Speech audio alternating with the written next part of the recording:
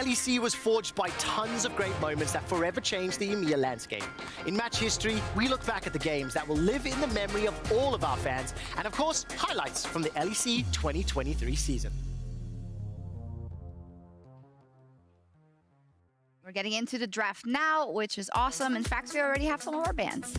All right, I mean, interesting to see that Excel are already taking the Ashe off the table, and Fnatic also fixing some problems of yesterday. Heimerdinger, of course, we just mentioned, fell all the way to the second phase, but they're going to remove that very quickly. And with a couple of support bans, this makes me think jungle is going to be left wide open, so Sejuani Maokai up for grabs. Yeah, I definitely think so. And just a trend in general that's been with Fnatic so far is that I think they are the team that I've seen that bans the most bot laners in their first 3 rotations. They're really doing everything they can to set themselves up for success down with Reckless and Rocks, but it just doesn't always work out. Bless you.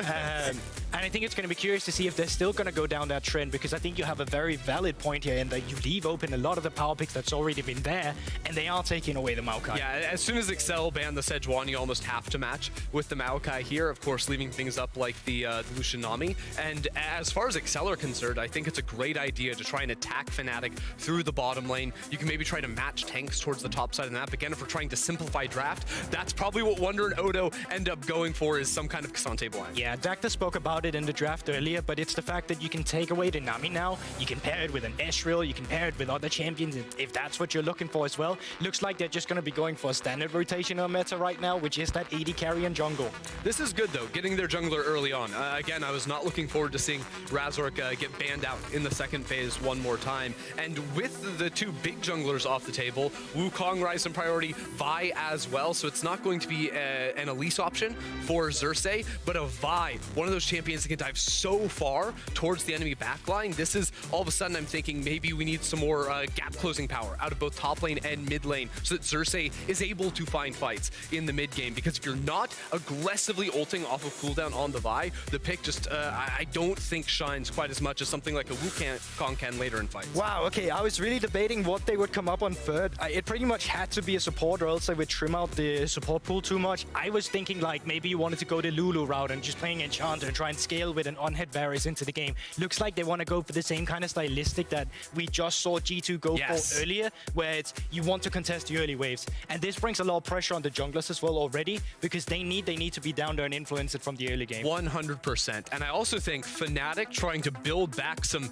trust in this bot lane, put Rux on some kind of engaged support. Forget the enchanters, right? The unkillable World's Leona is back for them, and finding early all-ins, a lane that Razor can play around, is a great option. Yeah, definitely. And I really like the fact that Fnatic this time around, they banned the Jax. Excel now in their second ban rotation, you know, we just criticized them for it earlier. They ban away the K'Sante here. They're not looking to play into it on 4 instead. Normally, you would see a Jace ban as well, maybe potentially from Fnatic, but they've actually been one of the few teams who's been playing this in the mid lane themselves, and that does leave open a flex if that's what they're looking for. And instead, they're going to continue to take away some of the weak siders for Odo instead here. Yeah, I mean, happiness for Wunder here is potentially going back and playing a Gragas. I also think Azir is going to be really important in the second phase for either mid laner, especially Fnatic. If you're trying to outrange the Lucian on the opposite side, can give him some problems in the later team fights.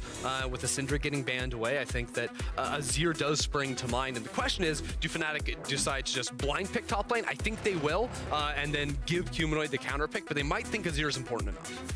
There we go. Now, I definitely think it's fine. If they go Azir, you still have a Seer in the back pocket that you can bring out, and then you just handshake the matchup and you go for that. Azir right now. Victor, you mean? Yeah. Yeah, okay. You said Azir twice, so... Sorry, yeah. Victor into Azir, of course. Azir, yeah.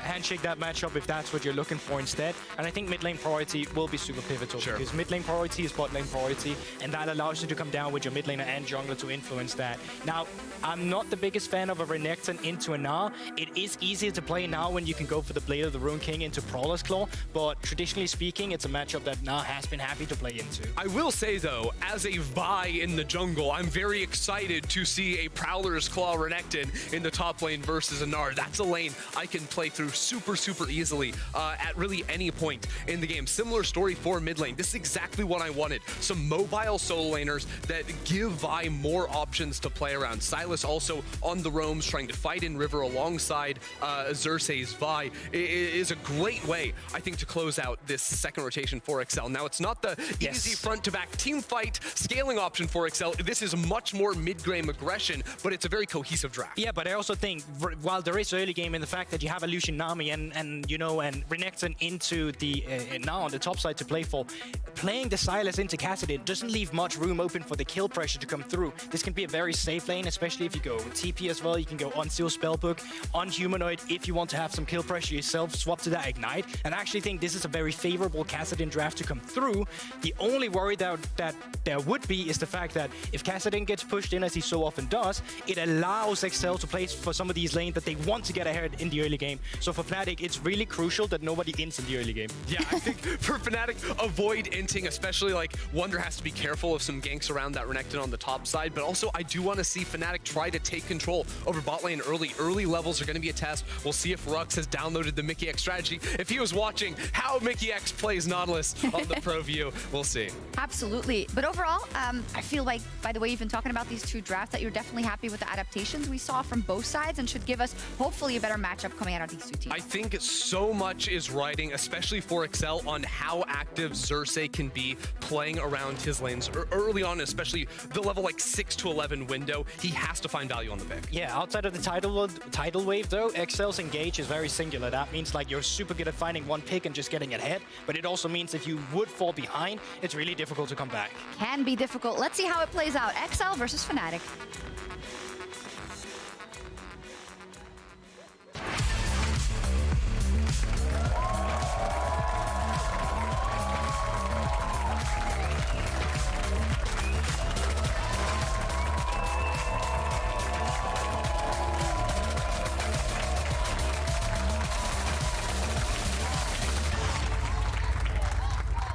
And welcome to Summoner's Rift as XL are taking on Fnatic. I'm Quickshot, joined by Dagda at the caster desk. And I want to build on something that I heard from the analyst desk. Fnatic don't int early, don't concede kills, and I think that's because when I look at the XL composition, it definitely feels to me like it comes online earlier, and I think it needs to find kills. Yeah, and especially that's where my eyes are focused on Xerxes, right? I want to see this guy now be super proactive, because one of the big things that we've seen from Xerxes at the moment is that he hasn't actually been able to get involved in the lanes particularly much, and I think that's been a big failing when it comes towards XL. And when you're looking at Patrick and Targamas on Illusion Nami, when you're looking at Odo on this Renekton, both these side lanes can be hit hard and they can be hit early, and that's exactly what I want to see Xerxes go for. Of course, if XL aren't able to do that, when you do think of some of the scaling options here on the side of Fnatic, very scary. I think a lot of pressure on VTO as well. When we look at the initiation tools for XL, very single target focus primarily with the Renekton and the Vi. Yes, obviously their tidal wave can help, but I think there's a lot of options that you can hijack away. Chain of Corruption, the Cyclone, the Gnaw. So VTO, if he's able to get rolling with this Sylas, can also have a significant impact in those objective fights. Yeah, you'll also notice that every ult you named was elsewhere. When it's against the Kassadin, this is the big problem for Kassadin, for Sylas against Kassadin, is that you don't really get to play into the Kassadin particularly well. Like, the Rift Walk isn't great if you steal the ults. It's very easy for the Kassadin to stay at range and just try to farm it up because it's another melee champion. So the big one that I want to see from video is, okay, you should get push. Let's work with Xerxes. Let's move towards those sides. Create numbers advantages and start to snowball this game for XL. Well, can he do it? Just currently pushing that wave in. We saw in the bottom lane, Reckless and Rux trying to land that Q from Nautilus, didn't connect. What do you make of this Varus-Nautilus combination? It feels to me like it's a little bit of like anti-synergy in some ways. Nautilus really wants to kind of fight and go in. That's a little bit more traditionally clear the waves, keep people at arm's length. Yeah, it is a little bit strange to me because a lot of the times you'd see at the moment like Varus with the Karma where you get a ton of push, or even with an Ashe, right? Even back in the day when we used to see more of the on-hit, it was like, we're going to go with a Tam Kench, keep the Varus safe. Varus isn't someone that can really go toe-to-toe in the early stages with Patrick and Targamas, especially as level 3 is about to be hit. So this feels more to me like Fnatic are kind of giving up on trying to find innate synergies between the champions and more looking for, hey, let's get comfort for Rux. Rux traditionally has been a big Leona Nautilus player. We'll have to see now if you can bring that into pressure on this bot side. I mean, when I take a look at Rux's all-time games played, Nautilus is his 5th or 6th most, 22 games. Significant win ratio. Right now, he's being pushed back all the way to the tower, as is Humanoid and Wunder. If you look at the minimap, All 3 lanes for XL pushing very aggressively, and this will allow Xerxes some backup if his lanes move first. Stepping into the jungle here will spot out Razork on his blue buff, but literally it's a high and a buy, places the ward and gets out. Yeah, but this is again Xerxes trying to see if he can spot out where Razork is. If you can take this bottom scuttle, Razork might try and steal it, but I think the big one here is trying to keep Xerxes on this bottom side. You can see his Krugs are up and the wave is bouncing out on bot side if they want to try and make something happen, but it looks like at the moment he's happy to just kind of handshake and reset. I really want to see XL make use of these pushing waves as Patrick gets caught out by Rux, ignited as well, starts to step back, gets the heal out of Reckless. No summoner spells used from XL's bottom lane. But the reason that I talk about that is we've seen Razork and Fnatic be bullied and punished a little bit as they lose control of their jungle as Razork gets invaded on. With these waves in favor of XL, there's some pressure on Xerxes to make a move, and right now he's coming in here behind Reckless and Rux. Yeah, wants to try and go for the dive here. Look at the video as well. He's actually just TP'd back into mid, could try and make his way down, but wave is about to crash. It's not a huge wave, and Reckless will be the target. Flash forward, taken down. First blood secured by Targum as teleport being channeled as well. Humanoid level 5 will jump forward onto Xerxes. Fnatic get themselves one back, and it lands with Kassadin. And that was actually a big turnaround play from Fnatic. Humanoid hadn't backed first in mid. Video just TP'd in towards the mid lane, so couldn't match the play. Humanoid now picks up a kill, and it's a good answer for the early aggression Xerxes was attempting to put down into this bot lane. And of course, with Targamas picking that up in that bottom lane, not the most advantageous. Oda being bullied by many now, flashes forward with that Q. Here comes Vito. He can teleport to that middle lane, knowing that Humanoid wasn't there. Unfortunately for him, the wave was not in a position where Wonder could be punished. So flash for flash in that top lane. And looking at the mid now, there's a number of wards placed just behind the Fnatic jungle. So Xerxes, as well as the rest of the squad, taking advantage of these pushing lanes. But we do need to see Xerxes finding those opportunities, but ultimately not conceding those deaths. But I think the good news here for like Reckless and Rux is that they were actually winning out on that lane pretty substantially, right? Because when we look across at Patrick and Targamas, they haven't exactly been the most dominant bot lanes thus far in the LEC. And already you could see Rux finding those hooks, trying to make sure that he can make Patrick and Targamas uncomfortable on what should be an aggressive lane for XL. I mean, you see both of the stats for Patrick and Targamas ranking 8th and 9th respectively for their role. Obviously the team sitting at 1 and 3 makes that a little bit more difficult, and they will be the target of another gank. Razork and Humanoid here as well. Xerxes only level 4, but the minion wave is slowly being cleared out. Patrick's going to use that relentless pursuit backwards. The tower is targeting, and Rux will go down. Targamas gets his second kill of the game, and all of a sudden it's XL with the numbers advantage. Targamas escapes, and Vito arrives to join. Humanoid will get taken down. It's another for XL's. Fnatic have got one back. The fish is down. Fnatic get punished for the dive. You had one job, Fnatic! It was to not int! You didn't have to win, you just had to not int, and they immediately try and go for this play in the bot side, and it's turned around by XL. Suddenly that's 4 kills to XL now. They're getting the gold onto some of these carries that they needed to. Now, Targamas does pick up 2 of the kills in the grand scheme of things, which isn't great, but there was no need to try and go for this play. They see that Video's picking up the wave in mid, but, I mean, Kassadin has no damage at the moment. Razork's still level 5. And even Reckless here, he's pushed out, and there's the TP coming from top to make it all even as well. This was messy play from Fnatic. I really like seeing Vito obviously responding. He tried to push top lane, didn't find any opportunities, is responding in time with Humanoid's teleport to at least get himself on the board with that assist. And as we jump back into the game, it is now Rux and Reckless continuing to push forward. They've got a small CS advantage, but they're playing into the 1-1-3 for Patrick's Lucian. He still has that flash available, and with all of the shenanigans on the Rift, XL were the ones that were able to read that and respond to it. And that's great for them, but it is still only a 500 gold lead into a team composition that they want to generate more control and a larger advantage. And I think we'll end up seeing XL try to play a little bit more heavily around mid to unlock Video now to get that play rolling, right? Help Xerxes, help Video to move down bot, look for things like Dragon, try and snowball this game before Fnatic really get their footing underneath them. But I like what Rux is doing here, just mirroring mid lane, making sure that there's no way Humanoid actually gets caught out by Xerxes with that ultimate now available just as he goes to push in the wave. Yeah, Razork and Xerxes both hit 6 at the same time. In the mid lane right now, Razork's going to at least sneak through, but Patrick and Targamas have roamed their way up. Reckless is catching that wave down bottom. Patrick uses that E to escape and waiting for Xerxes to join. Another Riftwalk forward, chunks out some damage. but there's no further engage. Some poke goes out, and Fnatic get the trade for now. Yeah, Xerxes still on the Rift Herald though. Oh, the re-engage, the bubble, throws up rocks, and the culling takes him down. That's Patrick with his second, just catching Fnatic unawares. And I'm really surprised that we're seeing Fnatic go for these aggressive plays, because Fnatic have actually been really good in their early game. It hasn't been that much of an issue for them, where traditionally, you know, in the first few minutes it's going well, it is going poorly in the first few minutes, but as the game goes on, it starts to get a lot better. So we're still seeing that trend from Fnatic, where their early game hasn't been as strong as it used to be. No, it hasn't. Take a look at the numbers there, Dag. This is exactly what you were talking about. At 14 minutes across Fnatic's games, excluding the G2 one. I wanted to have a little bit more of the competitive ones.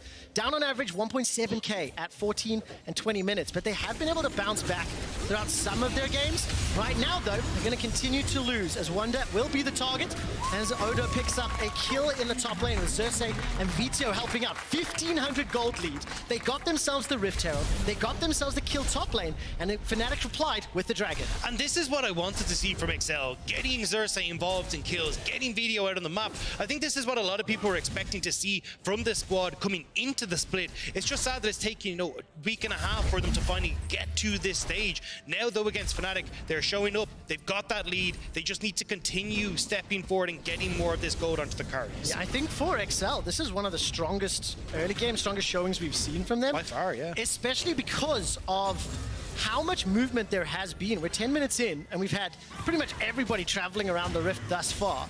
Fnatic, on the other hand, continuing to struggle. That Varus, as well as Nautilus, had a small advantage in the bottom lane, but they whiffed it on those dives. And now they're in a position where they need to, once again, regain control. They've got at least one of those dragons under their belt. But I think for Fnatic, how do you see them now coming back into this game? Razork will have his flash and his ultimate available and is starting to clear out his jungle. I mean, the big thing for them is just slow down the pace, right? We've got this poke Varus coming in the bot side, can wave clear all day long. You stick Humanoid in the side lane, he's just going to farm up, and you just want to get those Rod of Ages stacks come in and let that be your late game win condition. The problem is that Fnatic can be trying to, you know, jump the gun, try and be the ones that are more proactive, but that's not what this composition is designed to do. So as long as they can kind of set themselves up with both side lanes there, and you've also got Reckless in mid just wave clearing, you've already got one dragon there, there's no need for you to try and over-force plays again. Right, so then we might be settling into a slightly slower passage of play, unless Xerxes and XL can create opportunities. A number of wards in that bottom lane. Xerxes setting up a lane gank, potentially. Could also look to go into the jungle as this wave is cleared out by Reckless. He's got himself that Yomu's Ghostblade, and instead just going to drop the Herald and step away. You do have to keep a close eye on where Xerxes decides to play, because with that cease and desist, there's the ability to instantly blow someone up.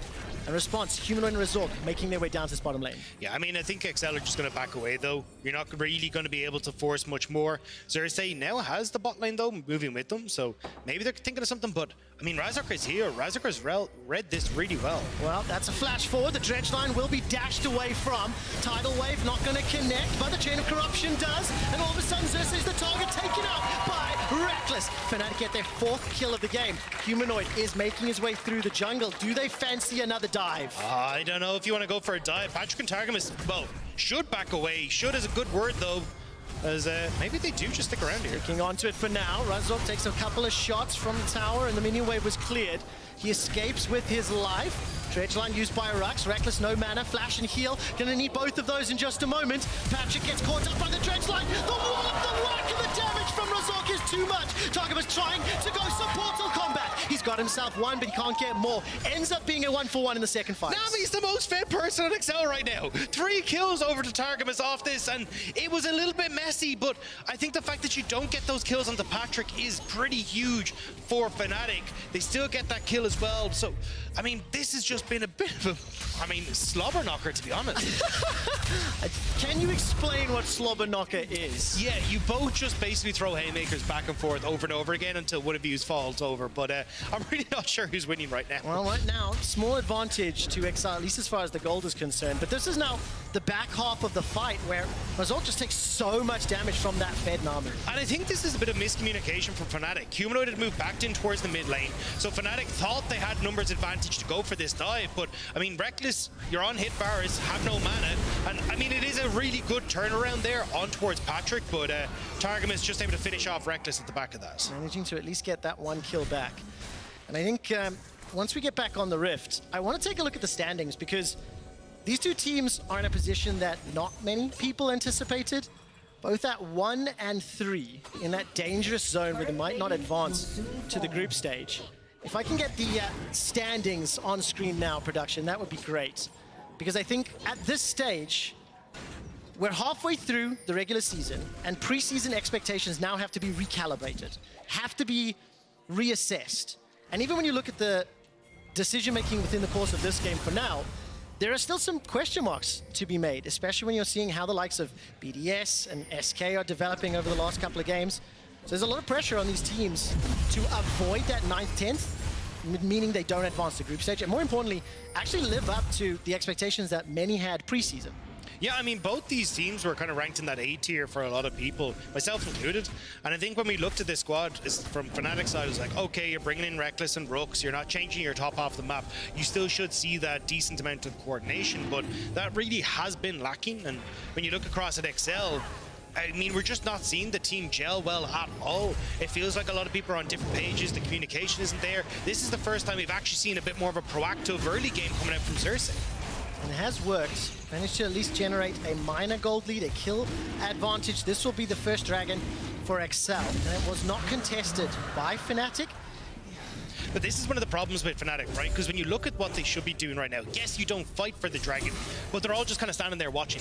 What they really needed was Razork to start moving up towards top side, use the fact that Wunder had that push in mid, and take away the Rift Herald, like constantly cross-map. And this is where I think a lot of teams are falling down when it comes to taking picks like the Cassin. There's like, you know, falling behind and then hoping Cassin comes on, but there's also a case of losing gracefully. Yeah, right now, Fnatic are trying to stem the bleeding. Wonder's been jumped on by Otawamne. Flash for flash traded once again.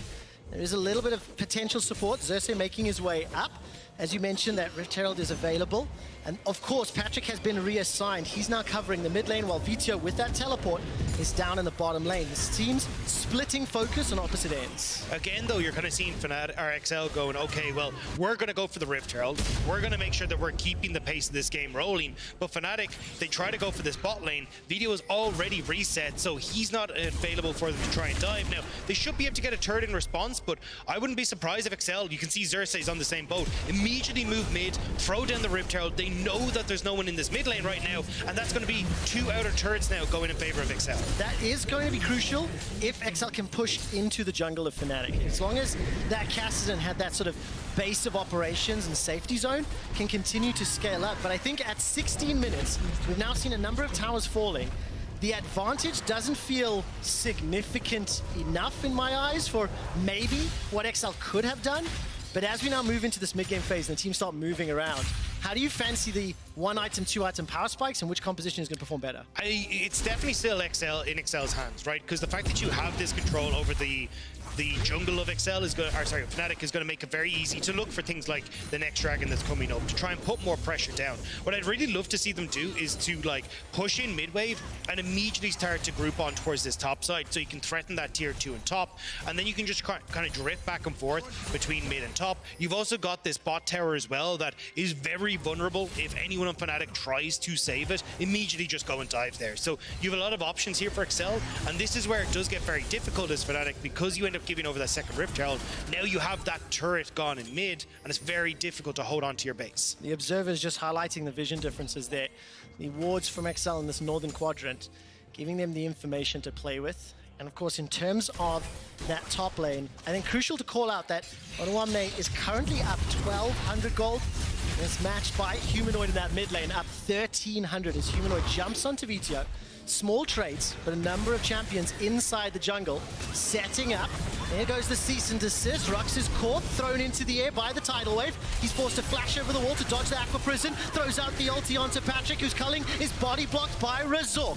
Continues to tank it up, and the flash forward from Patrick secures the kill. Now Razork will be the next target. Humanoid Rift walks forward, may need to force the flash, and does so. XL continue the chase, continue the pressure, and they catch Fnatic in their own jungle. I mean, Odo Omni just moved across from topside as well. He's pushed in mid, threatened that mid turret, so really nice job from XL to spot out what Fnatic were doing. Trying to make a pick onto bot side, and XL end up coming out on top. I mean, it's felt like almost every proactive play from Fnatic this game has been punished in some ways. The tower dives have been answered, the invade was answered, and take a look at this. Razork and Rux may have been setting up some sort of play with Humanoid, but just get caught out. Yeah, they basically thought that you're going to see XL go for what we were talking about. Push in mid, go for a play on top side. They expect to see Odo on that top wave, so they're like, okay, let's try and trade for a tier 2 of our own, but they weren't expecting XL to actually be playing a little bit further back and moving in, and now Humanoid is in a lot of trouble. Oh, he's stunned in place. Teleport coming down from Wonder. Humanoid continues to get burnt down and chunked out. It's going to be secured by Odo, but now multiple members of Fnatic could have looked for a re-engage. Instead, 1-for-1 trade, and we need to keep an eye on where is the rest of the members. Reckless making his way from that mid lane. But another opportunity where XL managed to find the kill. They've got that vision in the jungle to fall down into safety, and they just push the wave. Fnatic are on their back foot constantly. And this is the problem for Fnatic, right? We kind of talked about losing gracefully. They've tried to keep making proactive plays when they're not a composition that should be going for that. This is where you play reactive, you look for cross map, you don't try and force anything against XL, but the early play is not going their direction. Now you've got XL hitting their stride, making sure they're keeping pressure on the map, and Humanoid just massively overextending the top side there. There is no safe spot for you if you're that far up the lane. Not at all. And of course, Patrick, despite not securing those kills early on, has got the highest damage dealt to champions in this game. 3, 2, and 4. 2 items completed. Reckless, similar. Gold is pretty even, and it looks like for this dragon, XL already in position. They're starting to push those wards forward, and Fnatic nowhere to be seen. Instead, they're going to try to commit to that top tower. Yeah, but you can immediately see that Odo Omni backs away. So again, this is the cross maps that they should have been doing a little bit earlier. Now, I still like that they're trying to go for it. It will give them a tower. They should be able to answer for bot. And as long as you're trading tit for tat, you're okay. But the problem now is you have no outer turrets remaining. So it becomes very difficult now for Fnatic to try and push past the safety of their tier 2s, to threaten things like Baron, to keep control over these next dragons that are coming up.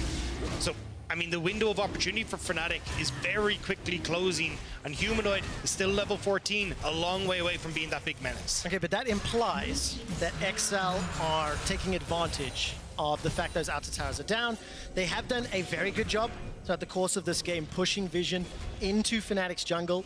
They've moved responsibly, and we've got another siege being set up, another engage. Razork and Humanoid jump onto Xerxes, instantly traded back on by multiple members of XL. The tidal wave will split up Fnatic's members. Another kill goes over to XL. And this is the thing XL are able to do, as you said, like move into the jungle, find these picks, make it uncomfortable for Fnatic. And the big problem that you're seeing is that these point-and-click CCs are just devastating for Reckless, for Humanoid as well. Even the fact that Video consistently has been stealing away this depth charge from Rux has made it terribly hard for anyone here on Fnatic to really push forward. And as soon as they lose one of those members, the swarm of XL just push the advantage further. That's the 4th tower secured, 3,000 gold lead.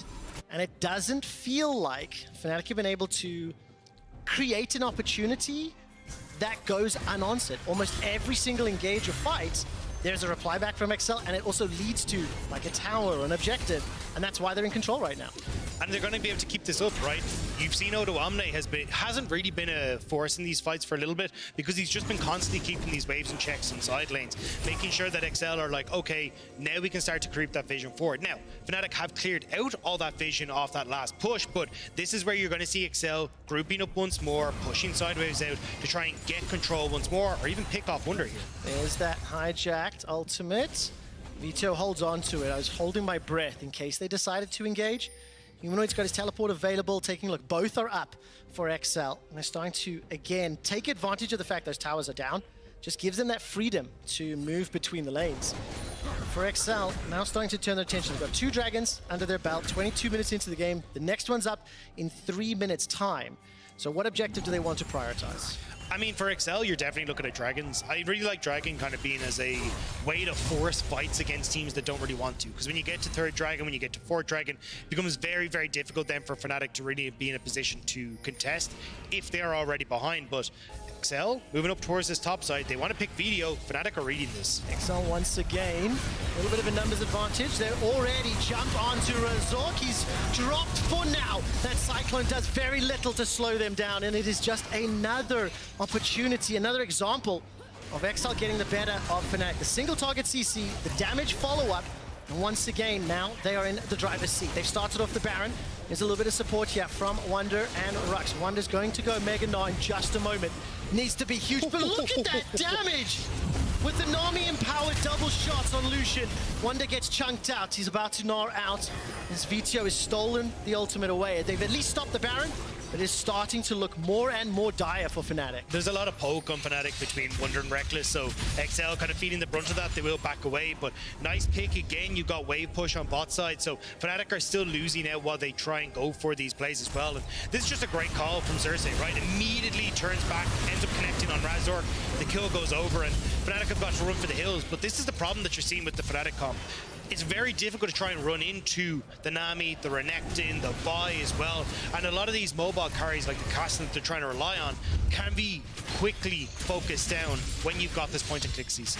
And more importantly, just the communication and the target selection, as you mentioned, everybody's on the same page from XL. So they're starting to push further and further into Fnatic's territory, setting up for the bottom inner turret. BTO's hijacked away that Mega Gnar, has the ability to engage with it. Fancies the shot, manages to double stun. Wunder's gonna Gnar out himself. BTO goes golden under the tower. The rest of XL start to back away. This time round, XL bite off more than they can shoot. Humanoid is teleported in. Can flank and jump around the 4 remaining members of XL. Got to be very careful though, because that single target damage and CC will be a lot. Humanoid's able to escape for now. Rift walks and flashes to safety. Unfortunately, they only get that 1 kill. They do defend the tower. And with 35 seconds to Dragon, Fnatic may fancy a shot. Great flash punch from Xerxes to actually get onto Humanoid there. Now Humanoid has to back away. XL trying to hold on. They will have that TP, as you pointed out. Humanoid. Look at the movement speed and the combination with Nami. Patrick gets his 5th kill of the game, takes down Humanoid, and now XL will have a numbers advantage for about 40 seconds. TP was used in that previous fight, so they're going to start off Baron. Razork is making his way, he's just crossing the mid lane right now. Video TP's in towards mid lane. I think you're just going to see Fnatic trade this. They're just going to go straight for the Dragon instead of actually trying to contest for this, but Video and Odo Omni are still there. They still could try and just put some pressure down, but it looks like it's just going to be a trade of objectives at the moment. Bigger advantage, obviously, to XL, who have been able to control the waves and been able to push Fnatic backwards. Dragon will get secured. 3 members of XL stepping forward. Rux is going to use that dredge line to some form of safety and will continue to get bullied and beaten down. Odo gets his 3rd kill of the game. Dragon was secured by Fnatic, but now Baron empowered minions can allow XL to push this even further. I mean, it's just, we looked at the standings a minute or two ago. Both of these teams at 1 and 3. Both of these teams realistically could not advance to the group stage. Right now, Fnatic on the verge of getting taken out by XL. And as soon as the Red Bull Baron power play disappears, I want to take a look at some of their next games, because Fnatic are starting to run out of time. I mean, especially when, as you say, potentially looking down the barrel of 1 and 4, they still have Heretics. Mad Lions is going to be a big contest for them, and then Astralis SK. So at least they still have some of the teams that are in that bottom of the table with them to try and push themselves up into that 8th place. But I mean, this hasn't been a strong performance for them at all. No, what if Fnatic are one of the teams that don't advance? We'll find out next week. So obviously we've still got more games to play, and technically Fnatic can still find a way back in. It hasn't felt like they've had the opportunities, because I think XL have been responding very well. I think XL are using their engage tools effectively, and now with the Baron Siege, going to take down their 5th tower of the game. Humanoid has level 16 and now has his Zhonya's completed though. This is where he can play very aggressive, as you can see, pushing forward onto Video, knowing that he has that safety in his back pocket. But XL, they just want to play this slow, use that Baron, make sure that they're keeping Reckless as the sole person that can really clear these waves, pushed underneath his own tower. There's a hijack chain of corruption available to Vito, throws it out, starts to lock down members of Fnatic. Cease and desist goes out, and Rux flashes forward, throws down the ultimate. They've got Patrick! They've got Patrick! Patrick. Fnatic need to find more though as Odo is running amok. And he takes out Razork. All of a sudden, 4 members of Fnatic start to back away. It's a 1-for-1 trade. They help the bleeding. And crucially, they get the AD carry there, so kind of takes the wind out of the sails here for Excel on this push. So instead, they're just going to be able to back away.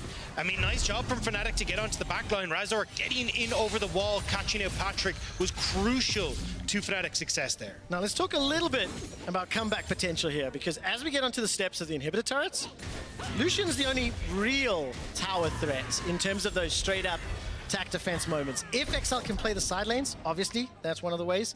But with that limited number of champions to hit the tower, short range, Fnatic do have opportunities to engage like we just saw. And I think the big win here for Fnatic as well is that, okay, they can basically give up next dragon. That's 2 minutes 30, right? Then you add another 5 minutes until that dragon spawns, but now we're looking at 7 minutes, and then they can try and contest, right? And I think at that stage, I mean, Humanoid should be well underway towards being a much bigger threat when it comes towards his items. You're going to have a ton of poke that's coming out from Reckless. Wonder and Razork should be in better shape as well, where they can actually start to get towards these later levels. So there is an opportunity for Fnatic definitely to try and come back, but I think they have to be more careful in how they approach this, because Humanoid, we saw him go in very aggressive, get turned on. If that ends up happening again, this opens up Excel to try and win these fights. And so have to execute it well. Right now, Excel have pushed that top wave. It was caught and answered by Fnatic, who have a small numbers advantage for the moment. VTO's teleport is available. He was pushing that bottom wave. We're 1.5 minutes to Dragon, 2.5 to Baron. And as we mentioned, both of these teams have been able to take absolute control of these fights. It's been very scrappy. Almost every single engage has had multiple casualties on both sides. As Humanoid will be forced to use that Riftwalk to safety. I mean, if I'm Fnatic here, I just go, right, look, Dragon up in a minute. I'm going to send Wonder or Humanoid up towards this top side. At this stage, Wonder beats Odo, Humanoid beats Video in side lanes. So just try and play a 1-3-1, give up the Dragon so you can buy that tempo through those lanes, and then try and play through that stall, because I feel like if you just straight up try and fight Excel right now, you're going to end up in a bad space. But if you can actually start to threaten these inner turrets, I mean, eventually get this mid lane turret down as well, maybe then you can actually start using the fact that Wonder and Humanoid should be beating out their counterparts. And again, just one of these expectation readjustments when we've seen the teams that have been able to generate advantages and how quickly they can run away with the game. Neither XL nor Fnatic have really shown us what their true potential is this winter. We're continuing to set up this mid lane pressure. Tower still standing for XL. Fnatic are going to try shove this wave forward, but it has been answered. And we're just going full ARAM. Razor can flank, ultimates up, and no flash available. And if you can try and get on towards Patrick, that's going to be the key carry here. Video almost has his Rabadons completed, but Patrick! Chain of Corruption doesn't end, and Tidal Wave splits up. Fnatic. Vito's got flash as well as that hijacked Gnar ultimate. Fnatic stepping forward. Wonder about to Gnar out himself, and Razor gets the knockup onto Patrick. He immediately flashes away, starts to channel the culling, finds the kill onto Razor. Humanoid will at least get one back. That's Patrick down. But what can Odo and VTO do? They're trying to chase down Wonder on the back end as Humanoid is the target of Xerxes. Rift walks away to safety. 3 members of Fnatic stepping back, allowing Reckless the time. He takes down VTO. Berlin is behind Fnatic. But Targamas and Odo continue to be a threat. That is a gigantic burst of damage. And Reckless is channeling, charging, will not land the next shot. Fnatic can turn for that dragon. I mean, you got TP on Humanoid, he can come in immediately. That was the fight that Fnatic needed. Patrick playing too far forward and thought his team would be able to save him, but there's so many dive opportunities for Fnatic, and there just wasn't enough in the tank.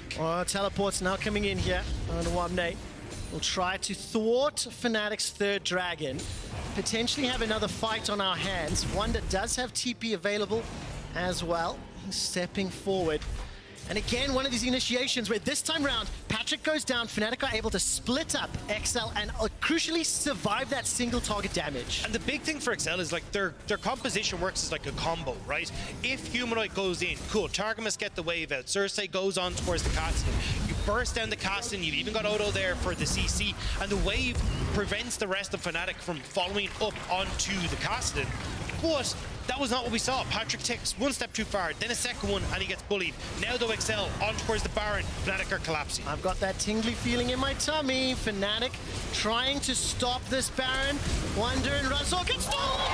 It's stolen! Fnatic managed Managed to steal the Baron. It is at the cost of Razork's life, but that is huge at buying time, stalling out, closing this gold gap. And Fnatic are finding some momentum here, Dagda. I mean, the fact they even got the last dragon as well means that now they're the ones that can actually try and contest for this soul. Ocean Soul, in this scenario, probably not going to be massive for Fnatic. It's very much kind of a burst-oriented squad here in Excel.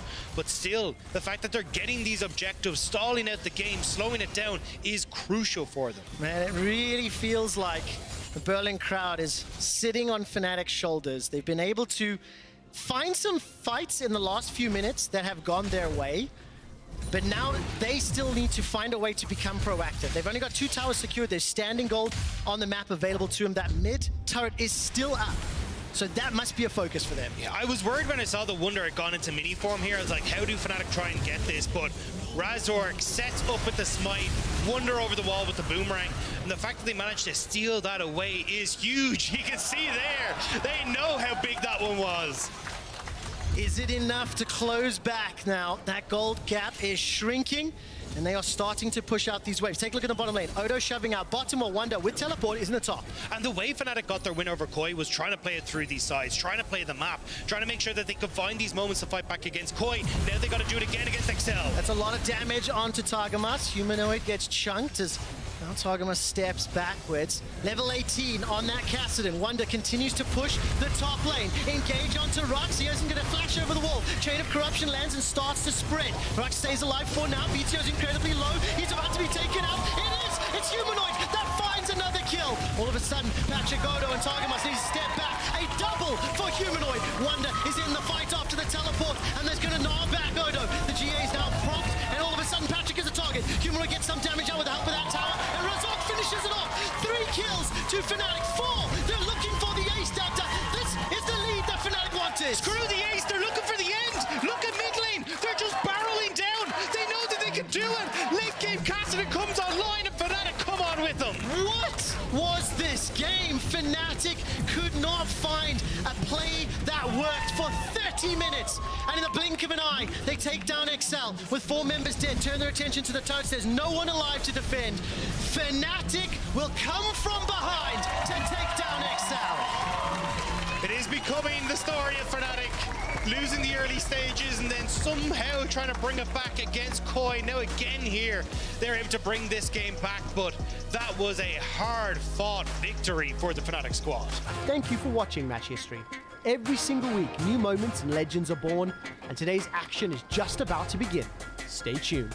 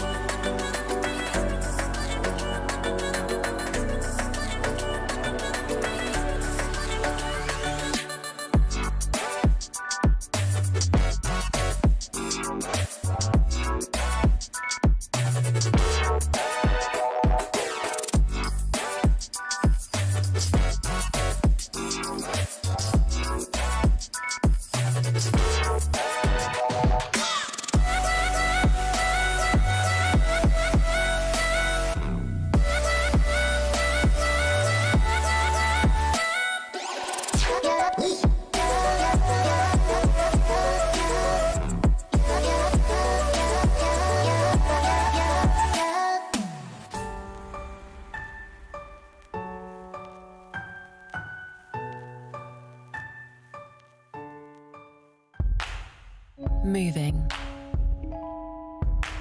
When did we stop doing it? When you move, When did we settle for technology that keeps us still? so move me, baby, like you've nothing left to prove. The Kia electric range. Technology that moves you. Kia. Movement that inspires.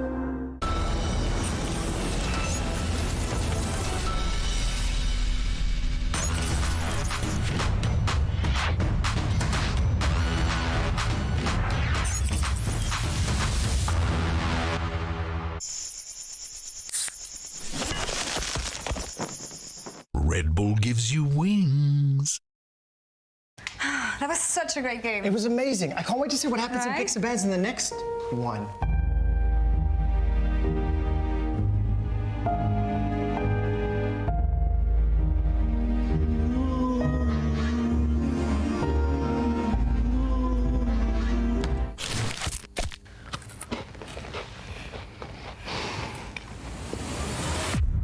Even the biggest champ needs a break. What's up, guys? Guys, I was saving that for later. I called dibs. Somos los que surgimos de donde nadie esperaba. Los que vimos que algo nuevo empezaba. Somos el grito que atraviesa tu pantalla. Locos, frikis, ídolos y haters. Nada nos define, nada nos detiene. Bienvenidos todos los que llegan. Aquí nadie queda fuera. El camino que nos queda es tu inicio, tu carrera. Sube el nivel de lo que llega. Porque cada día un progreso nos espera. Level up your dreams.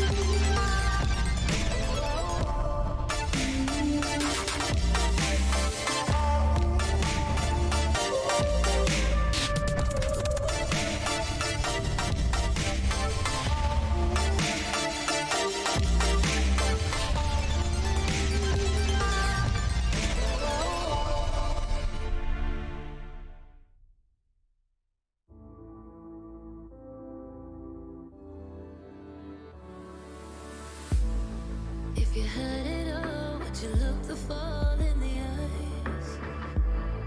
Could you walk away this time? Will you realize, recognize it's never over?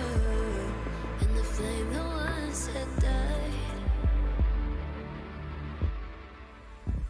Awaken. Will you rise above the days to come? Will you be enough? Will you walk away this time? Look to your left, to your right, leave the pain behind.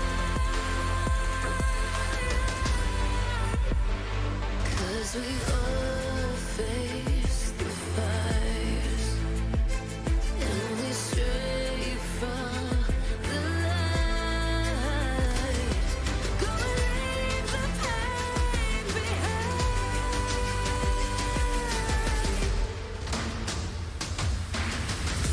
Feel that rush, feel the taste. Can you feel it? Rid the pain.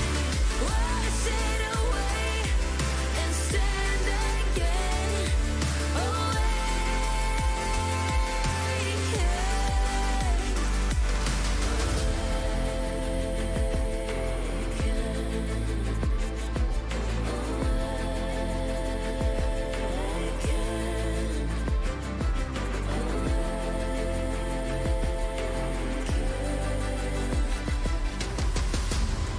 Will you turn and run from what's to come? Will you face it all?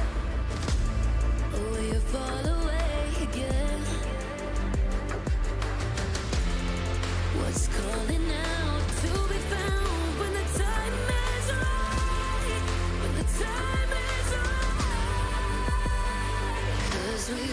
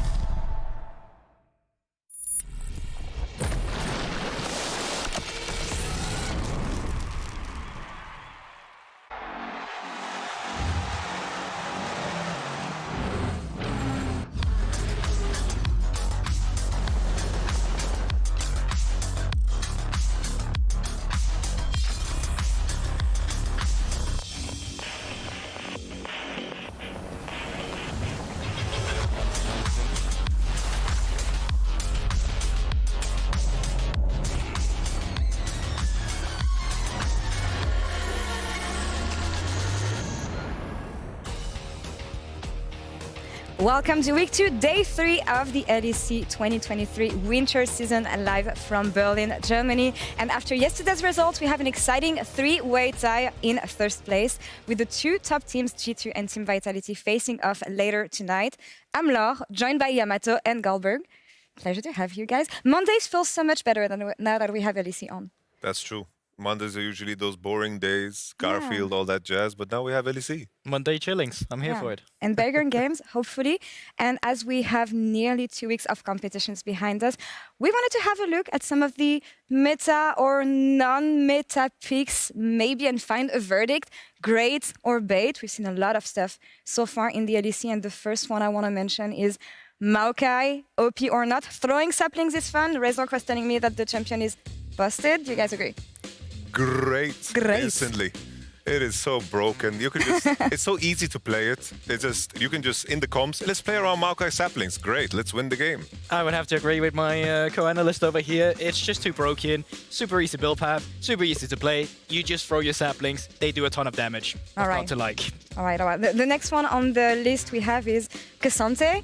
Coming into the season, I was expecting this champion to be one of the most OP, but an awful win rate so far. What happened, GB? Now, hear me out, right? Cassante on EU top laners, bait, right? Okay, but hear me out. Cassante on our imports.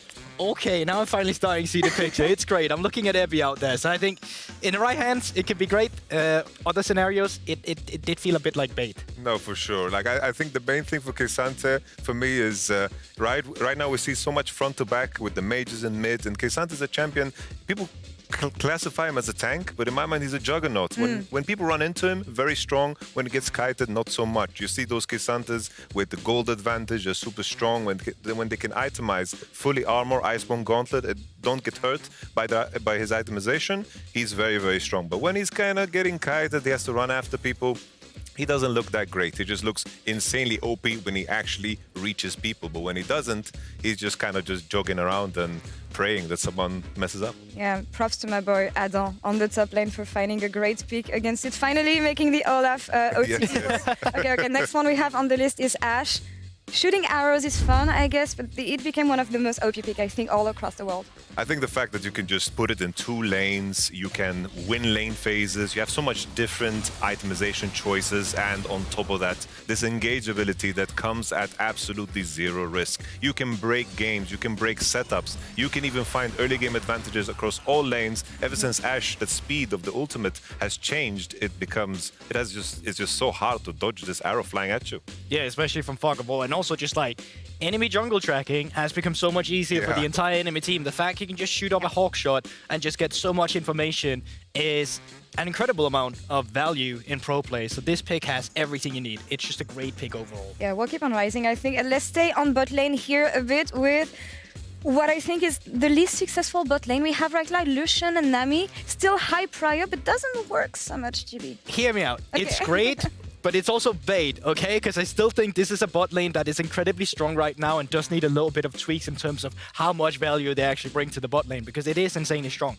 But I also think some players are kind of misinformed in terms of how you can play it in the early game, because it's a lane that goes around burst, and you can't just walk into the enemy bot lane and expect to win the exchange every single time. It's like the way I would put it is very high presence. I think this combo is obviously broken, but teams are using it as a bait to put themselves in very, very strong matchups. Some teams can't execute so well on the Lucian Nami, and some teams are just prepared super well against it. We see those Caitlyn Lux lanes. I think the Draven one stands out the most. If you can make that lane volatile and you can kind of disrupt Lucian Nami's path to Imperial Mandate and also Gale Force, this lane matchup definitely looks a little bit worse, but looking at the presence, still super strong. It is getting banned against those teams that play well. You were mentioning Kate right now. I want to stay on this topic, but not exactly on this role, because I don't know if you guys have been able to follow what's happening over in the LCK right now, but Keria is cooking some interesting support picks. Caitlyn being the first one, Kalista being the second one. GB, what are we gonna do with this? And are we gonna see this one in Europe? I genuinely just think Kyria is ahead of the time. He realizes how broken Sigil is as an item right now. He realizes how oppressive it is when you can go for the Halo Blades option. And he realizes how much value it brings when you can just rush Umbral Glaives and get complete Vision Empire, especially when you outtrade the enemy support and AD carry in the early game. You just have more value and more economy than the enemy AD will have. I think the main thing as well is just that the pattern that we see is those champions that are super strong in lane, but in a situation where they don't need to last hit minions, they have so much more agency to look to harass, to also completely go in the route of just itemizing for the lane and at the same time also putting runes that are whole lane-centric, because you don't rely on that AD carry position to scale into the later game. So they just bully the lane, and I have to say as well, if we have to choose between great or bait, I feel like Korea is baiting the whole world to try something that they're definitely going to mess up. Yeah, I was about to say, kids, don't do this at home. Solo queue is a zoo as it is. We don't need more of these Caitlyn and Kalista picks. Let's keep our focus on the pros, though, because they had some interesting thoughts on the general 13.1 meta, which they shared with us prior to the start of the season. Let's take a listen at what they had to say. I wanted to ask your thoughts about the meta for the split. Obviously, 13.1 is coming. It's a big patch. I know you guys haven't played it because it's not live. But based on everything you've been playing from Worlds until now, what are your thoughts on the current meta? Without leaking anything? Actually, next patch, mid lane might be the most broken, so I might have some fun. The meta right now is very, I think, jungle oriented. If they're ahead, they kind of carry the game. But without revealing too much, I do feel like the competitive meta in jungle might get like a bit boring at some point. I think it's a pretty good meta for us. We're all like proactive, so I think I really like the meta right now. Yeah, mid lane changes, I think, will also have quite of an impact with the World of Ages changes. It's completely game changing, I think. For mid lane, like Seraph's Embrace seems to be back and OP, so I don't know, that will change everything. Maybe you could see champs like Ryze, Cassiopeia, and TF, for example. Top lane is unplayable. If Aatrox has to item or Cassante has to item, he's just unkillable and can 1v9 again. The new champ Cassante looks turbo broken. It's like a tank. It's like a bruiser. It's like set and on combined. I think you can play a bit of everything. At least on support, you can play both range, you can play melees, you can play anything. Playing range support meta is like makes the game a bit toxic, honestly. Yeah, Jhin, Ashe support with Hellblades, it's like a counter to Heimerdinger, because you have more range than him, so you can take his tower. So that's the idea, and you can like lock him down from far away. I think we'll see it a bit, but then once people start losing on it, then they'll be like, I won't play this anymore. I think what I actually like the most is the Chemtech rig. A really nice soul. It's very refreshing to have this thing kind of in a game. The new plans are always exciting to proc, because they have new little features. I feel like we're gonna see like such crazy plays with those blast combo ranges. Which role is the strongest? Everyone will say jungle, If you were to like play the game perfectly, I think it would be mid lane, but mid lane is also the hardest role. Like maybe AD carry is a bit weak. I mean, it depends in the game, because late game ADC is broken. I mean, it's a team game, right? So even though you have like a role that's like maybe 10% stronger than other roles, even if you play good, it's not like you're just gonna carry every game, League of Legends is always important. It's jungle, mid, and then bot duo, and then top. Always funny to see how they thought things would play out before the start of the season, and I feel like it matched the expectations they had. Rather, a quick hit on which role is the most OP, which one is not. Jungle. It's always jungle. Jungle support, yeah. It's always jungle. Too much impact. Let's refocus on the league here as we crossed halfway mark of the regular season. And I want us to take a look at the state of the league, starting with the standings. SK Gaming, Team BDS, middle of the pack, but really good results so far. I did not expect this from them, Yamato. Oh, for sure. It's like they've had some great games too. I think we've seen a lot of team play. They found an identity that works for them, and I think that's like the main thing.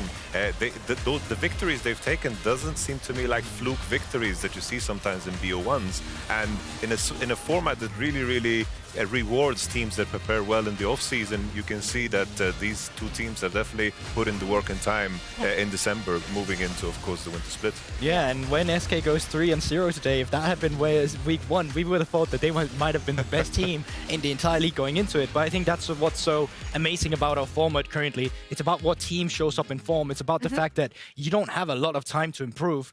And there's two other teams, well, there's multiple teams who is feeling the pressure of this now as well. Fnatic and Koi, they're not out of the waters yet. While they are above that top 8 threshold, it could like easily go down there as well. And usually to get into that top 8 in past splits, you had to get around the 4 wins when you reach the halfway mark on the benchmark.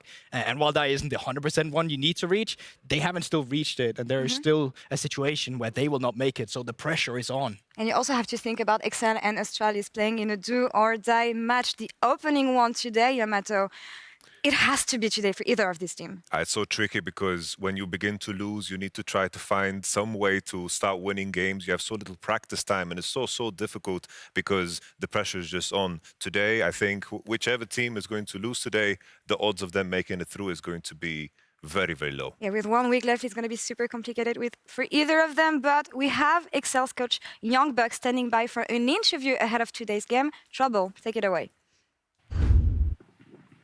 Thank you so much, Lo. And Young Buck, thank you so much for joining me just before your game versus Astralis. I know it's been a little bit of a bumpy ride. We're chatting about it in the makeup room as well. But tell me a little bit about how the team atmosphere is behind the lines and behind what we see here on stage. Because with names coming in like Odo, ex-LEC champion, well, former LEC champion, bringing in Zerzi, who had a fantastic split last year, Vitio, the killing machine. You've got Patrick in the bot lane, one of the most veteran AD carries, if you will, in the scene. I think going into the season, the atmosphere was a little bit on the low because our practice coming into it in the last few days was very rough, and it also reflected in our stage games. But actually, we had a really big turning point this week in practice, and I think it went very well. The atmosphere was very lighthearted, positive. The scrims were going well. We were making a lot of progress. And now we lost 2 games despite all of that. So there's a lot of pressure, but I think the atmosphere is still good. There's no animosity towards each other. So it's a do-or-die game tonight. We know it, and we'll have to show up with the big names. And something that I want to ask you, since you've been for so long in the European scene, is what do you do as a coach for this team when they're stuck in a negative loop? When you said it yourself, your scrims are going fantastically well, but it doesn't necessarily translate on stage. I think on the short term, fixing draft issues, champion pool issues, and really making a cohesive plan with it that will work and will be easy to execute. Easy team fighting. So I think yesterday we had a very strong draft compared to the first day against Mad Lions, and we'll be looking to do something similar today. And then on the long term, it's more that when the week is over, you talk to the players and you fix the problems that we were having on stage and problems that we were having in practice. Right, and the desk has been saying a lot that Excel is probably like missing identity right now. So is it what you told me, like a simple fix, as in keep it what they call is keep it stupid simple, as in go for team fights, play what you're comfortable at, or is it maybe easier team comps rather than what you're comfortable at? Yeah, I think it's mostly playing a little bit of an easier team comp like we did yesterday. And I don't think we have a strong identity, nor do we need one. Last week we had 3 very poor early games, and I think it doesn't really matter what you draft at that point. Despite having a really good draft against, for example, Koi, we just didn't execute well early on, and we're like fighting uphill battle. And similar to Mad Lions, like those drafts were not good, but I think we will keep it stupid simple. I think that will be our identity going forward to get some wins, and then maybe make it a little bit more difficult if we do make it to playoffs. Well, I hope you guys do, because right now you started making playoffs suddenly last year, so it can't stop right now. It's tradition. I want to ask you ahead of the schedule. Next week is going to be obviously the last week of best of ones, and you've got 3 opponents. You've got SK, you've got Team Heretics, and you have Vitality. Which one of these 3 opponents, not are you most scared of, but do you think they're going to give you the most challenge? So based on practice, I'd say that SK would give us the biggest challenge. I think they've been looking very strong. And that we also saw it this week, how they pulled it out against Vitality and G2. But on stage, Vitality looks a lot stronger than they have been in practice. So I'm going to go with Vitality as the strongest opponent. And Team Heretics is the one to beat for us. All right, well, I hope you guys manage to get all the dubs this week, the remaining game, and next week. And over to you, Dagder and Quickshot. Thank you so much for joining me, Young Buck. Over for game 1. Thank you so much. Welcome to the Caster Desk. I'm Quickshot, joined by Dagda for the first 2 games. Yeah, I mean, I'm loving that interview. That was really cool to hear from Young Buck, and I love the little bit of rivalry that's there for them against Heretics as well. Great interview from Trouble. Welcome back to the show. A new role in the interview. And also, I want to give a shout out to Law. It's her first day hosting in 2023. And of course, that is something to be celebrated, Berlin.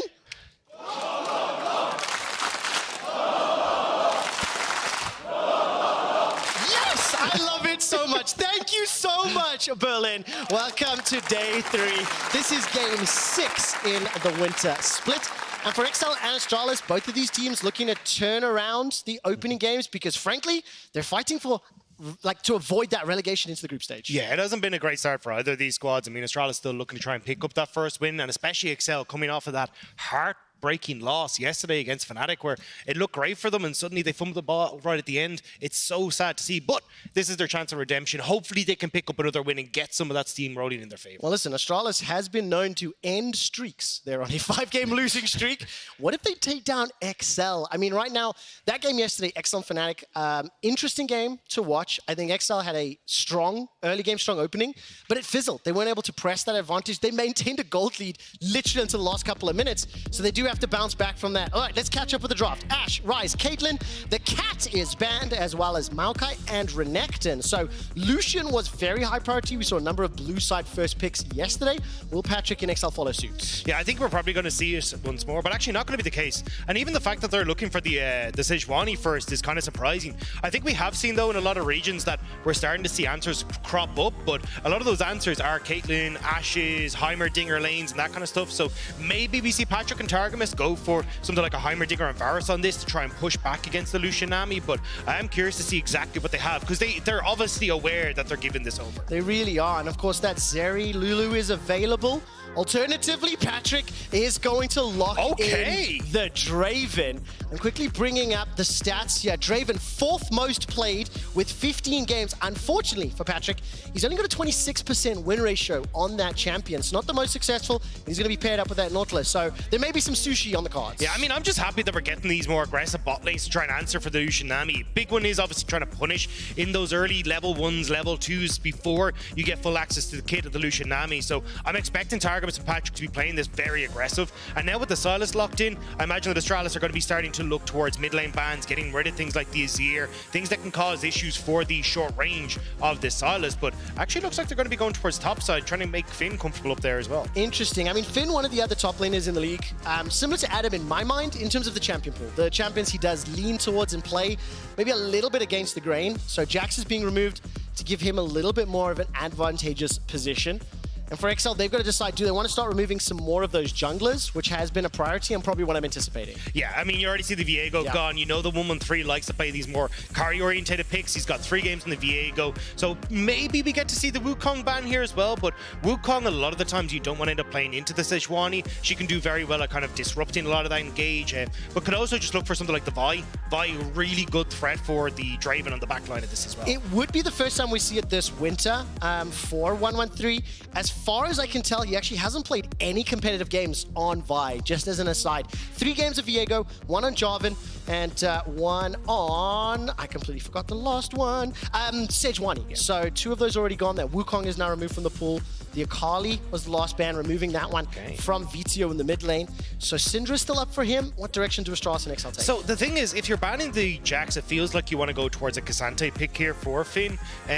Jax has a really good matchup into him, and Odo can punish very well. But I don't know if they really want to leave counter pick, for the already shown jungler. But actually going to go back to the Trundle. So I know Goldberg, I think, was actually talking about this backstage, where he's like, when are we going to see Trundle, right? Like, when you get these Sejuanis, when you get a lot of these big tanks coming out again, why are we not seeing Trundle rise up in the meta? So looks like 113 maybe already reading that shift, now bringing the Trundle out. Strong early game. I want to see if he can have that impact on this bottom side, disrupt a lot of what Patrick and Targamas want to do on this aggressive bot lane. And what are you seeing now from the composition as a whole, as it does look like that Cassante has now been locked in for one. Now Finn will have the option to counter it, run whatever he wants to, and we're looking for VTO's mid lane champion.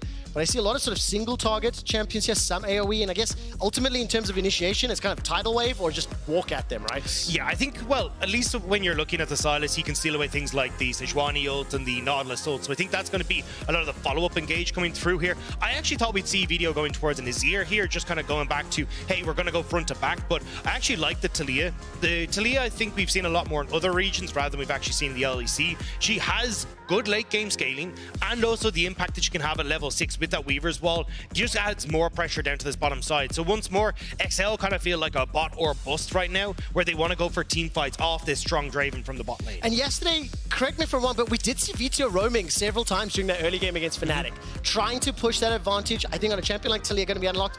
He's only got 2 professional games ever, and of course the answer from Finn is going to be that Gnar into Cassante. Yeah, I think the Taliyah can have a slightly bigger impact than a level 6 Kassadin, which I think is going to work out great. But I think going across on Astralis' side, this is where I really want to look and see, okay, you are obviously going to look at pushing in that top lane with the Gnar that's there. You are going to have this strong bot lane that you want to try and set up as well. So I think a lot of this is 1-1-3, trying to control these early levels, making sure Xerxes can't have that impact in the early stages, and then hoping that Kobe and Yonghoon can get into a position where they're actually in a good spot come the mid game. That's going to be a challenge, of course. I think when we do look at Astralis as a team, I think Kobe and Yonghoon have kind of been the shining lights a little bit more than many of the other players. So one of the champions like Lucian and Nami looking into this Draven Nautilus, are they going to get crushed as heavily as we've seen every other Draven lane go this winter? Well, I think it's how aggressive the Draven and Nautilus go is what really defines this lane, right? I mean, every single time we've seen level 1 flash from Nautilus, immediately onto the Nami, blow the Ignite, make sure you're making them uncomfortable. And the strength of Lucian Nami comes at level 3, where you've got like all the abilities open for Lucian. He can go for a bunch of those double taps, and you've got the Nami there to support that. Let's find out what happens as we hit the rift. XL versus Astralis.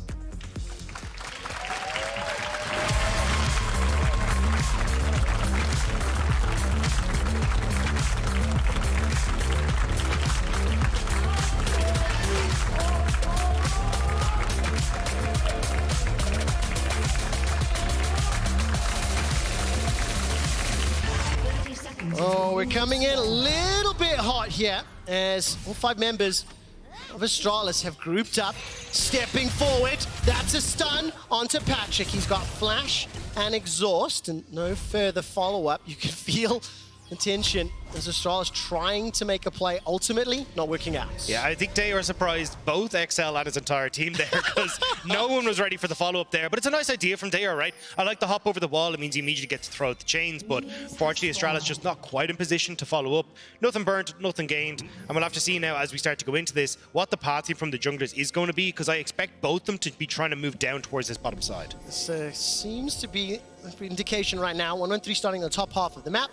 We anticipate that Lucian Nami should be able to get some early shove into their opponents. I want to quickly ask Berlin, because I'm not certain here.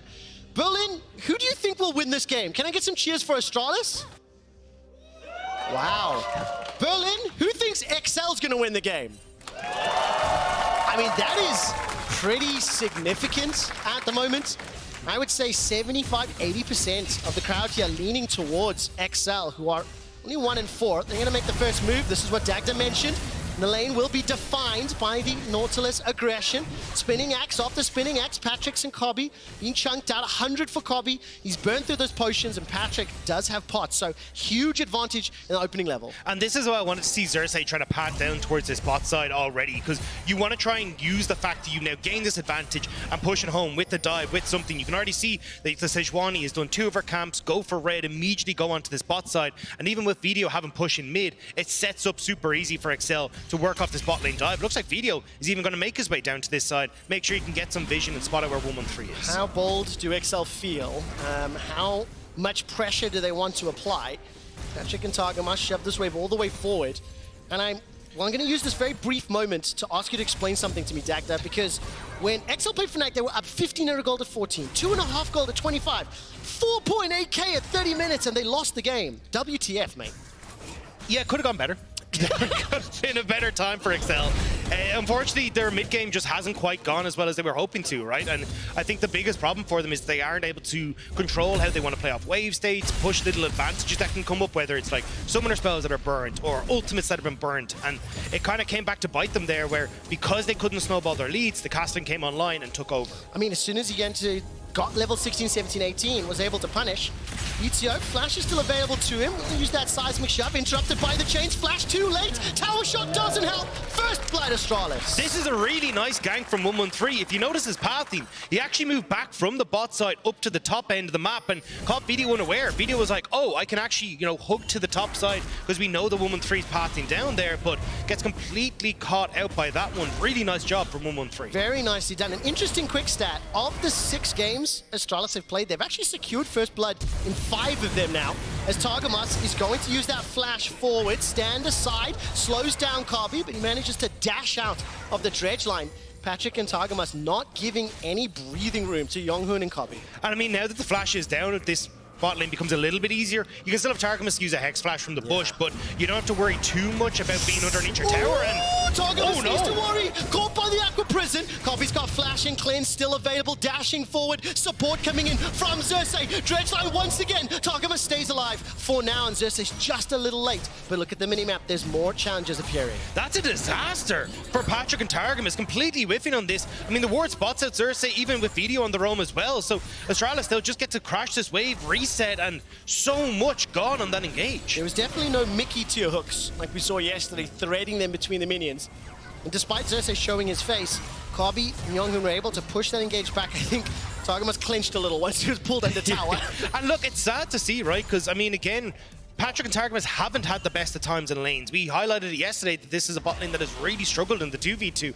And now you're taking this aggressive pick, and it's fallen to the wayside again. I want to see this cleared up, and I especially want to see this from Xerxes as well, because Xerxes, I think, has been really, really good when it comes to how proactive he's been in the early stages thus far. And when you compare his week 1 to week 2, he's been significantly more involved in getting kills, getting the game rolling, and we might even get to see that right now as Targamas and Xerxes linking up. I imagine they're actually going to start roaming down towards the spot side fairly soon to try and fix Patrick's lane. I mean, really, really good call out, Dagdaz. Finn right now trading with Odo. Odo at risk of being solo killed again. Finn picks it up. Finn getting the solo bolo in the top side. Really nice stuff. And this is where I like to see things with range going up against the Cassante. Does super well. The slows, you can continuously auto-attack him down, and Flash Forwards gets the kill perfectly there. Using advantage of that earlier level 6 timing. But I was mentioning just a moment ago, during draft, Dagda, you talked a lot about the Nautilus kind of defining the tempo of the game, anticipating some focus in the bottom, and we saw Xerxes arrive. But it was a little bit late. That engage had already started, and because the hooks had whiffed, XL couldn't take advantage. That's why they're down 2 kills and they're down 800 gold. And this is where we're going to see Targamas now kind of abandoning bot side, which I don't think is the best. If they could get some deep vision down to spot where 113 is, that would probably work out a little bit better. But you can already see 113 kind of hovering around his bot side, making sure that they're not going to be able to give over too much now. With just the sheer presence that the Draven has, regardless with the triple longsword in the bot side, they will give over Dragon, and even with the push in mid. But this is still like just kind of a bit of a boon for XL, but nothing really to write home about. The thing that I like, though, it is taking advantage of a lane that has a lead, right? Because they've been able to push in, because that wave is under their control, and Targamas was roaming with Xerxes, you do have to give credit to playing for the objective. Targamas is going hunting, will catch onto Kabi, he's got no flash. Patrick running a little lower mana, but keeps chucking out those spinning axes. Exhaust has now been used, and Xerxes, with the help of Vito, level 6 and level 5, so Yonghoon and Kabi stick around. Yeah, you no flash onto Kabi. He's going to get stuck underneath this tower because there's the Weaver's Wall. Gonna hold off any escape. Teleport coming in, minion wave being cleared. The mines are thrown down. Teleport secured now. 113 can cut off the escape from Xerxes. Looking at the minimap, Finn is in the middle lane. Does he decide to engage? The fight ends up fizzling. They get a teleport, but not much else. I mean, the fact that you get the teleport out from Dayor is pretty big, though, because Video will be able to control that lane. And a lot of the early stages of Silas, you like being able to use that TP back to mid, but this is actually an engage still going. They want to get the reverse dive. Depth charge, depth charge. Astralis, they're up. They're feeling it. They're looking to chase forward. Xerxes still only level 5. Weaver's Wall still on cooldown. Patrick has flash available to him. And Astralis are going to back away. Dayor just escaping that dredge line. Held on for now, but unfortunately they're not done yet. They were nervous about Odo Omnite coming down to this bot side. You can see he's in base trying to figure out what the hell he's supposed to be doing as well, but Astralis, they're going for it. Depth charge is thrown out. The pig has been knocked up, and the chains will connect. His target must the target. Culling fired. Now sidestep. 113 gets another. The third of the game for Astralis. The Aqua Prison slows down any chase, and despite the turret, simply not enough. Look at the minimap. Odo's pushing mid. Finn pushing top. and Astralis are maintaining lead. They're up 2,000 gold. They would have loved to get the kill onto Patrick, though, and try and get some of these stacks off of him, but not quite able to do so. Still, as you say, 2,000 gold already.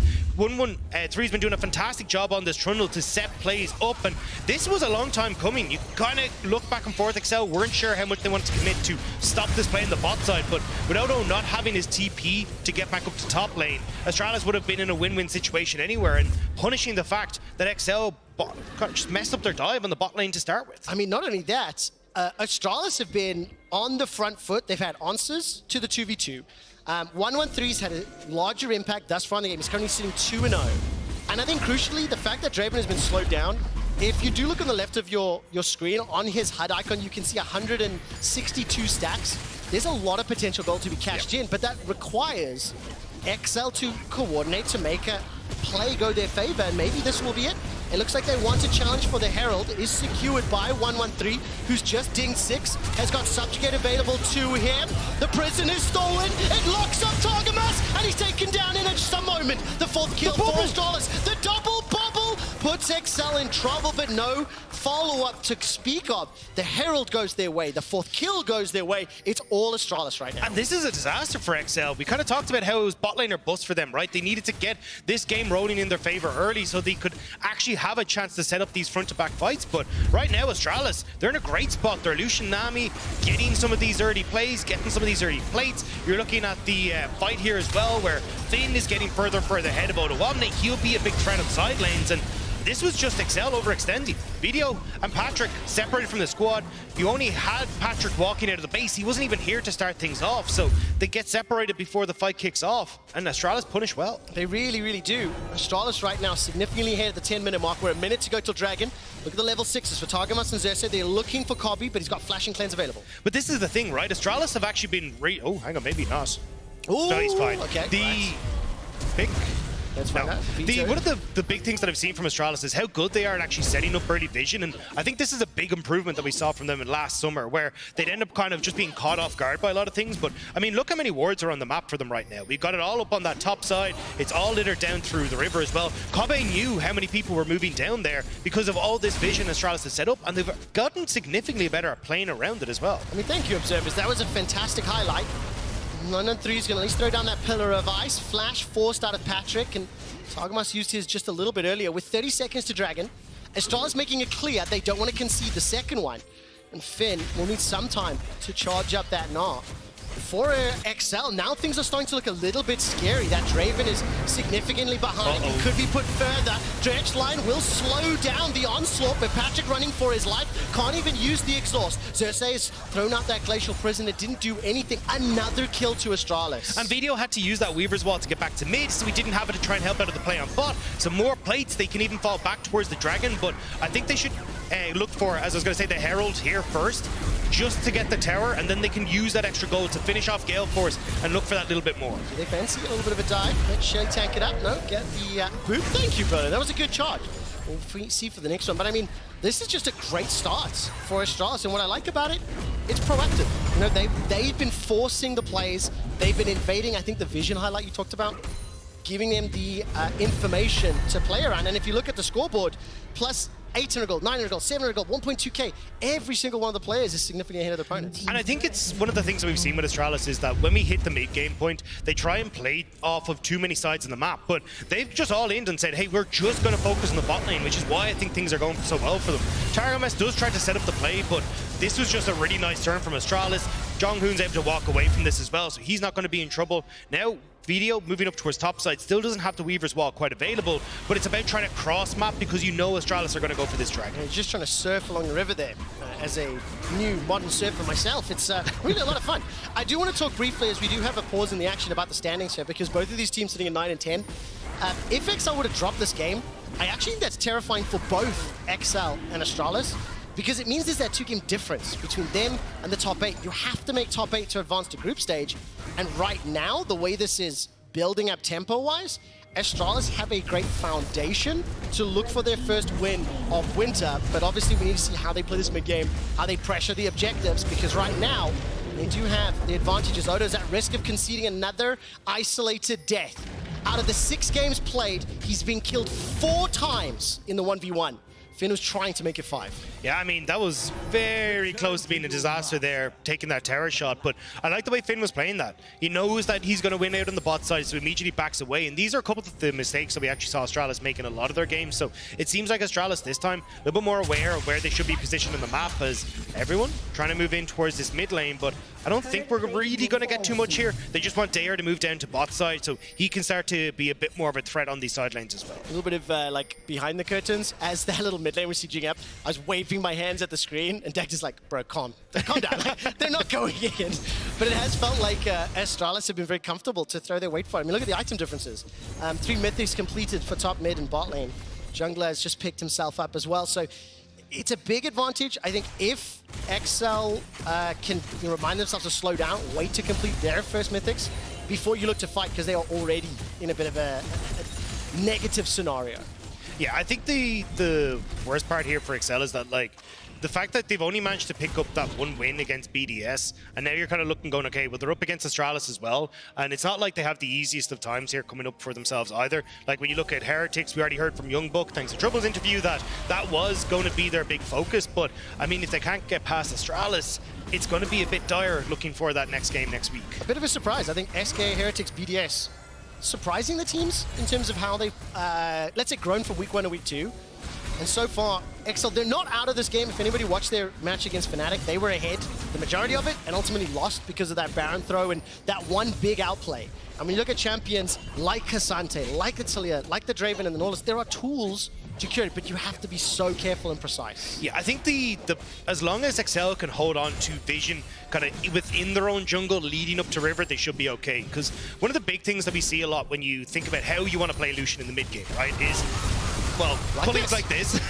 But the thing is, you oftentimes want the jungler to set that up, right? And the reason that you're seeing like Wukongs and Maokais and Sejuani's work pretty well with that is, hey, you can toss an ultimate in there. If you wrap someone up, fantastic, you can kill them with the culling, or you just force people back and then you can look for the play. But with the Trundle being there, it's a little bit more difficult to do it. So it feels like what you're going to need is Finn and Dayor to push simultaneously on side lanes and then collapse onto mid, outnumber XL in this mid lane, because otherwise you're just not going to be in a great spot. I mean, looking at the minimap as you zoom in, there's some very defensive wards, I think, especially around the top river, the Herald. Some defensive wards just behind the Dragon Pit. 2 minutes to go before that is up.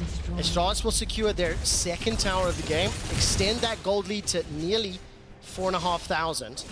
And as I think you would want to see from Astralis, buy some time, wait for an objective to play around. They're not overextending or putting themselves in a position to be punished. Yeah, and that's kind of where you want to be at the moment, but I definitely want to see them pick up the pace a little. At least when you have dragons and that, you can draw XL out from kind of the turtle that they're going for at the moment. But realistically, XL are fine to just let 2 more of these dragons go. They're not in the worst of positions. Astralis are actually the ones that kind of need to find ways to pick up the pace in this game, because eventually you're going to see like BDO come on to be a major issue in the later portion of the game. Odo Amne is going to be very difficult to kill, and even the fact that Xerxes has a little bit more of a tanky presence and also that big ultimate is going to help out in the grand scheme of things. I mean, look at this Mugdang here. Multiple champions making their way forward. 3v3 potentially, make that 4v3 as Xerxes here. With a minute to Dragon, you have to feel. Try get control of mid, try get some vision, and then set up for that Dragon. Yeah, and if you're XL, your kind of big win con here is cashing in on Patrick. You can see 324 stacks there on the Draven, just on his picture on the left-hand side. So if you can swing that gold in your favor, suddenly this becomes a very different game where now XL can be in the front foot, but Astralis want to make sure that doesn't happen. Observers, either, maybe during the replay, let us know how much gold Patrick cashes in, if he ever cashes it in. You know, one of those dramatic zoom-ins? You know what I'm talking about. They'll give us something fun. With 30 seconds to Dragon, talk to me about the setup here. It feels to me like the River's in control of Astralis, but yeah, VTO is the big one. He's not in range if anything breaks out soon. And has no TP either. He's gone with the Unsealed Spellbook, swapped over to Ignite, so he needs to use that Weaver's Wall to get down. But if I'm Astralis, I mean, I just start to push in here. I want to set up vision on this bot side. You can already see Finn is moving across with Jonghoon and making sure XL have to come into this play blind. I think XL might just trade. Well, XL are being caught out. The tidal wave will knock up Xerxes. Targmas flashed away. Glacial Prison used defensively to buy time. Dragon has just spawned. Rift Herald has just been dropped. While that's going on, VTO continues to siege in the top lane. In the bottom lane, yes! Well done, Berlin! Dayor is trying to trade with Odo, but they're not done yet, Dagda. Another tower is under threat. I mean, Astralis are playing so well. They're using the fact that you already see Video on the top side. They know they have all this vision cleared out so that they can move back into the safety on the spot side to get the Dragon. They're basically calling XL's bluff, going, yeah, we'll trade one tower, but we're going to get 2 off a Rift Tower and still get the Dragon. And huge. Vizio just backed. He picked up the Leandries. Can make it in for the fight, but maybe too late for the Dragon. 4,000. Weaver's Wall is available to him. Dayor has hijacked the depth charge. XL concede and back away. Dayor, does he pull the trigger? Does he pull the trigger? I think he does. I think he does! And he throws it out. Odo Wamne is the first target. Weaver's Wall comes forward. 2-man knock-up on the bubble. Xerxes running for his life. No prison available to him. And it's not done just yet. 1-1-3 looking for something on Odo. The dash forward. The passive not enough just yet. Nobody has died. The flash away. Finn cannot gnaw anybody. 1-1-3 is being shut down from the threaded volley. A bubble once again connects. The wallop. Hold Targamas in place. And finally, somebody drops its copy, taking out Targamas and Astralis. They turn it onto Vizio. Xerxes steps forward. Prison's available right now. Can't turn it out. Will fire it out. Manages to catch out one. The second falls. Berlin erupts. It's a double kill for Patrick. And it's a cash-in for Patrick as well. Finally, he manages to get something for XL. Astralis going that bit too far forward. Thought they had blood in the water, but it was their own that ends up spilling. 990 gold cash in. Our observers just pinged me immediately after with the biggest grin on their face. XL turned that around. Now, crucially, that will give them some gold, it will give them some items, but they are still behind. Yeah, I mean, look, this was from Astralis. Actually started off pretty well. Weaver's Wall went sideways. Actually ends up spitting Patrick from the fight and then doesn't end up dropping in time for Patrick to really be a factor, which is why this fight goes so terribly from the get-go.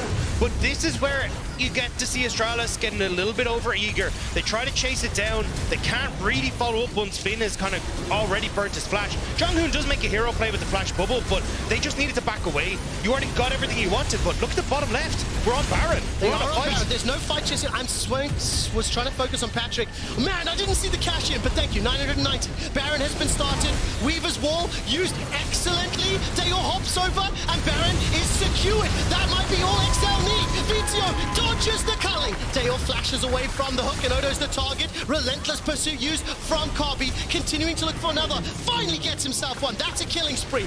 XL, they can turn and burn. Glacial Prison's still available there, but with the bubble, gonna slow it down. Dayor's caught up. He's hijacked himself a prison of his own. Locked up Xerxes, but Patrick gets another. He's got 3 kills to match Kobe. On the retreat, the dredge line for Targamas. Stop hitting walls, my man! This time, Finn finds his targets. A 2-man gnaw, and all of a sudden, the shot's once again in control. Patrick tried his damnedest to hold on to that fight, but another great bubble from Jonghoon locks him up, and then the follow-up from Finn. Astralis are looking. Oh my God! The burn, the boomerang, not gonna land. Man, this game is as brutal as the 49ers versus the Eagles. So many fights on the Rift. If you don't watch NFL, it won't make sense. Trust me, it makes sense. But Astralis, they are in control. This was an absolute power burner. I'm loving this. The setup already from XL, really good. Video cutting people off. You get the wave coming through from Jonghoon, but Dayor finding him immediately onto Video takes him out of the fight. He's not actually able to step up to deal a huge amount of damage, but keep your eyes on Patrick. Patrick is dealing so much damage as this goes forward, but as he steps up and is starting to on the turn for 113, Jonghoon immediately the double bubble. So 113 gets the step away. Dayor does take that step too far forward on the top side, but Finn once more, phenomenal Gnar ultimate here. Gets just onto the edge of Patrick with this leap forward, sends him into the wall, and now Kobe's able to follow up knowing he has that safe. And I think crucial to remember, despite the fact that Finn Gnar in the mid lane didn't actually connect, it got flashes, right? He would have connected had that summoner spell been on cooldown. In this example, it works out. You can see Patrick disappointed there. But what I will say is those last few fights have given me some optimism, as XL are not completely out of it. The tidal wave is slowing the retreat. Patrick, no flash, no exhaust. A good stun onto Odo. Not going to be enough just yet. He turns the damage around, and Targamas is the first to fall, followed by Xerxes and Astralis. continue to apply the pressure. I think, Dagda, this is what you wanted to see from them. Find those opportunities and push into XL's face. Oh, might still get a little bit more. No, Finn going to be able to back away. But that is exactly what I want, especially now the Dragon's up as well. 40 seconds. You'll be able to reset here, move back out onto the map as Astralis. And, I mean, look, goal difference taking a bit of a swing when Patrick got his shutdown. But this is still very much Astralis being able to control and dictate the pace of the game, because once more they're playing well around vision. Finn is playing magnificently on this Gnar, consistently putting pressure onto Patrick, so he's not able to step up properly in these fights. And right now, Patrick has to be the big carry for XL if they hope to win this game. I mean, Patrick currently has got himself the Kraken Slayer and the Bloodthirster completed. It is going into the Rapid Fire Gale Force, nearing IE for Kobe on that Lucian. We set up in a 5v5 if you look at the minimap. Just a little bit late to this one, but Dragon is up. So again, both of these teams just saying they don't want to concede an objective unchallenged. The fact that Dayor has his Zonya's Hourglass available means he can play very far forward as this engage tool for Astralis. Finn again, keep your eyes on him. He wants to come over the wall. Flash is just available. Mega Nar's available in just a moment or two. A boomerang and a couple of autos. They don't know. Split. The vision is good. That's going to spot out Finn, but he can just look for the re-engage. Dragon going down slow. This is the third of the game. Finn can gnar out. One more auto onto the minion should be enough. Patrick is going to step forward. Dragon secured by Astralis. Finn looking for a target. Finds the stun onto Patrick. Crunched and jumped down. Now Xerxes trying to turn and burn 1-1-3, but that subjugate's doing so much. The culling won't find a target as Xerxes flashes over the wall. And Odo and Vizio will be forced to farm the chickens. The Dragon goes the way of Astralis, as do the kills. Again though, Finn wraps the whole way around, immediately jumps onto Patrick. Patrick had flash, but didn't get a chance to use it. Separated from the team, and now Astralis want to try and push in across the board, but we'll get another look at this. As Astralis go, they end up going for the 50-50 on the Dragon, which is not ideal, but they understand that, look, we need to buy time for Finn to get into position here. Patrick sets up to dodge the wave, but there's nowhere to go for him now. Everyone in XL is moving back towards their base, which just separates Patrick out. Immediately, Kobe jumps onto him with Jonghoon, and then they're able to turn onto Targamas as well. I mean, when you think about the movement speed and the on-hit multipliers that Lucian gets from that Nami, the moment a key target, either the Vito or Patrick are caught out, he just gets jumped on. Dagda, the Finn highlight reel is not yet done. For the 5th time this winter, will Odo concede an isolated death? I think he's just about in range of Patrick. Nod against the wall, below 200, below 100. Goes down to 60 hit points and does manage to escape. Just about, but Finn is having an absolute stormer right now. I am so impressed with the way that he's been playing this Gnar. And now again, we're going to have to see if Astralis can try and set up on this bottom half of the map. Well, what can they do in terms of tower pressure? Gnar was already used. May not be needed. Dayor can have a little bit of a delayed engage. Glacial Prism is up, level 12 there for Xerxes. Take a quick look at itemization. 3 items there already. The IE, full Kobe on that Lucian. So combine that with Subjugate, and it's going to be very easy to take down a number of these frontline champions for XL. Yeah, Dayor trying to push in this mid lane, cause multiple points of problems here for XL.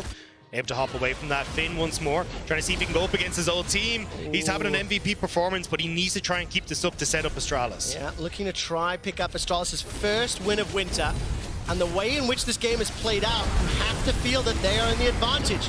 Jonghoon throws down the tidal wave, will slow down the retreat. The tower now secured, culling, chipping away. Odo gets pulled backwards, the all-out sends him forwards. Targamas finds that depth charge and dredge line, and Astralis are on the retreat. Gonna find the stun, the root, the death of 1-1-3.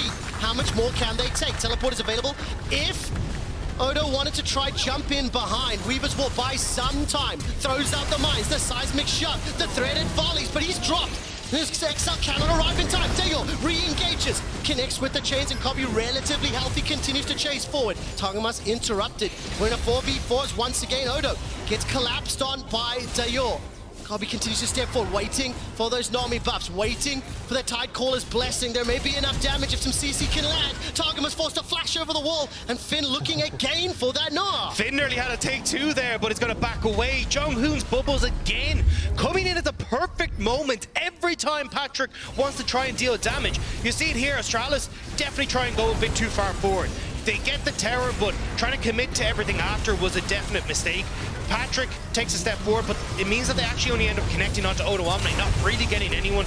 Great lockdown from Xerxes as well. It means that they can actually start to turn this around on towards Finn, but it's when XL then kind of seeing, okay, maybe we can fight the 4v5 here, get a bit more under our plate, but as they go for it, And keep your eyes on Jonghoon's bubble again onto Patrick. So BDO sets up here on the side, but we're not even going to see it. Baron's up. 18 kills in 27 minutes. It has felt like a non-stop slobber knocker throughout the course of the game. Dayor's going to hijack the prison. Baron down to 5,000. Yesterday, XL lost the game because of a boomerang throw on Baron. They don't want to be in a similar position. Dayor's picking the fight from the bottom lane. He's already taken out Patrick. The rest of Astralis making their way forwards. Finns use that knock. Forces the flash out. VTO the next target. Pillar of Ice will slow down the retreat. 1, 2, 3 members already down. 2 returning. And Astralis with that 6k gold lead look to be able to secure Baron, and with 50 seconds till Ocean Soul, they may be able to double mega buff for Final Siege. They are definitely going to double mega buff. The fact that you get to reset here and then move out of the base with that fast recall as well means that there's just no hope.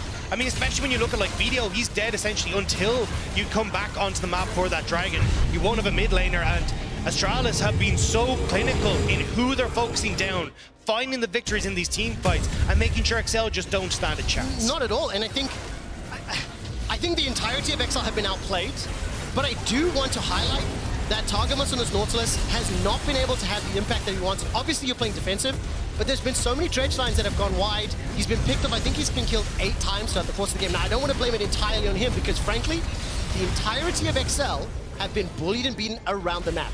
Finn got a solo kill top. VTO was withheld. They always quicker to roam, quicker to impact side lanes.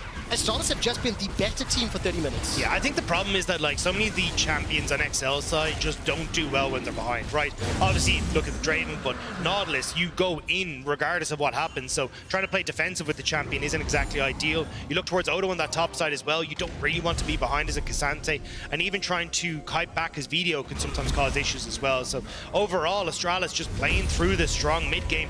And it's exactly how they need to close this out. Well, they've got that Baron buff.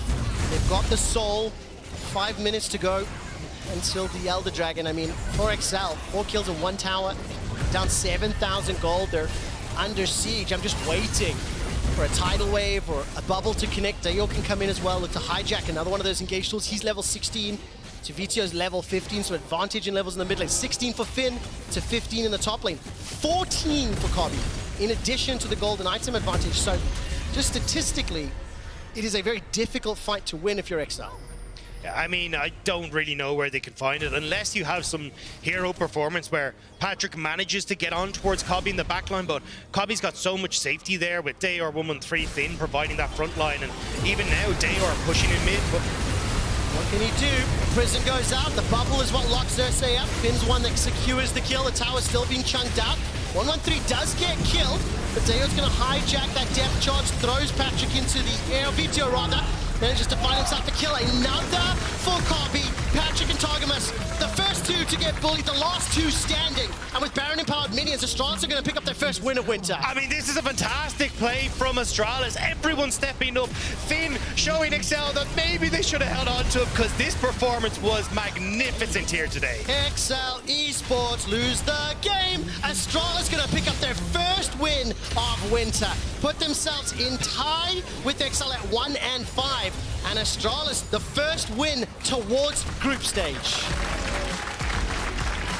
An incredibly impressive performance from Astralis, and I love that you're starting to see a lot of the mistakes that we got to see in summer from them, a lot of the mistakes that we saw in their first week as well, are starting to be fixed as they go through, playing well around vision, having a strong early game, the way they're playing the mid game, willing to trade on side lanes, they're not spreading themselves thin anymore.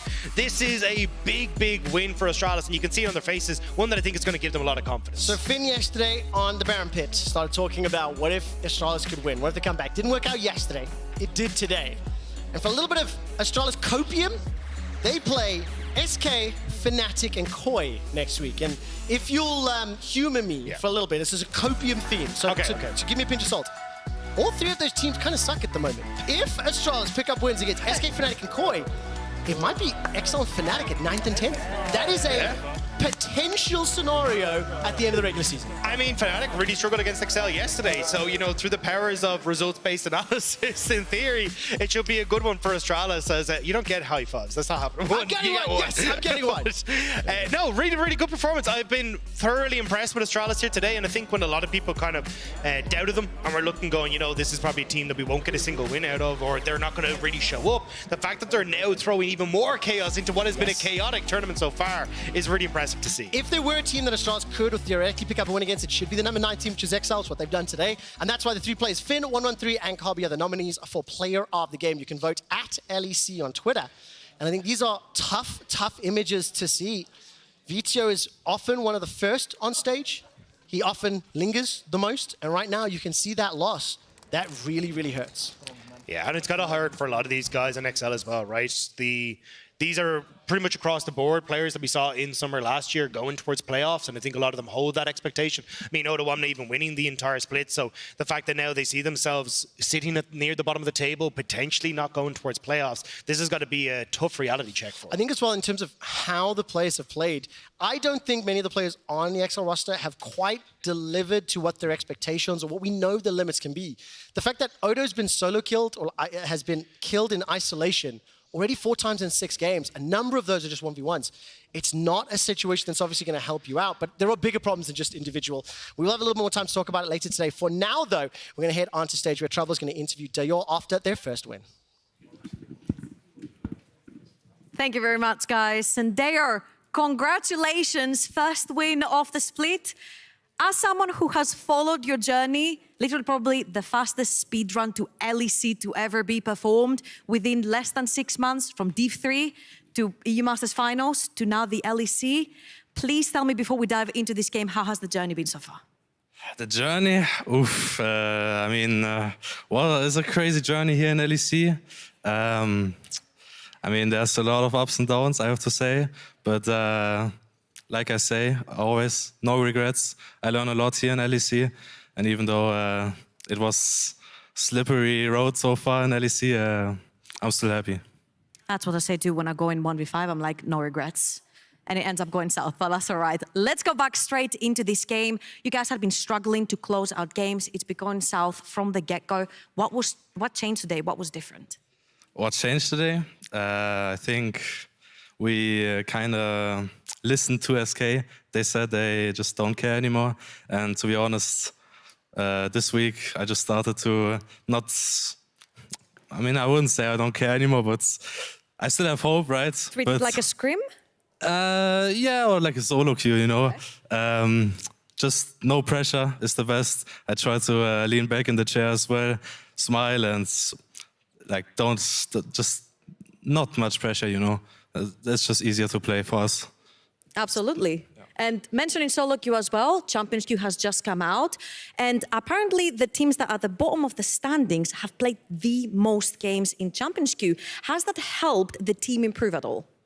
I think Champions Queue is really nice. You can, you know, learn the communication, even with like randoms. It's, I think, way better than solo queue. I personally don't like solo queues too much, so I'm really happy Champions Queue exists now.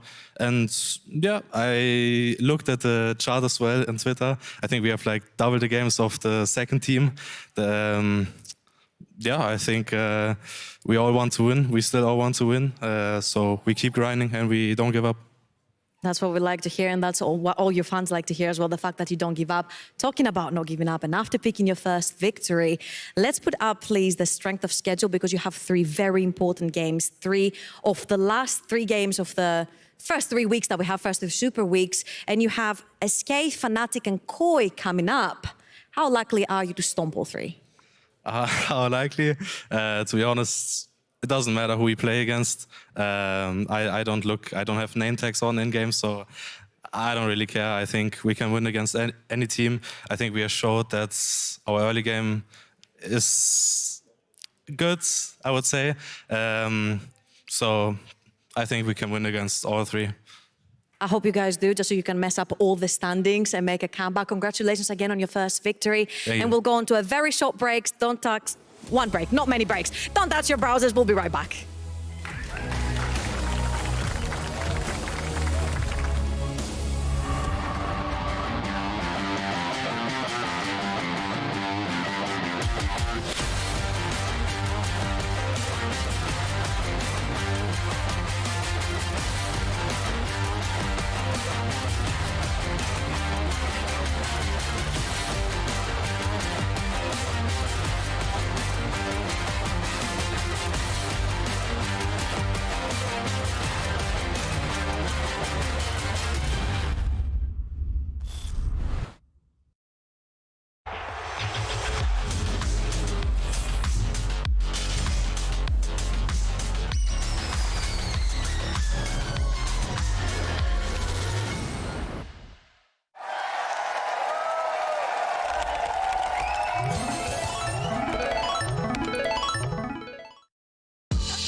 los que surgimos de donde nadie esperaba.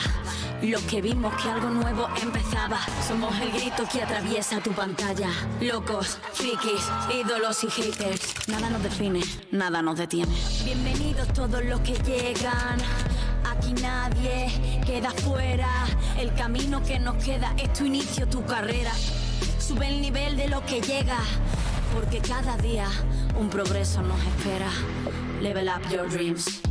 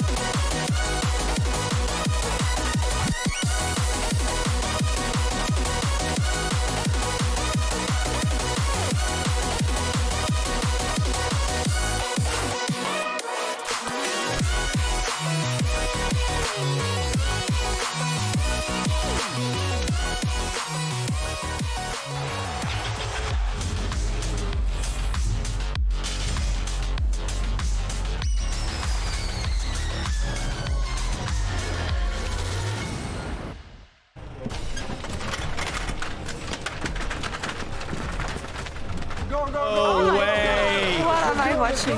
No way, that's... Okay, that's amazing. That is amazing. You know what?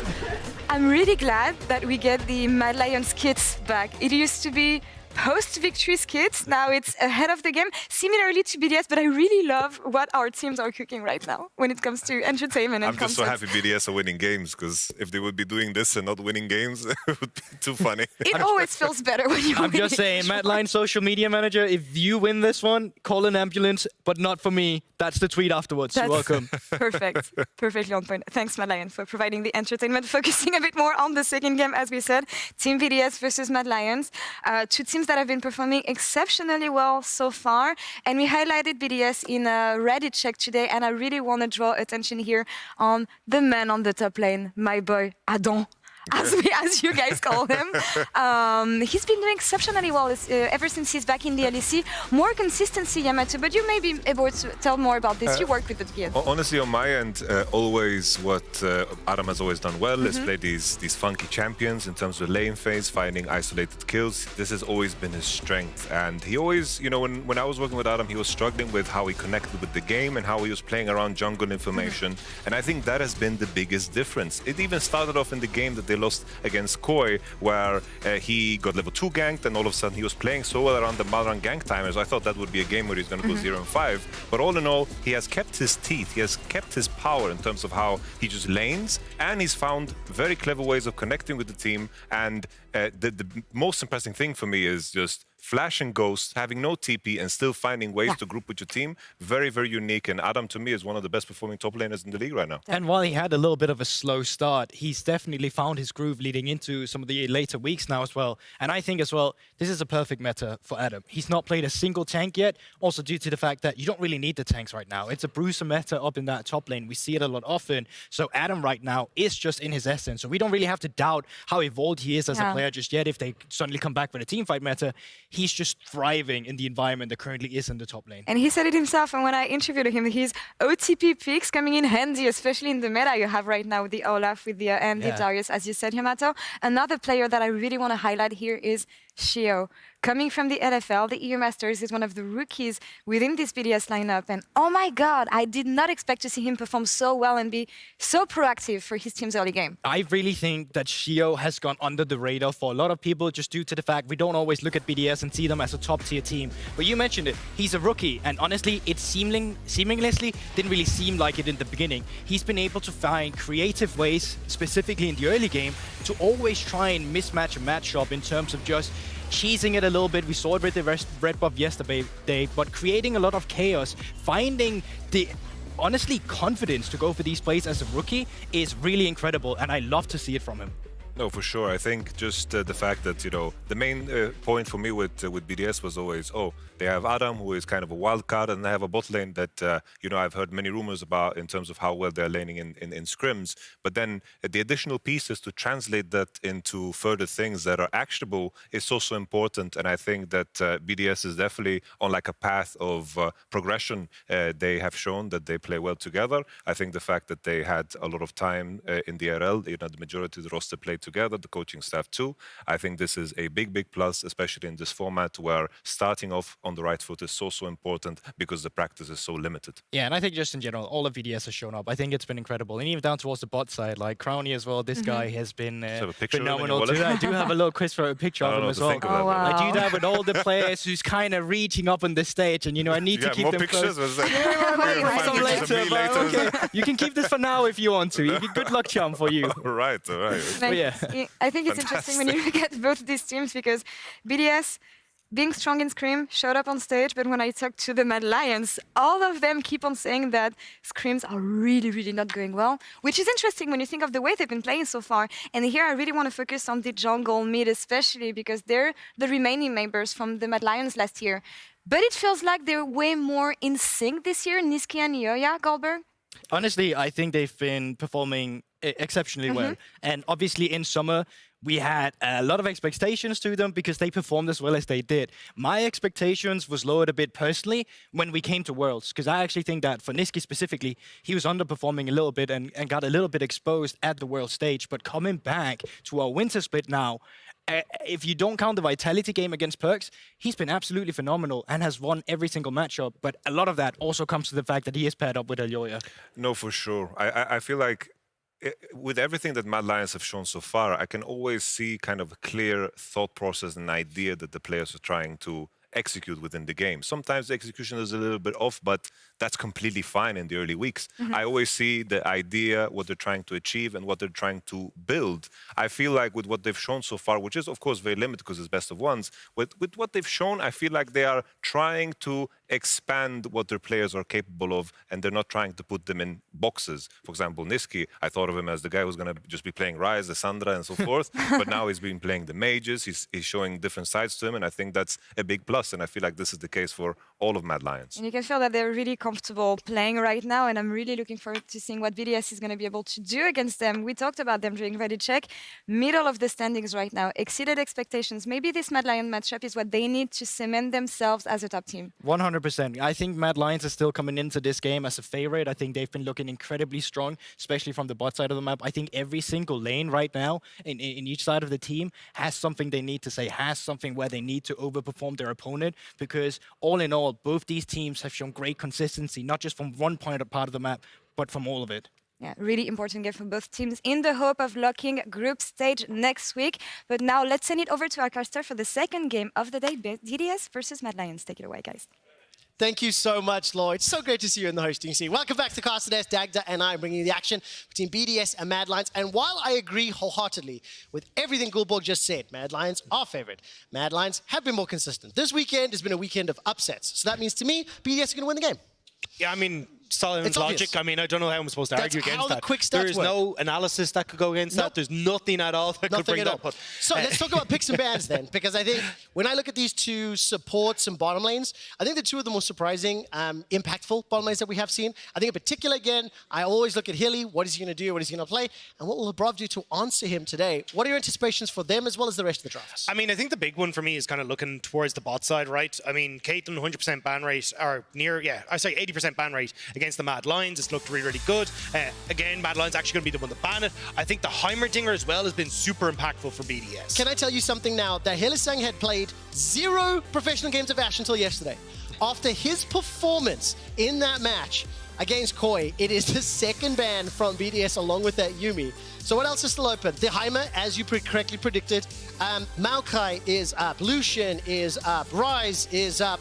And it'll be the Lucian that's banned away. Yeah, I just want to add in a very quick note about the Heimerdinger. Labrov averages a 16% of his team's damage, which is... It's actually higher, 18%. That is insane. From a support as well. That's higher than most junglers in the league. On top of that, his forward percentage, that's the amount of time he spends in front of his river from the 3 to 14 minute mark, is at 47%. So nearly half of those 12 or so minutes, whatever it is, quick math, he's on the front foot. And I love this Olaf ban targeted towards Adam. I think Yamato was talking about Adam's turnaround and his impact, and we're seeing some thumbs up. Adam actually got a thumbs up from Mac and Cheese. Just by the way, leaned over to the Mad Lions, gave them a thumbs up, and pivoted away to the Maokai instead of the Darius. Like to see the back and forth. But I think the Maokai is the obvious choice, right? I think the Varus now is going to be the trade-off, because Maokai, the strongest jungler in the patch right now, with the Lucian, Ashe, Heimer, Caitlyn all banned away, it makes sense to go for the Varus then on the opposite side as well.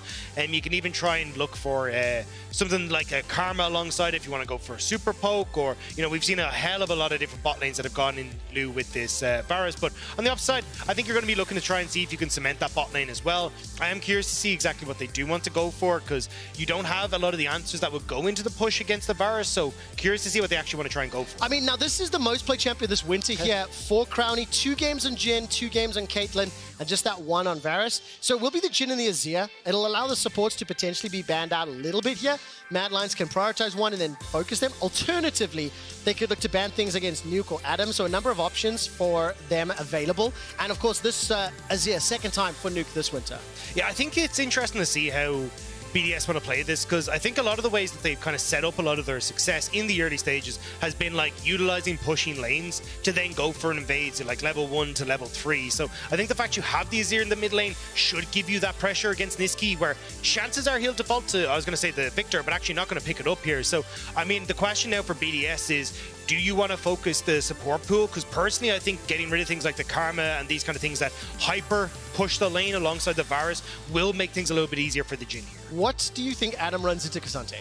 You know, I mean, are we getting another mad scientist pick from him? Do you think he's going to get a little bit more meta this time around? Jax has already been banned.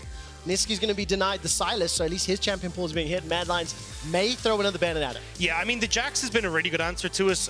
We've actually, I'm pretty sure we saw the Darius as well come out from, but as you say, with the Jax gone, also the fact that they already pre-banned the Olaf, I'm not certain. Maybe he actually does just go back towards the Darius, is what I'm thinking. Do Mad Lions ban Darius? Is it that much of a concern that you have to push at him even further down that priority list. Instead, going to ban away the Renekton. So Team BDS, I would anticipate another ban towards Niski. Alternatively, they can look at that support pool for LSA.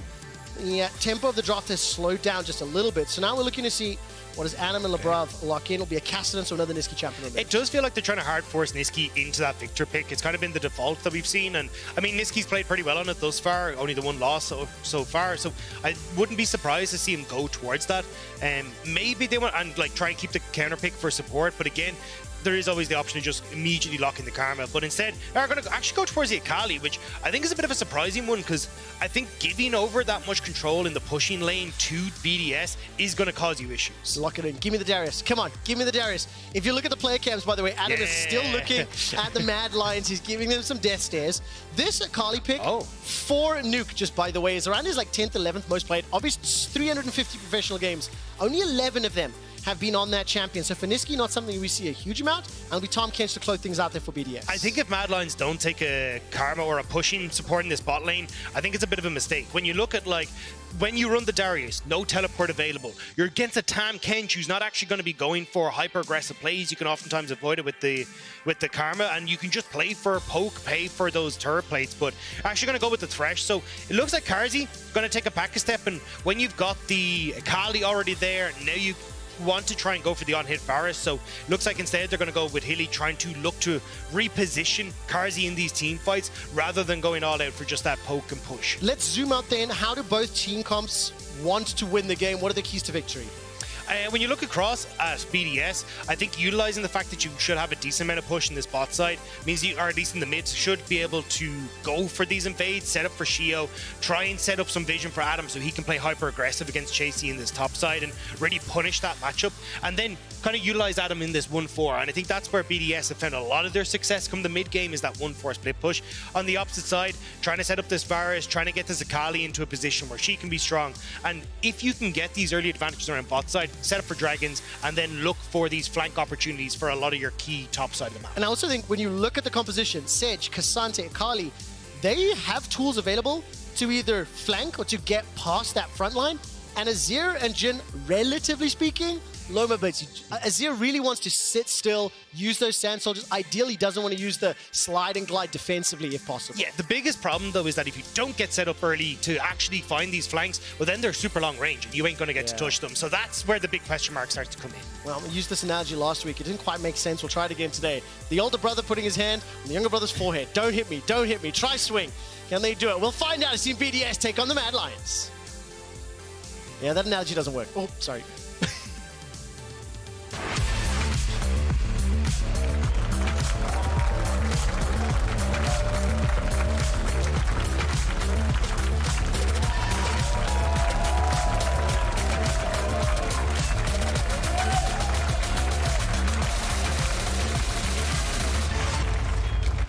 Can I just give a huge shout out to everybody here from Berlin. The weather sucks today, doesn't it? It's miserable, it's grey, it's gale force winds, and this entire crowd has come out on a Monday night, a school night for all you children in the audience to come and watch the games. Of course, everybody watching at home, thank you so much. Jump on Twitter, tell your friends, tell your family, get your grandparents in here, because we're going to have another cracker on the cards. No early start, no early shenanigans are afoot. So where are we going to see the junglers starting both Alyoya and Shio on the top half of the map?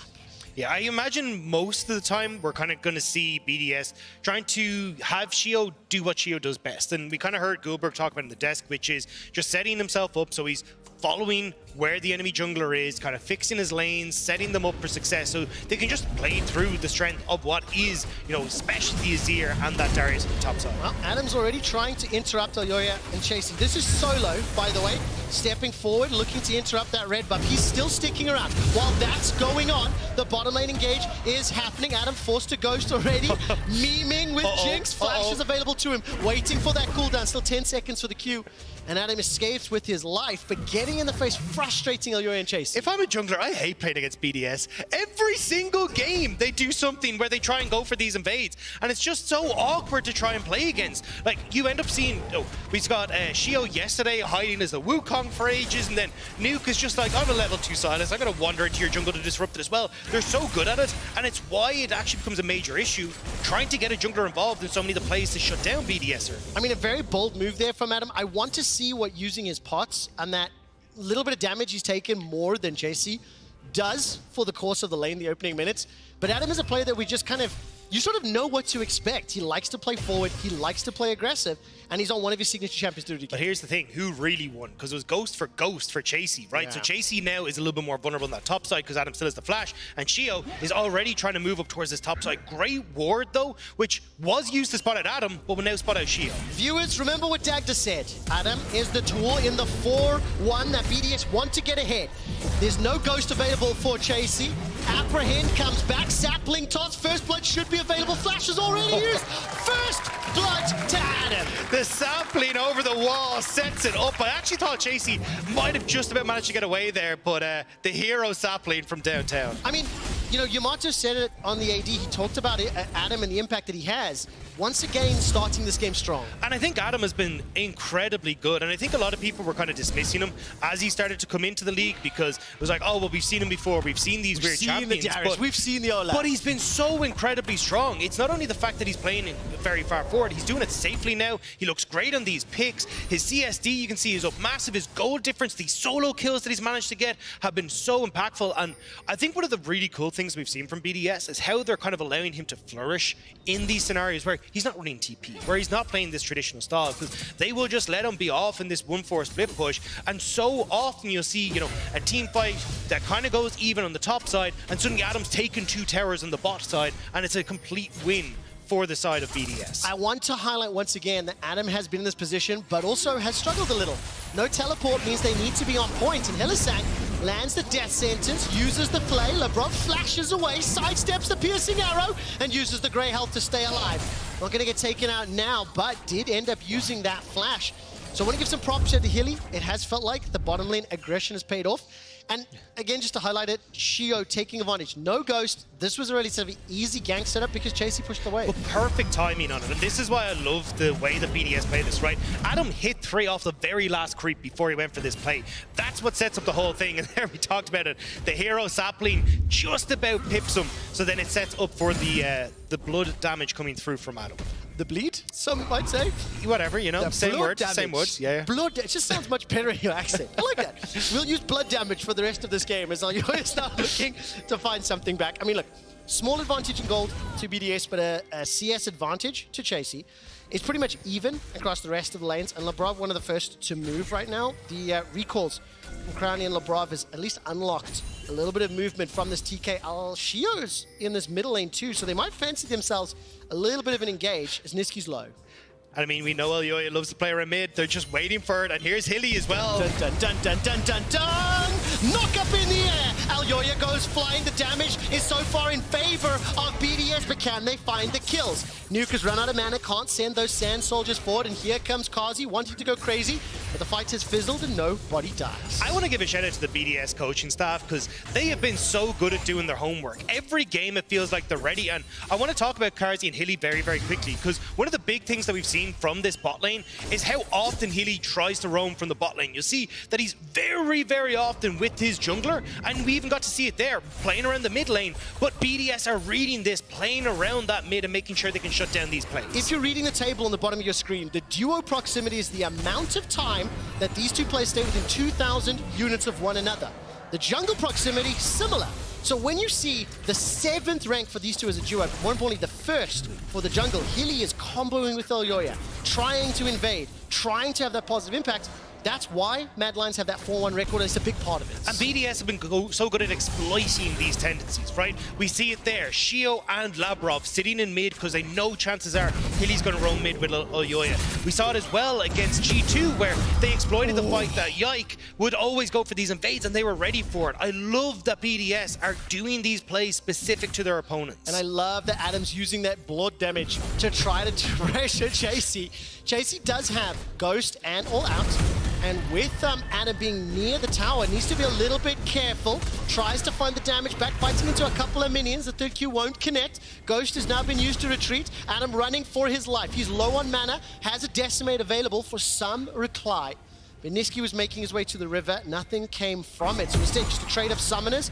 And Chasey forces Adam back. Couldn't quite get the smack onto Adam to get the follow-up to try and get the knockback. But nice job. And now Adam will have that flash available. So honestly, might see a repeat gank from Shio top. But first, he wants to visit bot. He's not level 6, so Nature's Grasp not available to him. We'll step into vision in a moment. We'll give you guys a quick update in the setup. Throws out that sapling for some information. I just double-checked with our stats team, by the way. Adam has secured 5 solo kills this winter. This is already game 6. It's just another testament to the play style. As you heard Berlin going, ooh, and a little bit of bum clenching as Crownie was able to complete that back, pick up those 50 boots and the straight to you. Again, though, this is what I want to see from BDS, where all they're trying to do is just, hey, Nuke, you can just keep pushing the mid, keep doing your thing as a Azir, not really be in too much trouble. We're already setting up Adam for success on that top side. We'll probably get a repeat gank from Shio as he goes for reset here. And then Crownie and Labrov, we're just making sure you can crash that wave and you're not going to fall too far behind. And once they can get themselves into a position like that, they're going to be in great shape, because one of the big problems with Karzi is how short range he is, and in general, how short range Mad Lions are. So someone like Adam can become a very big threat as we start to go in, but Mad at the moment, moving immediately over towards the Rift Herald, which will be traded for BDS's Dragon. And I think, to be fair, the fact that BDS have got that early advantage, the first proactive play, and Adam is playing very well, is why we're focusing on them for this early stage. Let's not discount the fact that Mad Lions, they've got that first Herald, despite conceding first blood, they are even on gold.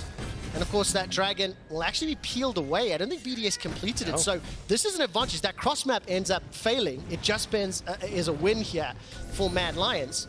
And they're going to be able to put a couple of wards in the river back away, realize it's an objective they can play for if they're able to set up the lanes appropriately. And Karzi should be able to catch the majority of this wave on the spot side as well. Hits level 6, so he's actually going to be in a good spot. So yeah, as you say, Mad Lions, I mean, look, I think the biggest threat for Mad Lions right now is the fact that Karzi is going to be going for this. I thought he's going to be going for the on-hit Fars. He's actually going to be going for this poke Fars. So the big thing they want to be able to do is try and poke people down with Karzi, kind of set up, get them squishy for Niski and Chasey to finish off. But you have to be very careful going into this, because Nuke very long range. Crownie has a lot of poke from range as well, and they're able to answer back for a lot of what this is for Karzi. Do you like this? Because I think during draft you actually explicitly mentioned the range advantage. So I think having at least an answer, but do you prefer it, especially when you think that a Maokai, a Darius, a potential Tika are going to be running him down? I think the biggest worry for me is, like, yes, you've got cards you can do a lot of damage with this poke build, but the consistent damage isn't quite there, right? So if you've got Shio is able to set up a good fight, lock down Niski, cut off opportunities, Labrov even having that saving grace there with the ultimate, Niski I don't think is going to be able to find a lot of good angles. Now, he could find some fantastic flanks if in time, but it becomes very difficult to do so in these scenarios. And I think that's where I would have preferred the on-hit Varus, just so then you can provide that consistent DPS. This could cause an issue if, especially, Karzi starts to fall behind. Can I ask you to try keep that at the back of your mind? Let's look at how these next objectives play out. I mean, we're still in an extended laning phase, really. 10 minutes in, no real towers have been under threat. There's a little damage up top.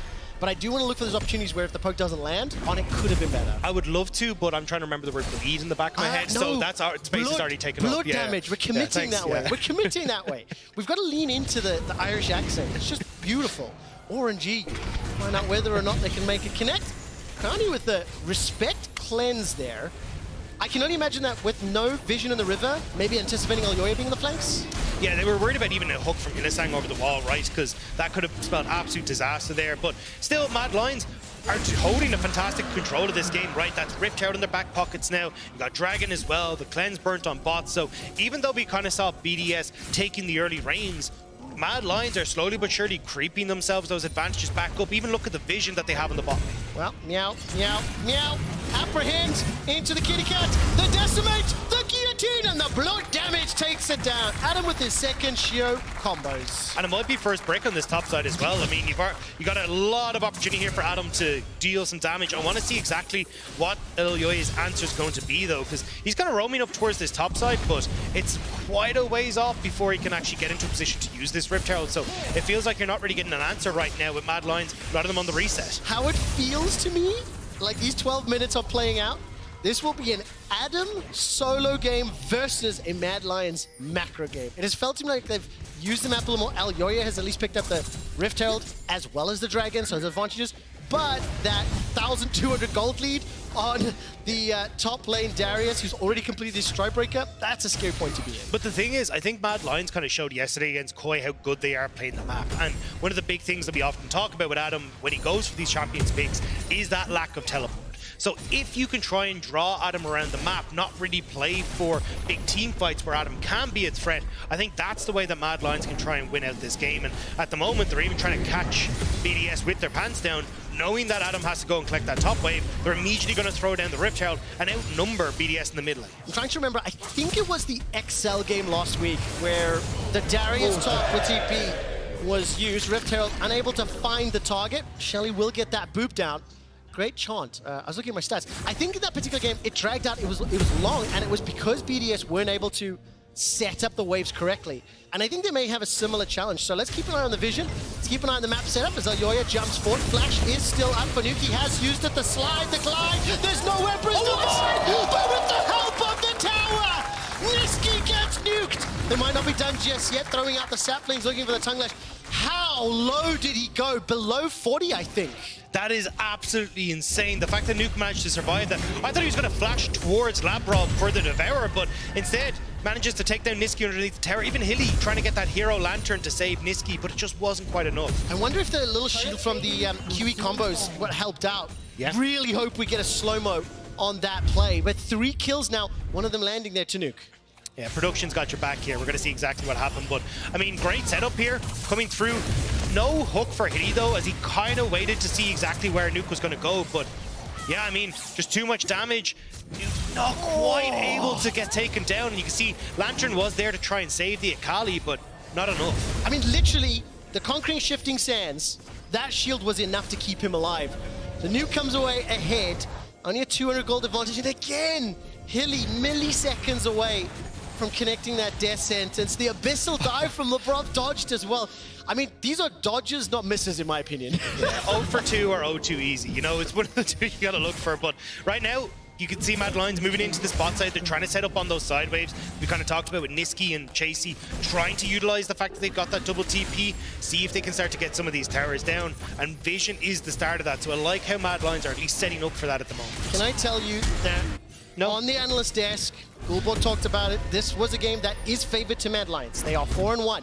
BDS have had things that they need to work on that have been clearly visible over the last few weeks. And when we look at the standings for the league, as Adam's just taking everyone on rotation, I don't think anybody expected BDS to have a higher win-loss than Fnatic and Koi, let alone joined by SK.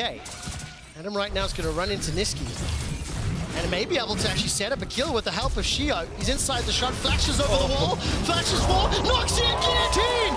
Adam! Well done. I mean, that's 7, right? That's 7 already? That's 7. Absolutely insane for Adam. He is on an absolute tear. Why we wanted to highlight that this guy really feels like he's turned over a new leaf. He has. And when you look forward to this game and the next 2, do you know which 3 teams are at 4-1? Mad Lions, G2, and Vitality. So for BDS to drop a couple games last week, pick up some wins this week, be in a position, a commanding position right now. Obviously, we're moving into the phase of the game where Mad Lions have looked good. They're mid-game. I think in comparison to BDS have looked a little bit more struggling, especially because they've only got that 1 TP on the side. Now I want to see how much BDS have learned from last week to this week, and can they pull off another surprise? Can they pull off another upset? I mean, especially when you look at like teams like Fnatic that are sitting down the bottom, but you remember that Fnatic had probably one of the hardest opening schedules as well. So picking up a win here against Mad Lions means so much for BDS and just helping to grow that distance between the bottom of the pack. But I mean, Mad Lions, no pushover at all, right? We've got another Rift Herald that's gone over towards Elyoya. He's going to be able to use that to start pushing down these side lanes, creating more pressure for Mad Lions. And again, Dragon up and BDS are nowhere to be seen. I want to now shift our focus. Let's start like looking at the game from the perspective of the Mad Lions. Dragon number 2 secured. The Herald was already used in the mid lane. Ultimately, it got some plates, but it didn't take the tower down, which I think is huge into this Azir matchup. You want to try force Nuke backwards. BDS are now going to be sieging up this middle lane. For Mad Lions, they're down 2,500, 3,000 gold. There's still a lot of scaling, a lot of time for this composition. But how do you see them clawing back this gold deficit? Just wait for a dragon fight? I think the big one is, as you say, kind of use this Rift Tail to take down mid, or honestly, I'd say take down a side lane, just so then you can buy yourself a little bit of breathing room. You need to find ways to utilize, again, the fact that BDS don't have that teleport and can't play the map as easily, but it's very hard when you've got this poke virus who can continually clear side waves, or sorry, clear mid wave, and then trying to stop BDS from immediately collapsing onto sides is so hard. It is hard, and I think we are playing on a Mountain Rift, so some of those walls are going to be a little bit more impactful. I think, though, playing for Mountain Soul could actually be a little bit influential here, as Nuke is trying to set up the play. The Emperor's Divide sets up the kill. Kazi taken down. The Devour, the Deliver. Nuke stays alive, but for how much longer? Alyoya throws out the flail and will be backed up for another. Too far from BDS, and they get punished. That was nearly daylight robbery with Labrov and Nuke until they immediately ran into the waiting arms of the cops outside. Really good job from Mad to respond, and now there's that Rift Tower that they needed to actually get down this first tower. Golf clap for that one. Daylight robbery into the police, being punished 2 for 1 with the help of this tower. Secured. This is now closing that gold gap. Just like we talked a little bit a moment or two ago, BDS, they gotta be cautious. And the cheers are exceptional today. Now the tower taking a chunk of damage. And Mad Lions aren't even stopping, right? Immediately moving into this top side, getting vision, letting Nisqy take another tower. That is exactly what they needed to break open this game, because right now, 2 dragons, both heralds, more towers going in their way. Mad Lions, you asked how they wanted to try and open up this game and bring that deficit back. Well, this is exactly how you do it. Very nicely done. That will be a 3rd tower secured, 2nd tower secured, correction, sorry. For Mad Lions, that gold difference relatively insignificant. So now I start looking at timers. 1.5 to Baron, 2.5 until the next dragon. Hilly's got that lantern out. Ward placed immediately, means Nisqy can't get on it. And frankly speaking, I don't think that should have happened. I feel like he could have backed earlier. No, he really needed to be safer there, get himself out of dodge. But now this kind of sets up for BDS with a lot of members on this top side to try and look for an inner tower of their own. BDS getting that vision as well. You got push in mid. Chasey will respond. Adam is moving into that bot side to answer, but this tower will be gone before they can do it. And again, this is kind of what we're talking about with punishing no TP. Play the map wide so you always have BDS lagging behind. The thing that'll be interesting is if Mad Lions are able to set up a siege or apply pressure for an objective, do they have enough damage on their Akali or their Varus to actually win the engage? Because Nisqy at 0-3-0, he's lagging a little bit behind the itemization. He's lagging a little bit behind the tempo. It's a minor gold lead. But they need to really ensure they're set up well. That's actually a really great graphic there. Adam, Crowny, Nuke sitting above the respective carries. Yeah, I'm not going to lie. I think if Mad Lions actually try to fight, unless it's the perfect setup, they lose immediately. Like, Adam is huge in a team fight. You're literally going to have to run into him with 4 of your members. Hilly can try and play keep away with Karzi, but I mean, you just get outranged by the Azir, you get outranged by the Jhin as well. So realistically, you need to be playing sides and utilizing the fact that you are just better on sides with Chasey and Nisqy, at least in one lane. So at the moment, Mad Lions have been doing that. Again, Nisqy getting caught was a bit of a dent to that, but just having Chasey take that bot tower, I want to see them continuously go for these. Well, let's look at the vision. Slowly being cleared out. Baron is now a potential. I think the fact that Mad Lions have still got their mid tower is actually very crucial. Nisqy's got that little safety net. We've had several games this winter already that as long as that mid tower is up, the ability to advance your lead or to apply pressure to the enemy really slows down. So I want to see whether or not BDS can make use of their range. Right now, looking for a pick. Illisang will get rooted by the deadly flourish. Nation Prison buys some time, and Adam is rooted in place. The Meow Meow Cat's thrown out, as well as all the follow-up damage. Hilly is gone, as well as Kazi, and they're just going to turn to try burn Baron. I mean, they'll get it. Great setup from BDS, and that's exactly what we're talking about, right? You just barely clipped them, Crowny with the setup, and immediately BDS are able to answer. And look, Mad, they're going to try and push him wherever they can, but this is a big win for BDS. Look at that mini-map. Alioya is pushing middle lane, Chasey's pushing bottom lane. 21-minute Baron for the team with 1 teleport. That is huge. And I wanted to kind of hit on the question you proposed earlier, right? Now that you have Baron, getting that mid lane tower down for BDS is going to be so crucial because you're just able to force everyone on Mad Lions back. They don't get to play this split push style anymore, and I mean, this was just wonderful. Labrov just about connecting with the tunnel onto Hilly, sets up the plays. You've so much CC then to come across with the Maokai, and this is why we're seeing Maokai being so damn strong. The ultimate is crucial in so many of these situations. All 3 members of the Mad Lions were rooted in place. The Pride was just cut down. Like Scar and the Hyenas have just run through Mufasa entirely, and this allows BDS to get their first Dragon after they've got that Baron, and now they can try to counter the map play that Mad Lions have been utilizing to keep relevant. But it's still 3,500 gold difference, and it is still no TP for anyone on BDS, so they also cannot afford overstepping or playing too deep. But this is where we got to see how BDS can get creative again. Like, yes, they can start pushing in for this mid wave, utilizing the Baron buff, but already Nisqy putting pressure onto the tier 2 and top side. They need to quickly take this mid side and then start to lean back and forth so that then they can actually try and force back Mad Lions. Utilize the fact that Crownie has this incredible long range with the ultimate, but already 5 members of BDS now in mid once more, which again opens up Nisqy to try and push in this top side. Yeah, that's exactly what you wanted to see. Open up that tower. And I do think, I want to call BDS out. Do you know they've lied to us today? Do you want to know how they've done that? Do you remember how they came into the studio? They were dressed as paramedics. They were carrying the corpse of Mad Lions. What that sends to me is they're trying to save Mad Lions. Right now, they're trying to murder them. Mad Lions, on the other hand, have something to say about it. Nature's Grasp, roots up 4. Nisqy's trying to find Shio as the curtains are called. Adam's running amok, but he's taken down. The shutdown goes to Chasey. Nisqy gets another as Shio's taken out. All of a sudden, they're now turning towards, there's no real objective to fight for, but they get the fight, they get the kill. It doesn't matter, they just get their waves pushed out, they get vision to set up for these sideline plays, and that was just beautifully orchestrated by Mad Lions, immediately TPing in to find that numbers advantage as they saw the Azir go towards that top side. Look at it, the second Azir shows in that top wave, boom, into the bot side. They want to look for this fight, and this is exactly how Mad Lions need to play it. They know Azir has no TP, so even though Adam survives for way longer than he really should have in this fight, but it doesn't matter. You don't have the numbers, and even Nisqy keeping Shio at arm's length as well. I'm so glad you highlighted the numbers advantage and how quickly Mad Lions TP'd in, because that's actually a great example. I didn't even think that BDS were overextended, but I missed that ward behind. Mad Lions were fully aware. With no TP available for Nuke, they punish it instantaneously. And it's just a good example of the challenges that BDS have to overcome in order to actually win this game. But I think it's also a great example of the growth we've seen from Mad Lions as well, because one of the big things that we saw in summer last year was their mid game was abysmal. They didn't know what they were supposed to be doing. This time around, it's been so damn good. They beat out Koi yesterday by playing the map better. Now they're starting to bring it back against BDS here as well and getting those advantages too. Like, I love watching this new version of Mad Lions. Yesterday while we were casting, you mentioned something that stuck with me. Mad Lions and maybe patience around some of the objective setups. I think I want to see how they use this now, because they're in still a deficit. They're behind in kills. They do have a dragon advantage, a tower advantage as well.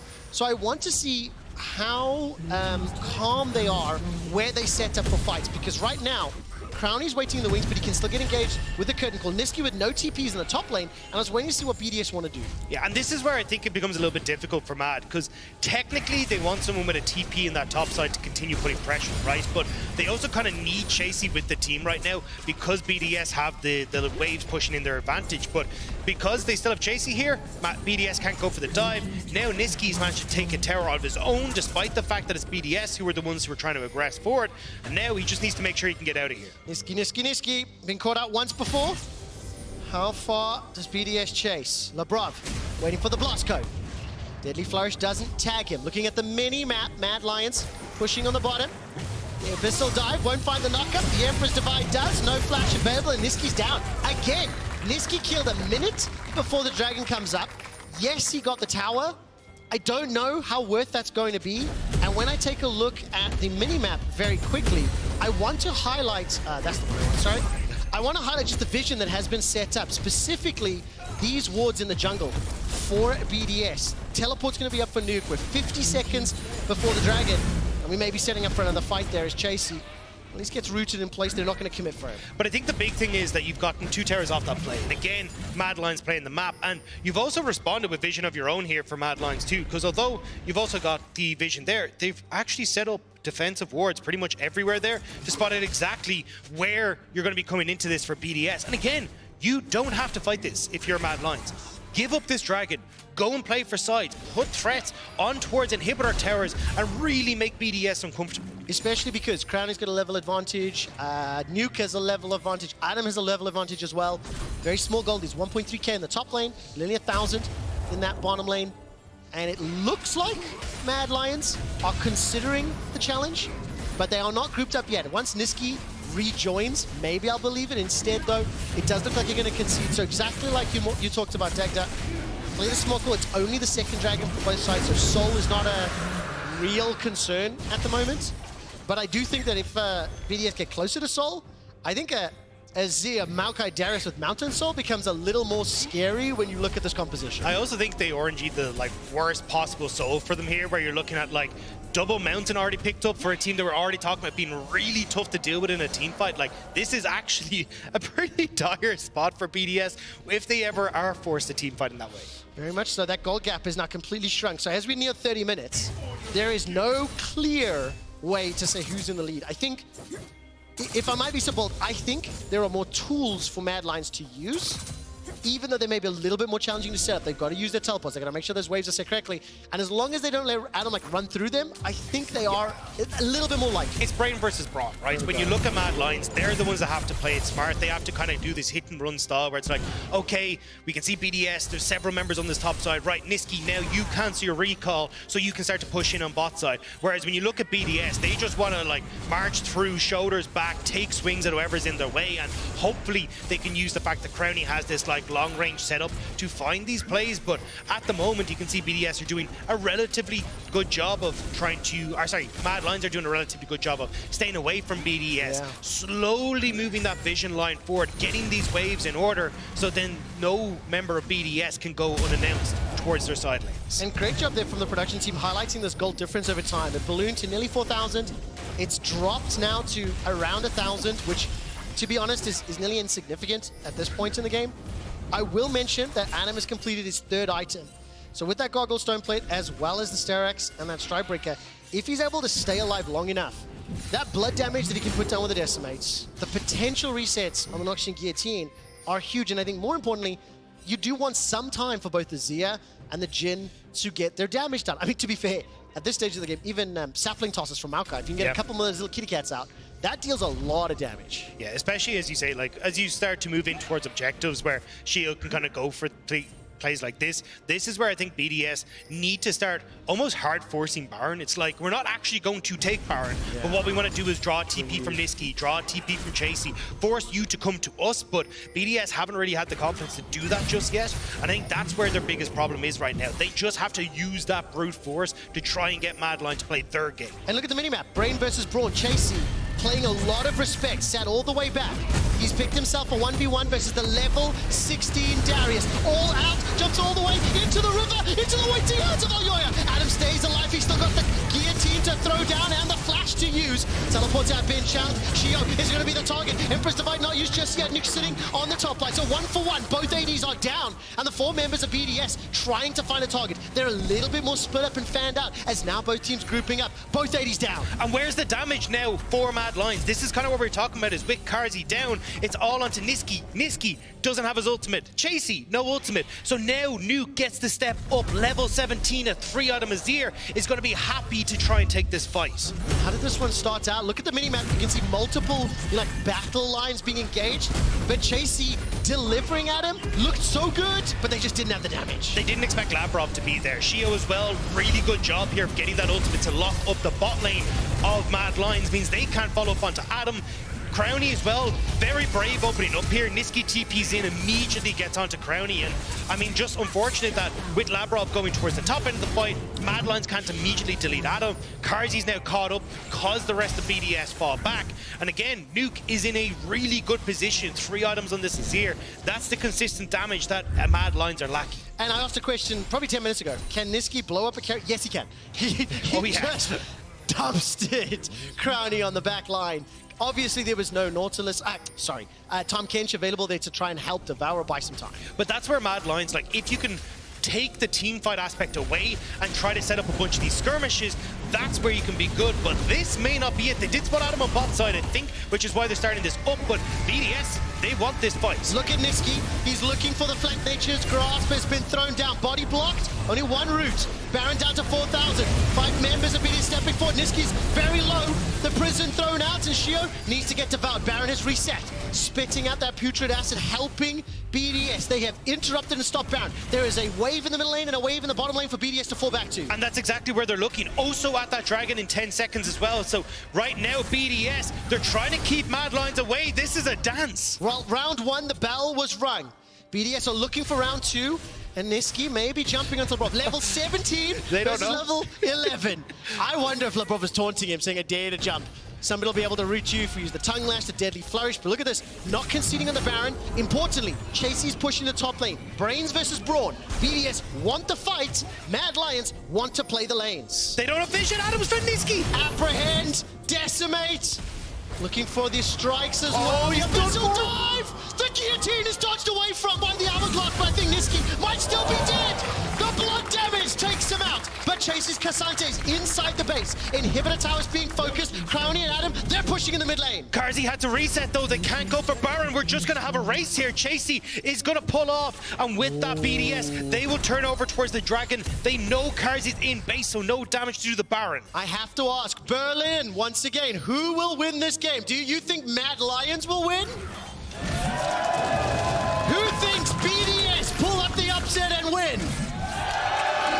I think Berlin's looking for the upset, looking to take down a 4-1 team. I will remind everybody again that the BDS remaining schedule is all 3 4-1 teams, and they are in a position with the crowd behind them today. I don't even know if we're going to make it through this game. I don't even know about the remaining schedule, because this has been an absolute banger. BDS going in all guns blazing, throwing those slobberknockers. But the big thing for Mad Lions as well is on the upside again, you get that inhibitor turret down. They're getting position on the map. Chasey now swapping to the opposite side of the map so he can keep up this pressure. But with no tank apart from Olyoya, BDS might be able to find this window of opportunity. Think about it a little bit more. I don't think we should use that word anymore. Do you know what it actually means? If not, I'll tell you backstage. Okay. Let's just Okay, put Bell cool. out on that one. What I will say though, Dagda, you have hit the nail on the head from the draft in terms of how this game was going to play out. You talked about how Shio, as well as Crowny and Labrov, the way they wanted to play, wanted to see what Kazi and Hilly could do. That Thresh, a little bit surprising in the draft, but especially in terms of the brains versus brawn aspect, Mad Lions have shown they can consistently build advantages. When you look at the minimap,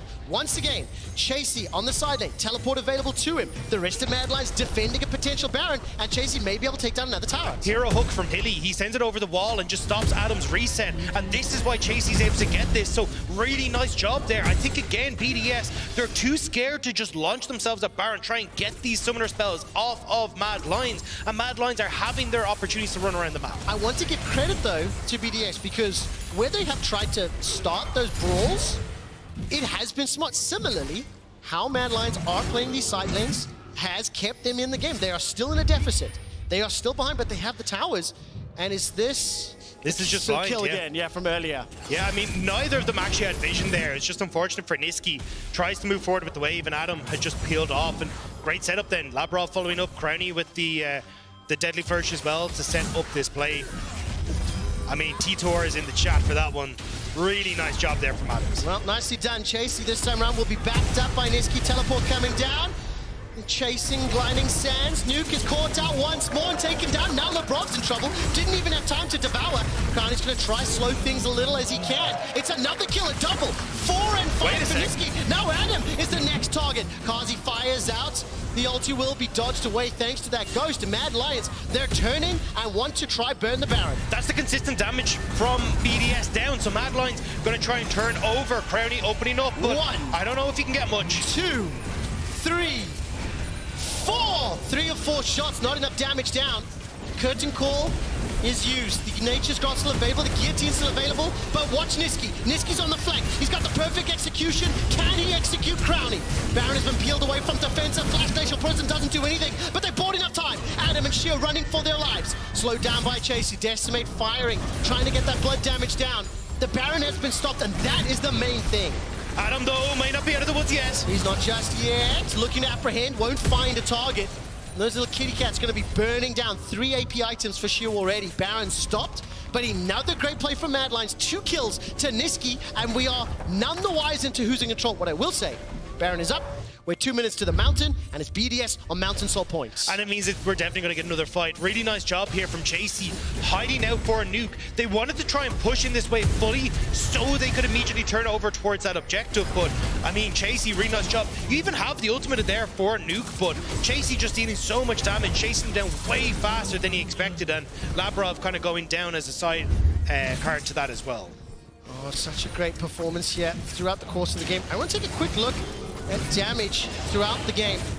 Adam in the charge, but look at that poke damage from those AP saplings. Not hugely surprising. Maybe called upon once more as Baron has now been started. Teleport being channeled. JC can join the fray. Baron's tail knocks up multiple members of BDS. They take the Baron. They've just stolen it away from Mad Lions. They did it so quickly that Mad were too late to respond, and this changes the dynamics of the game. Especially when they get that TP out of Chasey as well.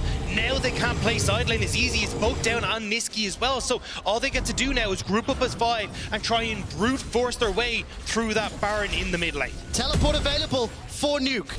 No teleports for Chasey and Niski. Baron is up. The Dragon is up in 40 seconds.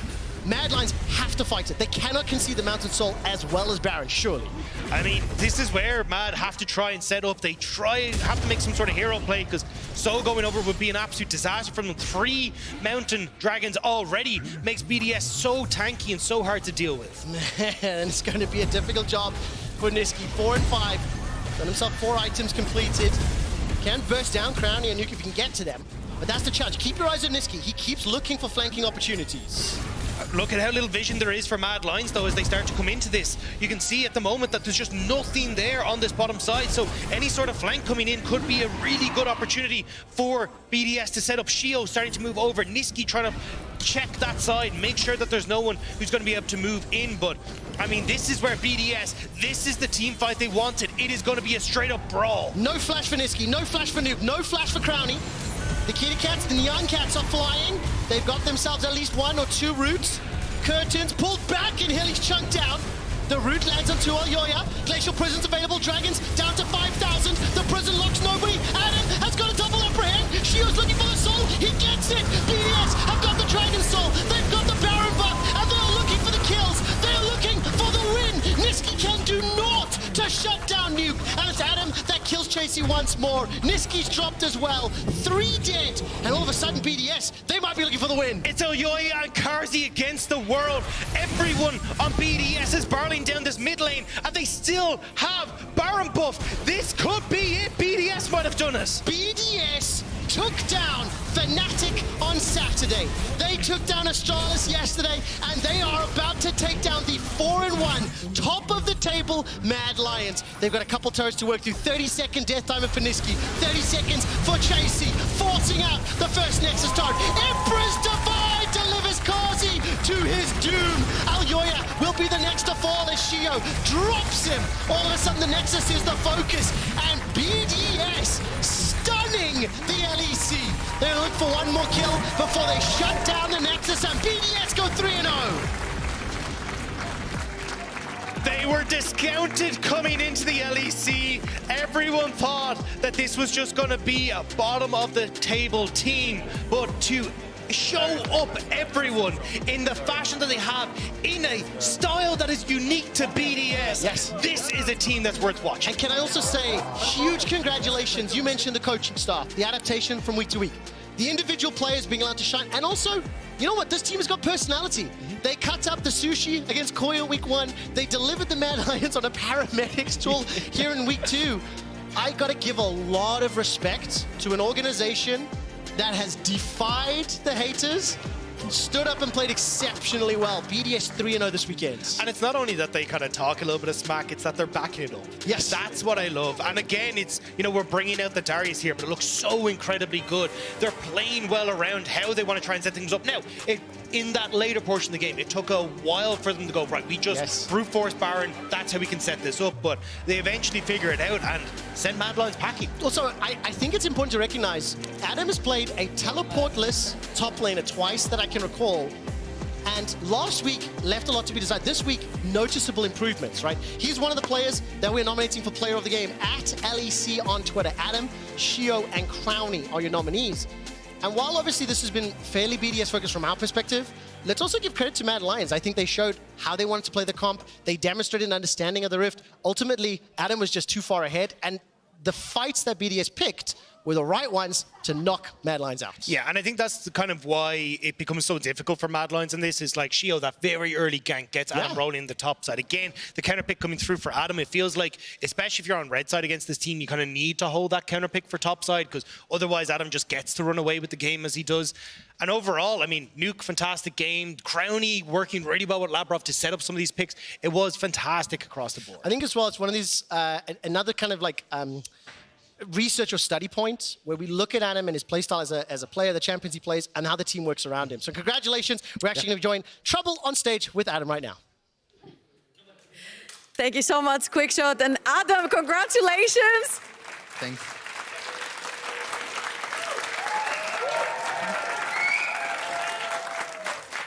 These are all Darius enjoyers, by the way. I can tell. So. Yeah. There's a reason you're here again on the interview. You popped off. What in the world has gone on between week 1 and week 2, and we're seeing this BDS? Well, I think that we've been working like kind of a lot those past weeks, and we're like trying to show the best BDS face that we can show actually on stage. And right now, I think that we're doing pretty good, and I'm really happy because everyone is like really tryharding their best to show like that they actually deserve to be here, no matter what happened in the past or so. So I'm really like proud of my teammates as well, and I'm really happy to be here. Should be proud of yourself too. You're doing amazingly well. And talking about doing amazingly well, a lot of your picks are coming back out. You know, the Darius, the Ola, the things you used to like stomp arrows with, you're bringing them on the big stage. And they work. Your previous game, you almost single-handedly carried that one. How does your team and yourself go about allowing you to carry? Because in the EU, we have a thing about band-aiding our top laners with a lot of tanks, but you're like, I'm going to carry this game.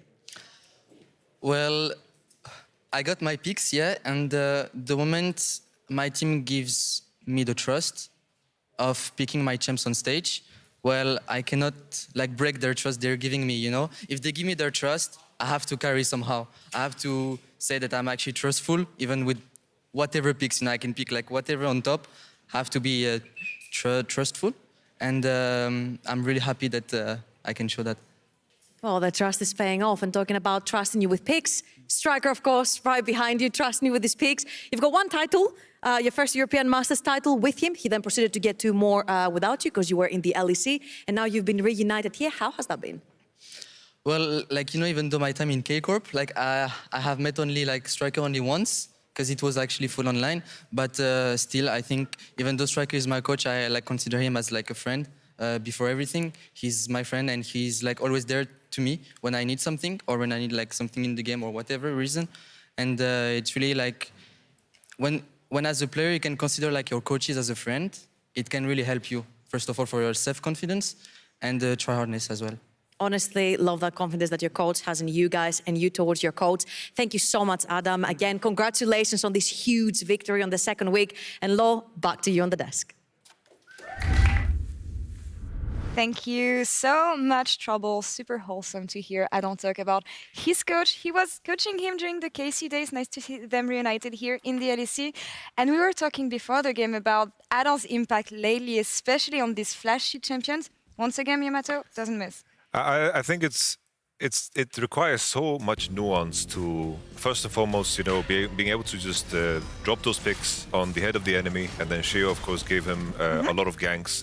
But just how they are working around the fact that he has a flash and a ghost, and leveraging that to get an advantage early, and then to find ways to connect this Darius to the team fights, because that's usually where you struggle with champions that don't have TP.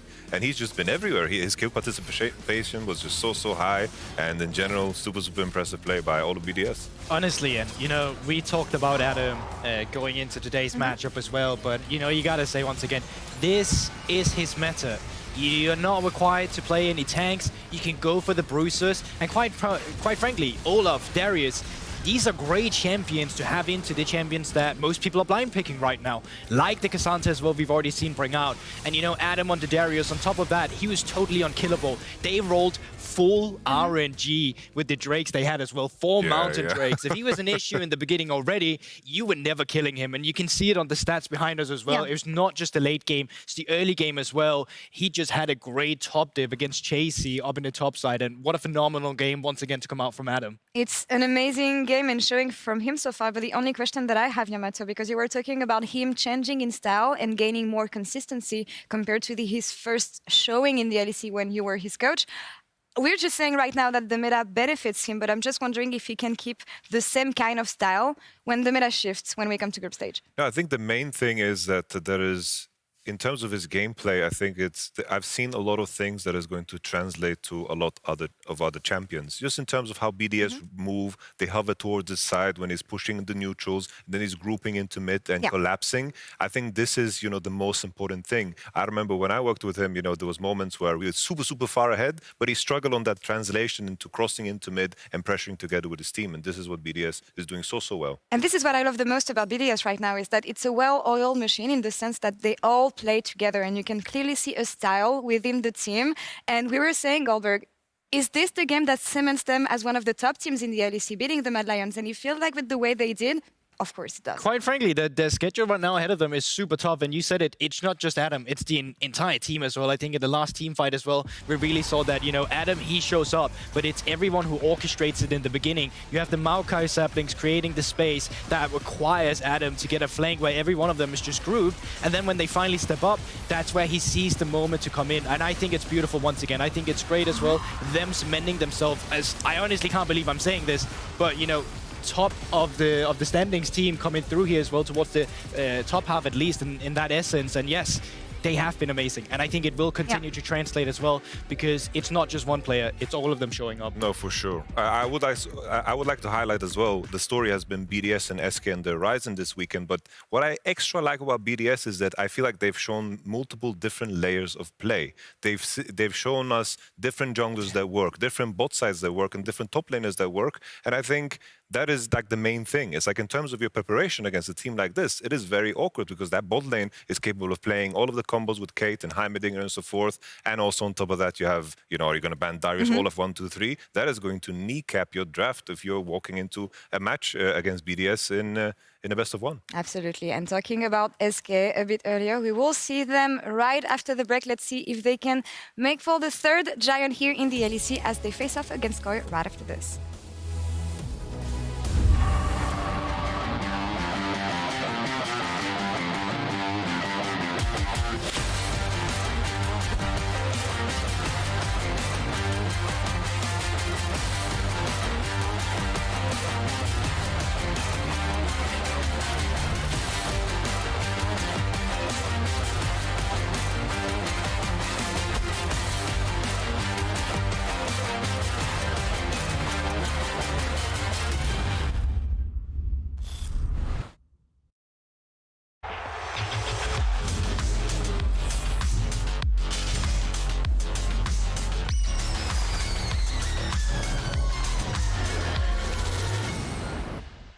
Yeah? Ready to go? Okay. Of course, one of our teams to watch out for this season will be Koi, who are looking to take down Heretics in Week 2. Looking at the players, it's obvious that Comp is going to be the best player in the LEC, or maybe even the world. In fact, instead of the Winter Split, it will now be called the Winter Competition, where Comp will judge as all his rivals compete for his amusement, just like Russell Crowe in Gladiator. Hey, who the hell wrote this? What am I reading right now?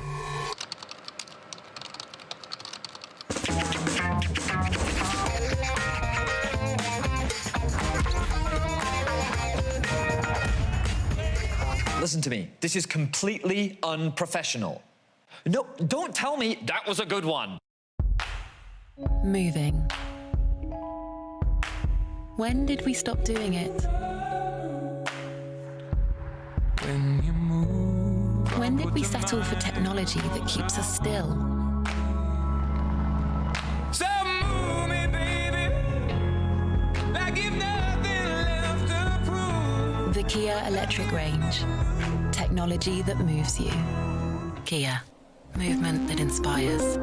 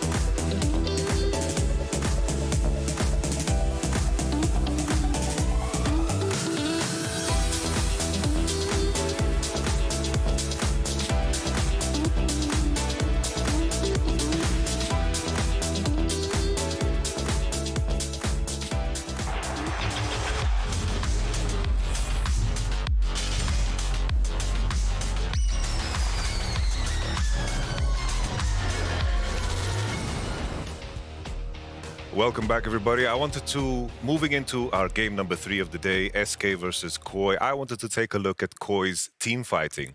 The fundamental idea of League of Legends is to find ways to group without losing too much. It's very important that you find ways to connect, and that is essentially League of Legends in a nutshell. In some of these fights, the fundamental issue that I have identified in Koi's gameplay is the fact that they're always very scattered. I want to make sure that all of you see Comp's position here. The most important thing why everyone's always looking at the mid wave and how you contest it is to make sure that your AD carry never becomes isolated. I'm going to play the clip now. I'm going to, of course, let it roll. You see that Comp now in this position with the Jhin, always you want to be in a position where you're angling and positioning in a way where you're moving forward. Of course, Koi's composition, they want to flank, but now it's the Jhin that is flanking. Sure, you can massage the back of the necks of your enemies with some bullets, but it's very uncomfortable. Fnatic identified that Comp is isolated and he cannot participate in this fight at all. We move on into the next replay as soon as we see Gragas, of course, bullying them, because we're going to see the exact same thing once again. Here we have Comp. Once again, I'm going to pause it. He is isolated. What is his team doing? They're trying to position in the bot side river. And the awkward thing for him, of course, is he cannot enter into this space. If he tries to cross, if he tries to connect, it's not going to be possible. Not at all. Because here Jace is, and the position of the Maokai, saplings, and all the jazz that it needs to go through, will just kill him. So he's isolated, and in reality, if you wanted to set up this composition in some kind of way, you put maybe Ryze on mid lane, he can ult into the fight, you put a flanker in mid lane, and then it's going to work a lot better. We're going to roll the clip. Once again, Comp is in isolation, Fnatic identify it, they can just move forward. Koi tried to solve this problem by Ryze ulting in, of course, with Ryze, and then, of course, with Rakan as well. But Comp is still in isolation. How does he participate in this fight? He's walking on vision, and once again, the same issue for Koi. They are just not playing together as a unit. And Comp, he can't even auto-attack. Humanoid, is there throwing his EQs, and Fnatic can just kite backwards and utilize the fact that Comp is not in the fight. The next replay shows kind of the same idea. If we pause it, Koi posturing very, very aggressively. Here on the top corner, Elise and Victor, they're hovering onto mid, but they're not really aware of the fact that the team, that is, of course, Comp, wants to engage on to the enemies. We roll the clip once again. Koi are fighting forward, they're pushing forward, and the Elise and the Victor are not in position. The TP comes from behind, and this fight is over before Elise and Victor can even do anything in the game. So if you look at Koi's issues, the main thing that I notice, if you want to band-aid solution, solve this problem, you need to talk about what you want to do 1 minute ahead. I feel like Koi's gameplay, way too spontaneous, which puts them in very awkward positions to kind of create fights where they're together. So all in all, I hope that Koi are fixing this one because SK are playing together as a team. Very exciting, this matchup. Medic and Various, please take it away. Hi, hello. Welcome everyone. That was a little bit quicker than we just got our hot water and honey by Jess. Very kind of her. Yeah. Thank you, Jess. Everyone say thank you, Jess. Thank you, Jess. Thank you, Jess. There we are. Yeah. There we go. I wasn't expecting you to get the crowd to do that, but it's important that we recognise the work that Jess does. Yeah. Of course, we have a wonderful crew here at the LEC. That we do. But yeah, wasn't expecting that. But thank you so much, Yamato. He was breaking down a lot of what we were talking about when we actually saw that matchup between Koi and Fnatic last week, where it definitely feels like that they're disjointed. They're not quite the same Koi of old. And some question marks have been brought up. I mean, I think last year, what I think made this team very good was that they had those 3 strong pillars. Some of the strongest laners in the league of Odoamne, Larson, and Comp, and their question marks were like, by losing Odoamne and bringing in Jigenda, sure, maybe Jigenda is a stronger laner. Maybe he does have a deeper champion pool, but does he provide that same level of consistency? Or maybe there's something outside of the game that he also brought that maybe has hurt Koi. It's yet to know. Of course, there's still a couple more games for Koi. Well, right now they're still in a pretty comfortable position. Yeah. But given that there's only 4 games left, Medic, and with SK's recent streak, I would argue that they're the underdogs coming into this matchup. I think so too. SK on a 3-game winning streak, having beaten G2 and Vitality this week. Koi on a 3-game losing streak, obviously, after their recent results. And I am actually slightly confused because I see there's no Cookie Monster or Mammoth Man on the side of SK. Oh. Well, because they're playing like SK T1, right? But there's no T1 on their team, so Right. But it's just SK, I guess. Right, now, true. I totally got that joke. Let's have a look. Let's have a look. That was a great joke. Let's have a look at some of these bans. Elise finally taken away from Marcoon. If Kendra was here, he would have got that one. I'm sorry. I'm 30 years old, Medic. Okay, I'm old. I don't get all your pop culture young people references. Tyler One, very much known as the Zoomer of the streamers. The Zoomers. Anyway, let's get through into the job. Lucian picked up immediately. There is the Nami response. So Nami Draven is something we commonly see into the Lucian, just to try and harass that lane out. Obviously, you don't need to pick your AD carry now for Koi. Instead, they go for the Maokai. Give Malrang something that ganks well, that also has a lot of damage as the game goes on. Okay, yeah, I think Malrang locking in that Maokai makes a lot of sense. I'm also not surprised to see the Yuumi come out in response. We've seen Yuumi pretty much do well with any AD carry in the current meta. Yet to see Exekick on the Lucian this split, though, with the Zeri being removed. That was definitely targeted towards him, but he's going to look to be a little bit more aggressive in the early game. It's fine, guys. They might do it like Astralis and just let him die like halfway through the game. We will have to wait and see. SK, I imagine they will look to lock in their jungle. They could just go for something like the Sejuani if they wanted to, but knowing Marcoon, he's going to look for something a little more aggressive. With no Elise in his wheelhouse. Nope, he's going to stick to tried and true. Meta. Don't you just love it? I love the meta. 3 weeks on the same patch. Do you know what? So, while we lock in some of the traditional meta champion here, Draven. maybe an Ezreal. Draven. Come on, Comp. Do you reckon Comp will play Draven? I'd love to see Comp play Draven. I think he has it in his wheelhouse as well. Sure.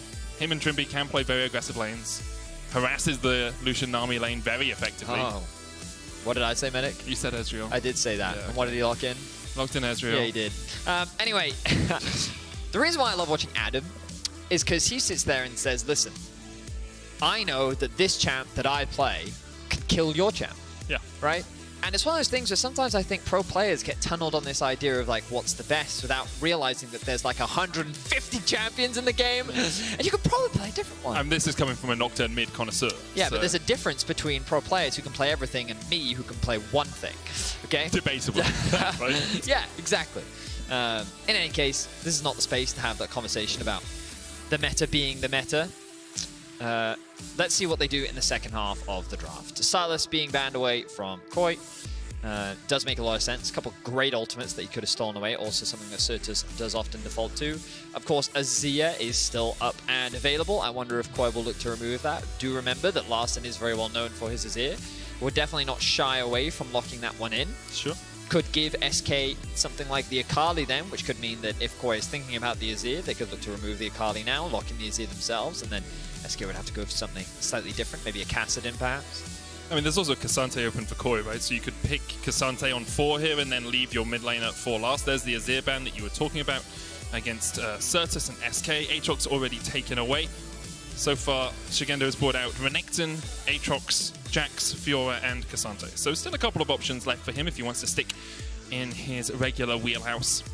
SK just looking for their final ban. Just trying to think of why they would actually choose to ban away the Aatrox here. The Kassadin does make sense. Still a very strong champion. Cheeky little Lux hover there. Don't expect that one to get locked in. Would be very surprised to see that in mid lane. I'm more expecting something like a Victor, but as you rightly said, there are safe blind pickable top laners right now. Renekton, I think, is perfectly fine, with the Aatrox being removed as well. Cheeky hovers coming out from Execute. What we don't realize is it's Yuumi top, and this is the AD carry support that we've seen from Keria. Yeah. Kai'Sa is the next one on the list. Teemo, yeah, Teemo totally also makes a lot of sense. Yeah, would be great into Renekton, actually. Would love to see that. Yeah, because you could blind his Ruthless Predator. A stun, right? Wouldn't hit you at all. But now into Renekton, a tale as old as time. Yep. Up towards that top lane. Yep. And then SK mid lane. I mean, you've got a few safe picks. The Victor, Syndra also a possibility. Could look towards... Oh, you can't look towards the Kassadin because that was banned out by SK themselves. They could do Syndra here. The only thing you got to think about with Syndra is the mobility. But with Akali still up, yeah. I was going to say you could also go for an Akali. So if this was like 2 years ago, I'd be all like, over wow, you right now. You predicted every pick. My goodness, how good are you at predicting things? Truly top tier, next level. But considering you also predicted half the things. Yeah, when the play-by-play is doing it, you know it's, it's not the most inventive meta. Yeah. I wish you could be more enthusiastic, Medic. I mean, we can be enthusiastic about the game. The draft is kind of separate to the game. We kind of see what we expect. But this game, we can be enthusiastic about both. Okay. Second Tristana in major regions, I believe. At least the second Tristana mid. I know who's been scrimming regions. who. Do you think they played Vitality this week, Betty? Okay, so the idea behind Tristana into, well, many matchups mid is that you have unrelenting push. It's very difficult to stop, and in early levels, Akali is just going to get bullied. It means that you can invest early in early tower plates, and basically you can shut down Akali before she even has an opportunity to do anything. So don't be surprised to see Comp leverage that strong top side with the Renekton and the Maokai to invest in an early Herald, and then look to drop that mid, open up the map, and then get Tristana moving around, and basically try and funnel as many resources into this Larson Tristana as possible. Of course, if we do get to the late game, I do think that SK do have relatively good scaling, but even then, there's a bit of a range problem that they might have to deal with double AD carries.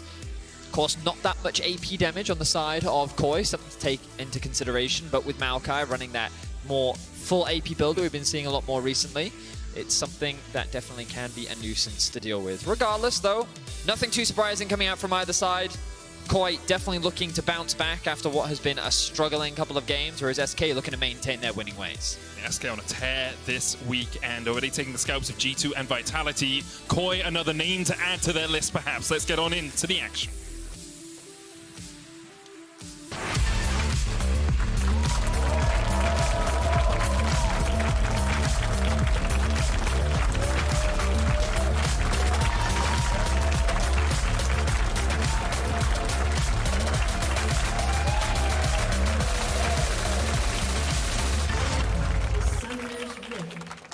And on to Summoner Swift we go.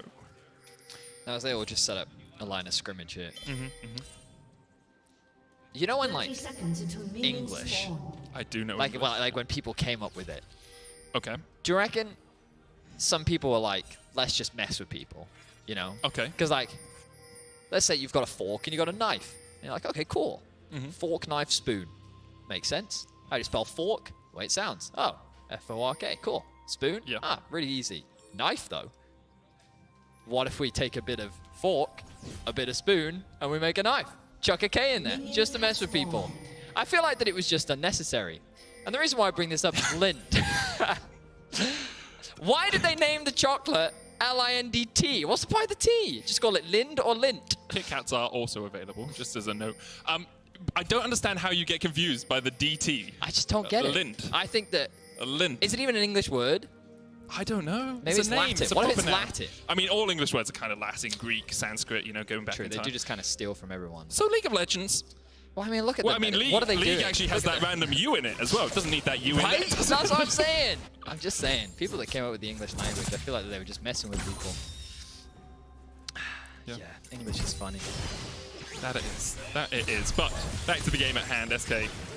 2-0 so far this week, and a lot of that has been off the back of Markoon playing that Elise, having very strong early games. He has been all over the map and has been able to find kills for his team. He's very high K plus A, kills and assists at 40 minimum, but also his forward percentage, the amount of time he's spending on the other side of the map. Here on the Sejuani, probably a little bit less likely to be able to find those early ganks, but against someone like Malrang, who you know will be looking for early pressure on the map, you have to try and keep track of where this tree is going. Well, I will say that for Koi, this is probably the best place to be when playing up against SK, because I think a lot of their success has come from their early game dominance.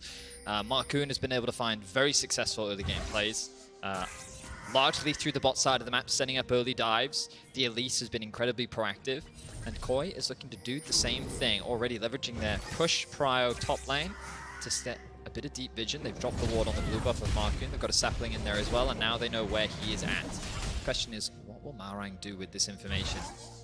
You can see that Tristana can rotate round. He's wasting a lot of time, though, as Markoon is able to clear out his walls. Larson keeping the pressure up. We talked about how, as an Akali, you're just kind of forced to, well, suffer in this lane matchup. You're diving. That's what Malrang's doing. He doesn't really care about the fact that he's not getting any camps. He's looking for the dive on Certus in the mid lane. Now, Larson obviously can get the reset on his W if he jumps forward, jumps back to his advance, going in. Malrang taking up the tower. Certus trying to get back to safety. One more auto is enough, and Koi on the board. Very clean dive from Koi and very well executed. I wasn't expecting them to invest that early, but you can see how straightforward it is. Maokai has great setup. Akali was getting very bullied in the early game. And it's just first blood for Koi, so already off to a great start to the game. And again, we talked about the way in which SK have been winning their games by having a really strong early game plan. And then with that lead, they've been able to control the game very well. By forcing Markoon onto something like a Sejuani, it definitely mitigates some of his early game impact. And Koi are looking to attack already. We're going to have a look back at this dive. Just a bit of information gained as to where Markoon was. You can see the observers highlighting that ward for us. It was Malrang that dropped the ward on the wolves. The ward gets dropped on the blue buff by the Renekton, but we're back to the action. Looking for the kill onto Trimby here. Cleanses away from the bubble, has to flash afterwards. Dos trying to get the auto attack in for the extra shield, and the ignite ticks. And there is a kill for Dos in the bottom lane. Wow, huge credit to Exakick and Dos there. Comp and Trimby falling short in the 2v2 once again. Larson now in a bit of danger. Uses the flash to escape. You don't want to use your W there because you can get knocked out of the jump by the Arctic Assault coming from Markoon. He could flash while traveling towards you and make sure he catches you, so the flash has to be invested by Larson. Good job once again to the SK bot lane. Yeah. And some question marks need to be thrown towards Comp and Trimby. At the start of the split, they looked incredibly dominant.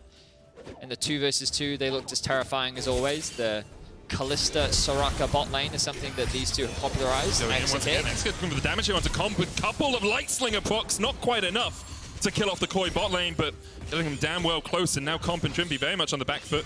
Markoon is on this side of the map, Malrang is not, which means the Koi bot lane have to be a little bit tentative in how they next step up. Nice aggression though from SK, and they need to find one winning side of the map, given that they are getting pushed and bullied on the top side. Larson with his pressure in mid, they're threatening the dive on top of Relevant. Gonna go into Mega Gnar though. It's about 3 minions away from hitting 6 as well. If one of these dies underneath the tower, he might be able to get there. Just needs one more minion, but he can't get it! Still only 5, no NARP for him. A perfect dive from Koi in the top lane. Second clean dive of the game from Koi. Shigenda leveraging the fact that he had a level advantage. They were able to stun him up underneath the tower. The chain CC was clean. What else is there to say, really? Koi finding themselves another kill on the boards. Really strong top side of the map. And it goes back to what we were saying in draft. Expectations are that they want to invest in that early Herald. Either invest it mid, really mitigate and slow down the Sakali, or invest it top, unlock the Renekton a little bit more. Regardless, Koi sticking to their game plan as SK trade on the bot side of the map, and right now, their biggest win condition is the fact that Execute does have this small advantage in the 2v2. And you mentioned it, Betty, it's all about unleashing Larssen on the map. Put Certus behind, he's already 1,000 gold in the hole. Larssen has that Halo Blades, does a huge amount of damage on Tristana if you can get that explosive shot cranked up quickly. Sitting at the most gold in the game by 700 over Malwang, who is running first strike, so gets a little bit more gold on that Maokai. But for now, very good early game start here for Koi. And they need to have a few of these starts, and they need to then translate these starts into winning the game in the end, because recently they've really struggled, and they're only sitting at 2 and 3. And the benchmark, we think, is going to be 4 wins. 4 wins will likely get you at least a tiebreaker game, if not into the top 8 definitively. 5 wins will definitely get you there. And Koi, if they can win here, only need 1 win next week, really, to make sure that they are advancing to the best of 3s. I think expectations were coming into the split that, I mean, at least for me, Koi would be the regular season kings once again. You're only changing a single player. And that doesn't take away from the fact that Larssen and Comp have been known to be incredibly consistent. But again, I mean, the last 2 games that we've seen from Comp and Trimby now dying 2 versus 2. Yep. Not something that you would typically say of this duo. And Larssen, definitely someone that, he's no stranger to getting camped. He's definitely had his fair share of games where he's been attacked by the opposing jungler, but I feel like that we haven't seen that same level of early game dominance that we used to from Koi. And that regular season consistency right now isn't there. Perhaps this is where they can change that, interrupt SK's winning ways. Malrang and Larssen, once again, making their way up towards top. The pings are coming down. Relevant knows what is happening, and he's going to play as safe as he can. But that's more farm that he's going to lose, and it's going to give more gold over to Koi. And all Larssen has to do is shadow. Like, he doesn't actually even need to be near this top lane. He just has to go into Fog of War, position, pretend that he is on his way up towards top, and Irrelevant has to give up quite a lot up towards that top side. Lost a wave. He's going to fall too far behind, but still a struggle. Culling going down onto Comp, holding onto that Arcane Shift. May have used it previously before we saw the play down towards the bottom lane, but good culling onto Comp means that he's down to half HP. And Exakick and DOS continue to, show a very strong 2v2 on this bottom lane. I actually was looking at some of Exakick's numbers in the early game, and across the course of Winter Split, he is right up near the top of the charts. Huge CSD numbers, big gold difference numbers as well. This SK bot lane, although they had a few stumbles near the start, have really started to come into their own. Obviously taking advantage of the fact that Koi bot lane is struggling as the root goes down on Trimby, but they can't quite get the damage down to finish him off. It's a bit of a shame that Marku's on the top side of the map, because they could be threatening a dive I mean, right they can now. still threaten a dive. You can always use the Yuumi to tank the tower, and that's exactly what they do. DOS tanks the tower shot. Now they can look for Comp as well. He does have the cleanse, but there's nothing really for him to cleanse away from. Exakick flashes, and in the 2v2 on the bottom lane, DOS and Exakick come up trumps. It's complete decimation from the SK bot lane. They're just straight up outclassing Koi's bot lane 2v2, and it's incredible to see. You can see the laughs and smiles on the faces of SK. Once we get more information on the pause, we will let you know. But wow, impressive stuff from this SK bot lane. You were just talking about how statistically Exakick has been looking very good. Normally that's a cast a curse, but it seems like it was a blessing. It's so scripted, Betty. Marcus told me beforehand, he's like, at minute 9, they'll get a double kill in the bot lane, start talking about them right then. But yeah, I think... and the unfortunate thing is, you guys can't see the minimap right now, but I can. That's unfortunate. It's typically at this point, what you'd like to do is kind of base, reset, move up towards top side, try and get a good reset in so that you can have numbers advantage around the Rift Herald, and then you can use the fact that your Tristana is really strong, and the fact that your Renekton is really strong, and you could then look to fight for the early Herald, and then you could do what we were talking about earlier, right, which is try and open that mid lane tower as quickly as possible. But guess what? Exekick and DOS, they get to reset first. They get to spend all the money that they've just picked up. And if they then rotate up towards the top side of the map, that contest around the Herald then becomes a lot scarier. So we're going to see what happens. I can see ready checks coming through from the players, and hopefully that does mean that we will be able to jump back into game. We will. It looks like that's exactly what we're going to do. So as we load back up, let's have a quick look at the minimap state right now, and I want to keep my eyes on where DOS and Exekick actually go, because Markoon's going to start this one off. And if you can draw your eyes to the minimap, you can see already Trimby on his way, but the bot lane immediately making their way up. And this is what we were talking about, leveraging your power to play for these early objectives. And this is going to slow down Koi pretty dramatically as we look back quickly at this replay. Remember that Trimby not yet level 6 means that it's very easy for Exekick and DOS to be able to bully him out, get a really favorable trade. They decide to stay underneath the tower, thinking that that's a safe space. Yuumi gets the tower aggro, jumps off of Exekick, draws the tower aggro for the time being. Beautifully dances around, able to get that kill, and they know, hey, Comp doesn't have any mana, there's nothing you can do to stop us. Wait for all the cooldowns, get the kill, burn the flash, walk away the victors. Marang looking up towards the top lane now as Irrelevant might be caught out again. No real escape for him. The Wallop does get the stun, jumps away as well. We'll be able to get underneath the tower, but can't really stay there for too much longer. Doesn't have the TP either to get back here, so that's a cannon wave that he's going to have to give up. Otherwise, he would be at risk of a redive. I will just draw a tiny bit of attention to the fact that Markoon had under 20 treats left on his jungle pet, whereas Malrang had over 20 when that Rift Herald was started. So if there was a smite fight, Markoon would have won it, which is probably why Malrang decided don't really want to take that fight alongside the recalls of the AD carries, and the fact that Exekick and DOS were in a slightly stronger situation. Markoon's going to keep trying to get more gold into his AD carry's pocket as he comes down towards this bottom lane. Now, Trimby does have the ultimate. Comp has Flash Cleanse. Looks like it's just going to be a Rift Herald put down and the charge coming out. Exekick's going to try and get this final plate before the charge does come in. Can't quite land it, but they still manage to pick up 3 plates down towards this bottom lane. You can see a massive lead. I was going to go for monstrous, and then it switched into massive in the end. Huge lead, massive lead for Exekick down towards that bottom lane. Let's have a look at where he in terms of total gold. Him and Larson really fighting near the top. Okay, ready? Sometimes as a caster, our job is to just talk, right? And sometimes, you know, you have a bit of a fumble of your words. Yeah, sometimes, like, I accidentally said Quickshot's name inappropriately once because I was trying to say a different word and then I was saying his name, and then, you know, mistakes happen. And I just turned into a sheep. You just, but I've never heard anyone do what you just did, where you just went, no. I see you were communicating with the whales. Yeah. Now I get it. Right. I can actually speak whale. I have heard. Manages to land the smite on the Scuttle Crab, but sacrifices his flash for it, and Exekick will start up the dragon right now. No Glacial Prison on Markoon, so Marang with the Nature's Grasp can try and force them away. Larson also very much stronger than Certus right now. Certus yet to complete that first mythic. You can see Comp standing off towards the side, maybe looking to land some poke, and SK will be slightly outnumbered if they do look for this fight. They do have TP where Shigenda does not, so Irrelevant could join. But it looks like SK are willing to give this one up. Just want to go back, farm out the waves, wait for Certus to hit his mythic. And it'll be a dragon apiece at the 12.5 minute mark. Okay. SK deciding that the waves were more important at that time. Didn't want to gamble it. Of course, not being yet at the 14-minute mark means that it would have been harder, or awkward, I should say, for Irrelevant to necessarily TP in.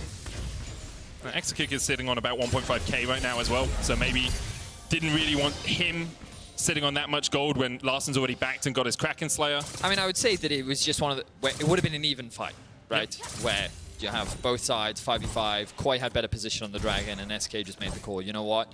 We could gamble a fight here, or we could not. Yeah. We know where we're winning. Top is pretty even. Mid is where we're struggling the most right now, but I'm sure that Certus will be able to come back into the game later on. Let's just keep funneling gold into Exekick and go from there. And that was probably the game plan. Largely why they just decided to give that one up. Comp, very low on mana. That plate yet to fall. Yeah, so because they fought them in the minion wave, the minions aggroed onto Comp, so they weren't attacking the tower, so the tower plate didn't go down. It will go down in a second. They should be able to get it right here. Malrang, though, once again, looking for a dive up top. We can see Larson already moving through the river. The plate will be secured for Exekick. But Koi have their eyes set once again. This time, though, Markoon lying in wait ready to offer assistance. Gets underneath the tower. That's the Nature's Grasp coming out. Irrelevant will be rooted by it. Larson jumped in as well, but couldn't find any purchase or position to take that fight. Koi have already executed 2 wonderful dives this game. Didn't really want to overforce for a third. Plate's now fallen off though, 4 taken down towards the bottom lane. Interestingly, Larson was only able to get 1 in the mid lane. He did manage to do a lot on the rest of the map, but the focus for Koi wasn't getting all those plates down, it was trying to shut down Irrelevant up towards that top side. Yeah, I'm a little surprised. Generally in this matchup, you can see really, really scary leads being built for the AD carry. At level 6, Akali can be, well, lethal because she will have her ultimate. But against a Tristana, that's not always the scariest thing because of the amount of mobility that you have. You do have to respect it a little bit, but yeah, I kind of expected Larson to actually be more aggressive, play for more plates. But regardless, right now SK find themselves with a gold lead. Not what I was expecting after how the early game was looking. Koi found 2 great dives into both mid and top, but huge credit once again needs to be given to XKick and DOS. They're playing the 2v2 incredibly well. They really are. I did just check. Larson is running Demolish, but has yet to get a proc off from it. So obviously hasn't been focused on pushing in the wave. Yeah, it's a little bit surprising, but maybe just giving respect to Certus in that lane. Tristana does scale well as the game goes on as well. That draw would be passive, giving you extra range on your E, your ult, and your auto attacks. Will help her. It's always an awkward one when you're casting and you have these expectations, and then your expectations are met, and you're like, am I the wrong? Who's wrong? Yeah. Or is it the pros who are wrong? You know? You're like, maybe I'm just being unfair to Larson. Or Larson did something wrong. Yeah, I've fallen foul of saying a pro player did something wrong in the past. It's a dangerous game to play, my friend. But I think we can say with perfect vision, it looked like Larson perhaps could have taken more plates with his Demolish, possibly, in the first 14 minutes. Maybe, perhaps. One could consider. Next Dragon up in about a minute and a half. I expect both teams to look to contest this one. But of course, there is always the option to cross-map. Given how strong SK's bot lane is right now, then we just want to try and funnel more gold. Perhaps they can look to secure that top tower instead. But for now, Akali being sent off to a side lane. Irrelevant down bot. He does have the TP along with Jigenda, but he's already rotated up here. Both teams posturing around the Rift Herald right now, but neither team ready to pull the trigger just yet. Well, Jigenda is already here. As you say, Irrelevant was catching a wave down towards that bottom lane. He does have the TP, but would be a 5v4 for the duration of that channel of the teleport. Irrelevant starting to run up now. Koi looking for the fight. Nature's Grasp possibility here for Malrang as they sneak into this bush. Are spotted as they walk through there. Comp stepping forward, unable to land too much damage. Glacial Prison goes down. Rift Herald secured for SK. Irrelevant trying to join the fray. Does have that Mega Gnar. Jumps away from the Ruthless Predator stun. I saw the 4-man Mega Gnar ultimate to Irrelevant. He thought about it, but then realized, okay, I will restrain myself as the rest of my team is backing off. And as we talked about it earlier, here's the Herald going down, being funneled into top. They can then just keep that top wave pushing in. Notice the positioning right now of Jigenda and Malrang kind of being... I confused the, the herded and shepherd, and then I said sherded in my head. Okay, sure. But they're trying to make it awkward for Jigenda is the main point, and they will be able to make this connection with the tower. Not going to overstay though. The Dragon is up, but I'm surprised that, well, I guess Koi is saying we can't afford to lose this top tower, so let's make sure that we can catch this top wave, which should give SK the ability to reset first and start making their way down towards bot. But Malrang's already made a beeline, Comp has already gotten back to base, and looks like Koi should have the advantage by getting into river first. Ready? I'm going to use the Telestrator tool. Tell me if I do it wrong. Yeah, go ahead. Look at this, and look at this, okay? Yeah. One of them says 5 and one of them says 1. Yeah. You know what happens when that 1 becomes a 0? Smite goes up. By 300 health. True. Now, all that Marku needs to do, is farm this single camp that he's currently farming. Malrang needs to find 5 camps in the meantime to be able to upgrade that Smite. Will they fight around the dragon? If they don't, that point is entirely moot, and you could just wipe the last 30 seconds from your mind. Think Men in Black with the neuralizer, just it's gone, okay? It's gone, we ignore it. No, that's being clipped now. Everyone's gonna call you out at MedicCast on Twitter. Wow, Medic. I mean, nice the thing flame. is, the Smite is still true, okay? If Marku wanted to contest this, he could have smited it 300 health earlier, and he missed the Smite, so it would have stolen it, Eddie. Crowd's on my side. Yeah. Haven't said anything, but they're definitely on my side. You can hear them. See? I got a woo. That one guy, yeah. Me and one guy in crowd, just vibing. Comp needs to be careful here. Yes, Shigenda coming in. You can see Marowak on his way as well. Nature's Grasp, I very really long thought range. they were just going to dive him. I guess the cleanse is the biggest thing that was putting them off committing to that. But yeah, that was a juicy Sejuani ult. And that was a squishy Ezreal. But they decide not to. 2 items fully completed on Exakick. He is incredibly strong right now. 2.2k is the gold lead for him. That's largely where the gold advantage is sitting on for SK. They need to make sure that they play around Certus as much as they can. That top tower slowly being chipped away at. But I feel like Koi is just kind of lost control of the early game. Again, that's not to say that they don't have solid scaling, but double AD carry with a Renekton, armor gets a lot of value in a matchup like this. When you are playing double AD carry in the early laning phase, sure, it's rough for Akali, but she's really good at killing things. Yeah, and she's even that. better at killing squishy things like AD carries. So even though you do have a lot of mobility on the side of the Tristana, Akali is definitely a scary champion to go up against in a side lane, and that's what they're going to keep sending Certus. Back up to top lane he goes. He's continuing to farm up, getting closer and closer to Zhonya's, so again, a little bit more armor, making that 1v1 a little bit easier. Slightly less damage than something like the Shadow Flame, but I understand why he's chosen to go for it, especially against a Maokai. Yeah. His single target CC can be quite deadly, buys you a little bit more time alongside the Shroud. I think that is the risk later on in the game for SK, right? Maokai has so much CC just inherently in his kit. Team that up with a Tidal Wave, and it becomes very tricky for them to navigate fights, for them to stay safe. The cleanse on Exakick will help the Zhonyas as well on Certus. And for both these teams, very important game that we have here. If we do bring up the standings, we can talk a little bit about what it can mean.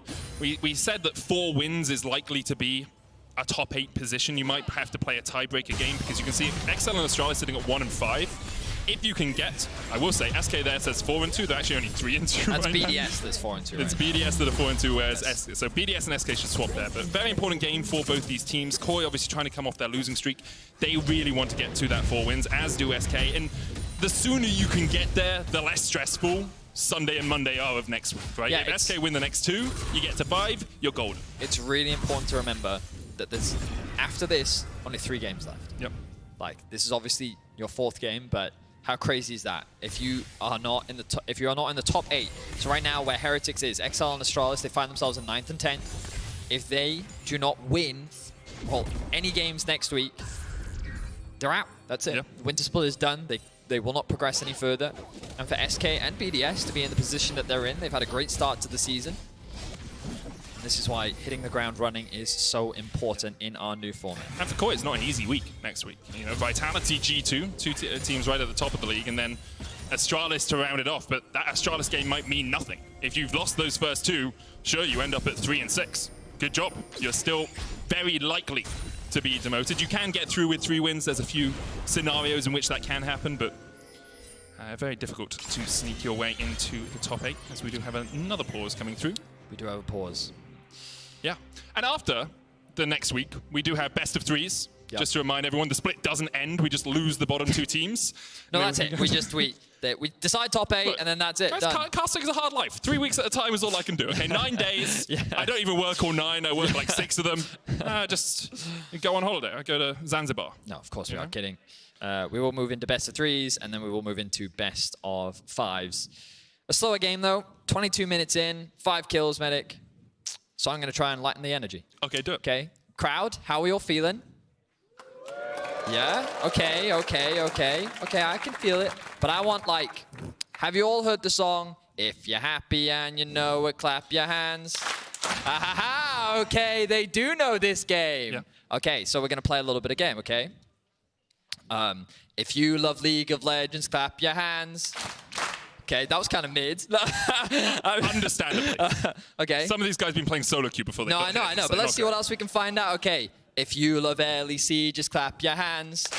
Oh, that was more. Yeah, So we got more LEC lovers than we've got League of Legends lovers. Okay, that's normal. This is like higher or lower that they did. Yeah, in the, but this is more fun. Okay, sure. Okay, now this is be a fun one. Let's see what happens. Okay. If you really love Yumi, clap your hands. 3 people. Okay, so there were some people that were just having a great time, and then there were like people that they like clapped once, and they were like, "Oh no." Here's the thing. I abide by the rule: you don't yuck someone else's yum. You know, if someone out there enjoys Yumi... Wait. Can you say that one again? You don't yuck someone else's yum. You don't okay, there are people who are not British here. You're going to have to explain what yuck and yum is. Yuck is when something's disgusting, and yum is when something's tasty, right? So it's like, it's not on me to tell you how you should enjoy League of Legends. Apart from, don't imp my games. You know, that's the only thing. If you're ruining the experience for me, sure, I can yuck your yum. But if you're just enjoying yourself and you're having fun playing Yumi, I'm not going to yuck your yum. But if you're having fun, then I'm not having fun, and that doesn't sound right. That's a you problem, Ben. Nice. Anyway, just so everyone knows, the league officials are checking up on some players' hardware on stage, which is why we currently have the pause. But yeah, I think don't yuck someone else's yum is a nice, motto. Yeah, okay, that's fun. Do you want to try some more champs? I've ran out of champs. That's kind of all the end goal that I had, honestly. Like, as a comedian, I wrote like one joke, and I hoped that would kind of carry me through, and then... You've run out of champs. No, I mean, like, everyone out, like, okay, how many other champs can people in the crowd really hate? You know what I mean? Oh, okay, Teemo? I mean, Teemo used to be the hated one. No, watch. If I go, if you... Wait, hang on. I got to figure out the syllables now. If you really hate Teemo, clap your hands. Oh, there's a few people that hate Teemo. I find, like, that... Imagine that if all decisions were made like this, you know? Like, should Medic be president, clap your hands?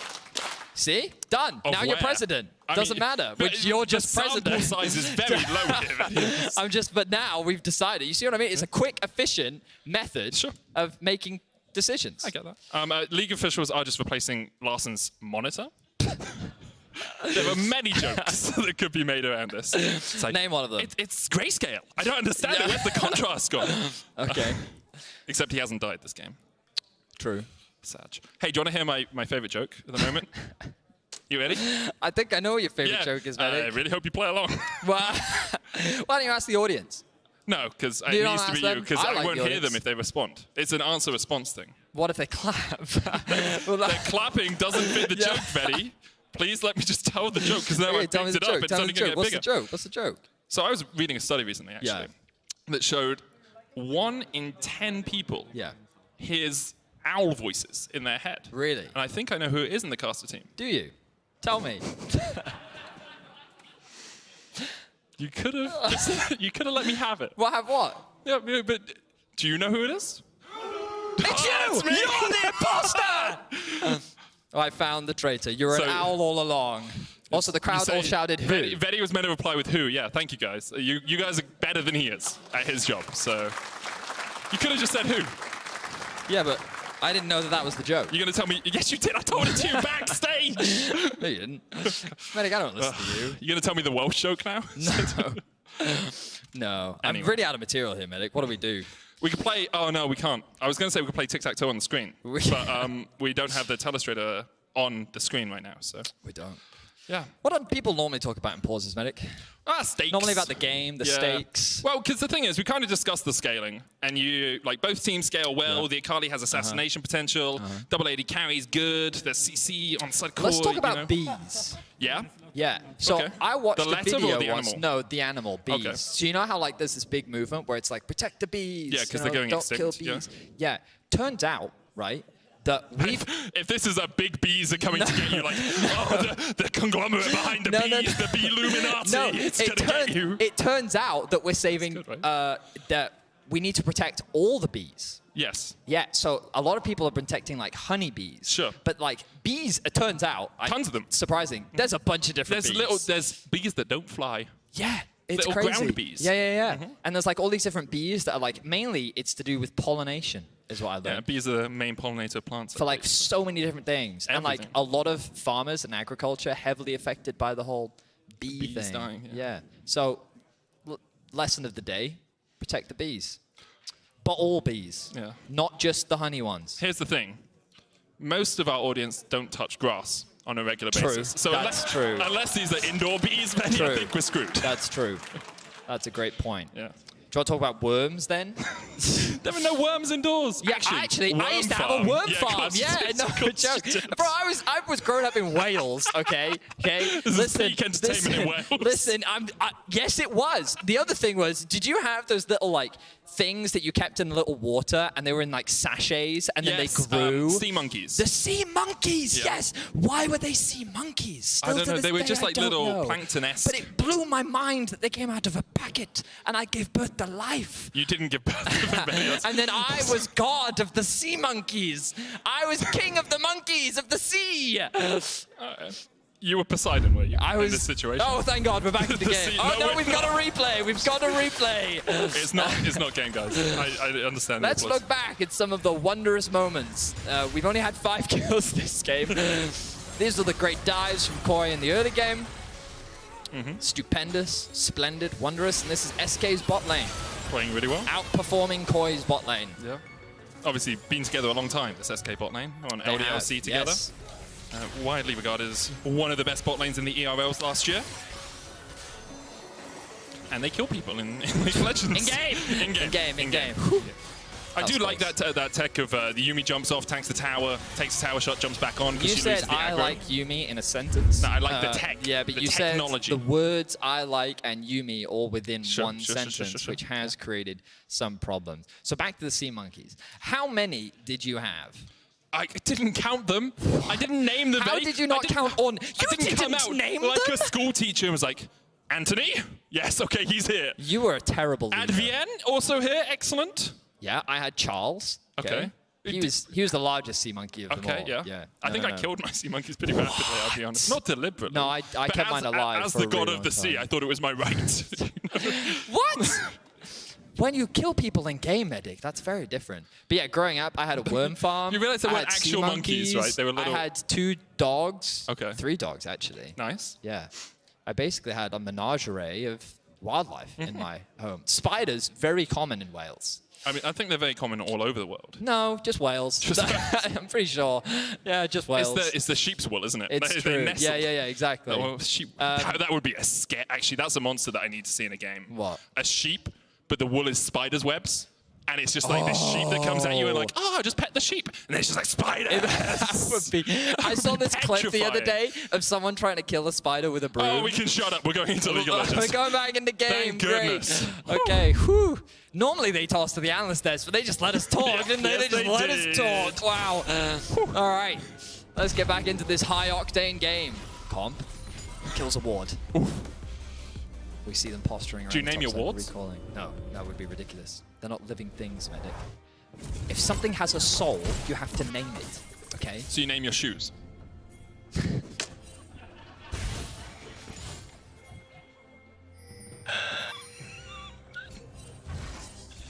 Too easy. Oh, I'm so angry that was funny. I'm so mad. There are going to be some people don't get that, and I'm not going to explain it, but I thought that was brilliant. Anyway, Dragon, 45 seconds. Let's have a look at this. Certus setting up the bot wave. Irrelevant pushing out top, has the TP. No deep wards really in the bot side of the map for SK. They do have a little bit of control over the river, but it's this mid wave that's the most important. Larson will be the first one to get there. We'll have the assistance of Trimby. Extra kick needs to be careful. Yeah, he's going to be forced off the wave. There's that push. This should give Koi access into the river. Marcoon's positioning, though, is pretty good. Irrelevant. Going to burn the ultimate there. Of course, it is gated by the fact that he will be forced into his mini-Gnar soon. Certus setting up a nice flank. Larson. Ooh, okay. Not going to actually take that fight. I'm a little bit surprised, but I guess he's so separated from his team. Certus didn't want to risk it. Larson has so much range at the moment. Even without rapid fire cannon, he's sitting at 637. Extra kick, 500 range on the Lucian. So very hard for him to get close. Really needs Marcoon to lead the charge. And the Dragon has been begun here by Koi. So it's just trying to get in here. Double TP is being used as SK try and fight for the third Drake. Nature's Grass coming in. Marcoon on that front line. Certus onto the back. Final chapter being used as well. And Certus is doing a lot of damage here. The smite comes in from Malrang as Koi secure that third Dragon. Flashed away by Malrang as well. But now they're corralled into the zone of death. A wall of history. Comp cleanse jumps away. Trim below though. Extra kick still on the chase and the TP behind them by Certus as he tries to lop them off. Trimby going low. Certus gets the double, flashes away from Shigenda. Another one on the menu. That's 4 so far for SK as they look to make it 5. Comp has nowhere to go, and Certus and Marcoon will slay him where he stands. A complete ace from SK, 5 for 0 in their favor. And that was some beautiful Akali play from Certus. Carefully dancing around the fight and just splitting apart Koi. SK looking to maintain winning ways, looking to secure a spot in the top 8, and looking to upset another Titan of EU. And sometimes after a pause like that, you can need a couple of moments to reset. SK did that very, very quickly. They are going to start up this Baron. Marang on his way. No ultimate for him for about 20 seconds. TP coming in from Larson as well as they try and keep SK from securing the big purple worm. Marang, no flash. Obviously has the twisted advance, but they don't have vision in the pit right now, and it looks like Koi will give it up. Baron now secured for SK. Along with it, a 6,000 gold lead, 25 minutes in. So let's have a look back at this fight, and I just really want you to keep your eyes on Certus here and what he's actually going to be doing on the Akali. So he's coming in from the flank, right? And the careful thing you have to be, or the thing you have to be careful of rather, on the flank is getting focused out. And you can see Shigenda trying to keep him separated, immediately dives onto the back line, takes Trimby down to half HP, and then he's going to be able to land his E onto Larson here. And then as they flash away, he patiently waits over the wall, and this is where the re-engage comes from. He's able to take out the back line. Then a great stun from Irrelevant sets up for the chase. And then he TP flanks in behind. Just beautiful play all around. Exakick barely touched in the fight. We didn't really talk about him much, but the whole SK lineup just playing the fight so well. Good use of the W there from Certus. Waited for the smite slow from Marcoon. And they do actually hand that kill over to Marcoon. Secure. What was that face? What? I too thought that was funny. Yeah. Okay, wow. Wow, what a commanding performance from SK. 26 minutes in, and they've blown this game wide open. It's going to be an inhibitor here. Koi giving it up. Larson is backing, but that inhibitor falls very quickly. Oh, inhibitor tower at least. SK can continue to push. Marcoon trying to act as a bouncer as Koi and Marang try and flank. Nature's Grass coming out. Now they'll all line up behind that big Sejuani. None of them get rooted. Larson jumping forward. Final chapter being used as well. The bubble does connect. Marang going forward. The twisted advance. The Certus isn't here, but Marang's already dead in a 4v5. SK still coming out on top. Marcoon's going to reset. The inhibitor has been felled. And 7,000 gold in the league. In the lead. SK look to make it a clean 3-0 for the week. The damage from Exakick is just ridiculous right now. And the way that they played that so patiently. SK, a team that many expected to be bottom of the standings, you can see continues to surprise. A lot of young faces. Believe it or not, Marcoon is the veteran on this roster. One split, I think, Irrelevant. I think he only came in summer of last split. And then Certus, I think last year he joined. I forget if it was exactly in spring or not, but a lot of very young players, Exakick and DOS, of course, joining the league. But for them to be doing this well, this early on, perhaps they can be a contender. Of course, still a lot left of this winter split to go. Yeah. But right now, they are looking good, and they're looking to continue their winning ways. I had heard coming into the year, this was one of the dark horse teams that I've been told about. They've been doing well in scrims, and it was about could they translate their scrim performance on the stage. And we even heard it from the players in an interview. They said, like, they were a little disappointed. Their expectations coming into week 1, they couldn't really translate it onto stage, but they are translating it right now as they knock onto the towers of Koi's base. And Koi, after a good first week, really struggled this week. Currently 0-3 in their last 3 games. Looking to try and upset it a little bit, get that win on the board, get out of that losing streak, but SK are not giving them an inch, not giving them a moment to breathe as they push forward for this second inhibitor. Shigenda trying to get round on the flank. Marcoon stops him in his tracks. That's the second inhibitor felled by SK. Warmog's finished on Marcoon means that he can face tank any saplings that come out. He knows that he will regen. Marcoon just trying to chase it down. Couldn't quite get there in time, but the sapling does still just blow up now with Super Minions pushing in top lane. Larson has to go answer that. Irrelevant can split down towards the bottom side. Marcoon looking for Shigenda across the wall. Can't quite get the stun down. Shigenda pops the Dominus. Irrelevant trading with Comp. SK don't have a minion wave. The Nature's Grasp blocked by Marcoon once again. Bubble coming in as well, but Marcoon very tanky, and that's the guy that you want on the front line if you can have him. Nah, into the wall. Exakick goes unstoppable as he dashes forward. The final chapter going on to Comp as well, and Certus now diving in. A little bit late to the party, but timing his entry perfectly as he dashes back out. And Koi do lose a man. Exakick healed up so much. Oh, Trippy's by himself! You can't stand that close to Illusion. The Light Slinger will take you down. LEC putting down the DPS in this game. Comp trying to dash forward. Markoon has the Glacial Prism back up. Comp dashes away with the Arcane Shift. But SK, TP in. Glacial Prism on Comp. The culling being used as well. SK, they can chase them down here. Well, they can just go for the Nexus Towers. Last one flashes across the wall. DOS was on Certus' shoulders, so SK a little bit split, but those Nexus Towers the target right now.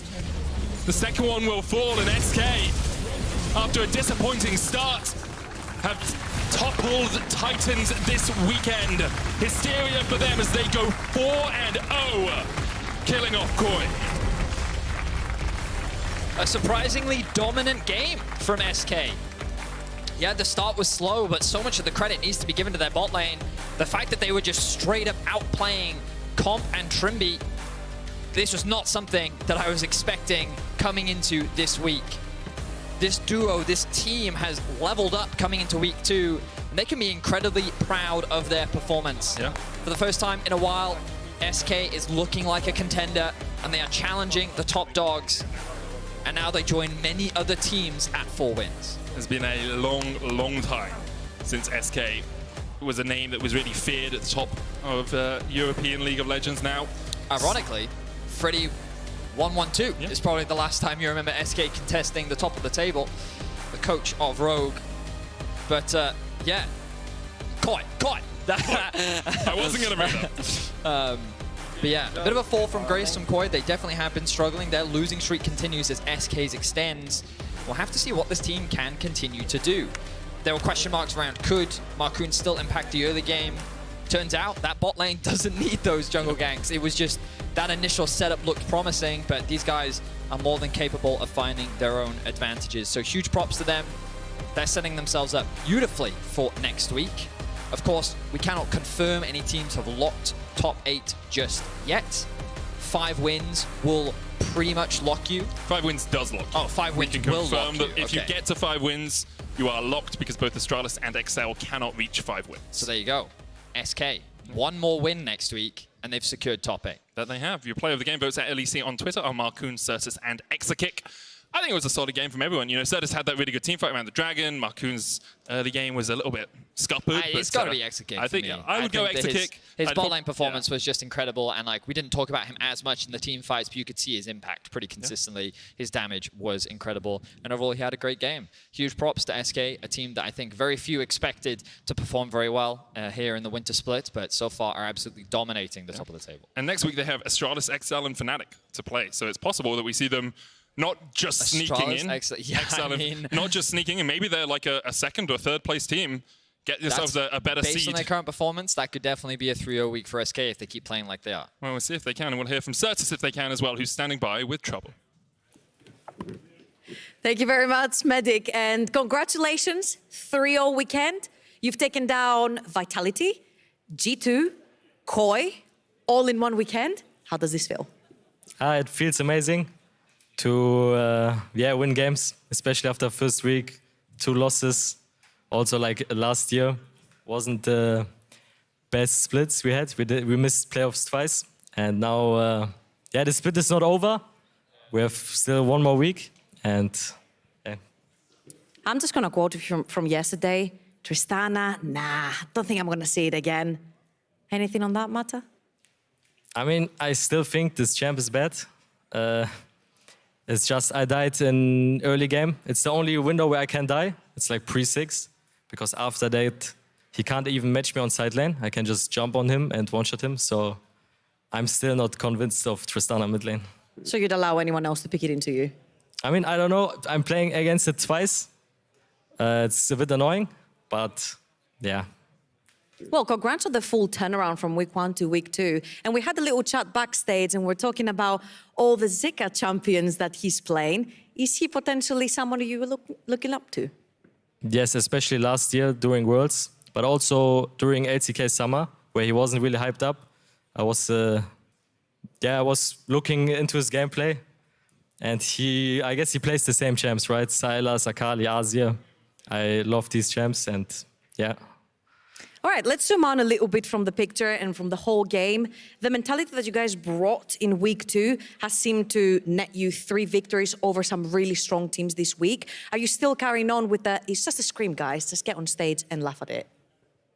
Yeah, we have still the same vibes, and we are also looking for next week to go confident into the games, like scrim games, but also not underestimating our opponents, right? Like everything can happen, everyone can beat everyone, so we are aware of that. Very nice, and just to zoom out a little bit more, 2 teams that you did beat this week, G2 and Vitality, are battling it out on the next game. They're walking up on stage right now. And the big question and the big anticipation is the Bo versus Yike. Who's taking it? I'm going with the rookie, Yike. I think G2 will take them down. I think after we bet them on Saturday, they become angry yesterday and stomped. You angered them? Okay. Yeah, they stomped them, and I think they learned from that. So I'm going with G2. All right, well, thank you very much, Setos. Congratulations once again on a 3-0 weekend.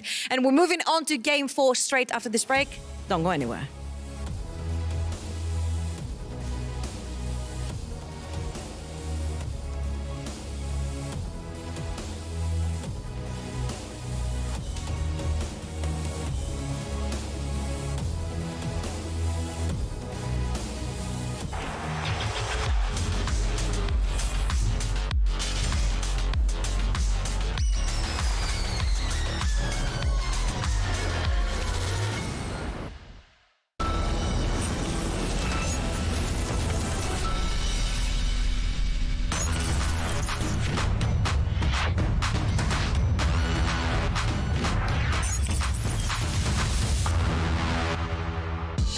Somos los que surgimos de donde nadie esperaba. Los que vimos que algo nuevo empezaba. Somos el grito que atraviesa tu pantalla. Locos, frikis, ídolos y haters. Nada nos define, nada nos detiene. Bienvenidos todos los que llegan. Aquí nadie queda fuera. El camino que nos queda es tu inicio, tu carrera. Sube el nivel de lo que llega. Porque cada día un progreso nos espera. Level up your dreams.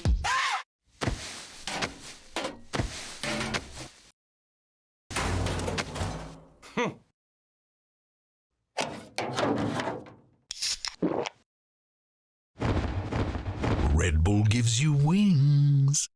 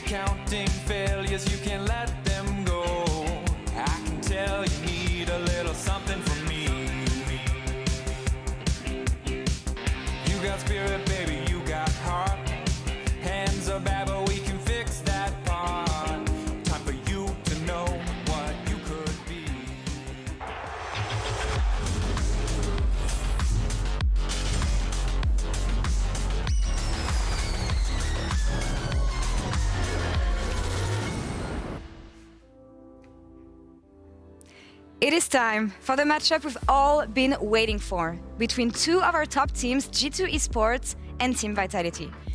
These giants went undefeated in week 1, and fans have been waiting all week to watch them clash on our stage. Both teams made big roster changes in the offseason, and there was a lot of excitement around what new players would bring. Bo making his debut, Mickey returning to G2, and Hansama back in the LEC. And these teams have delivered so far. Stories have traveled across the league about G2's scrim dominance, and despite the fear of language barriers, Vitality have looked like the well-oiled machine so far. Both teams stand with 1 loss and 4 wins, and based on what we've seen so far, they are title contenders. But only one of them can remain in the first place, as we gear up for an epic battle here in LEC Week 2. And who knows, maybe we're watching a preview of the Winter Split Finals, G2 versus Vitality. G2 is an interesting roster. I think that they're going to be tough opponents because of their individual skill. I think they're going to do well as a team as well.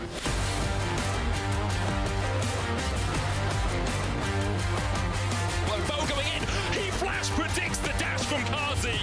Niski flashes forward again, but this one has about as much use as the last. Bo and Perks are dominating. Right now, I just joined the LEC, which was like a dream for me as well, and I just want to win the LEC. I want to lift the trophy, and I want to like travel and go to MSI and go to Worlds. That's a great knockback and stun. All of a sudden, the damage is there, but Jack's pressure is so low, he cannot get into the fight. Ruby wasn't able to join either. Teleports on cooldown, it may have been interrupted. That's a flash away from Jack. Yike turns his attention once more, and Broken Blade brings the hammer down.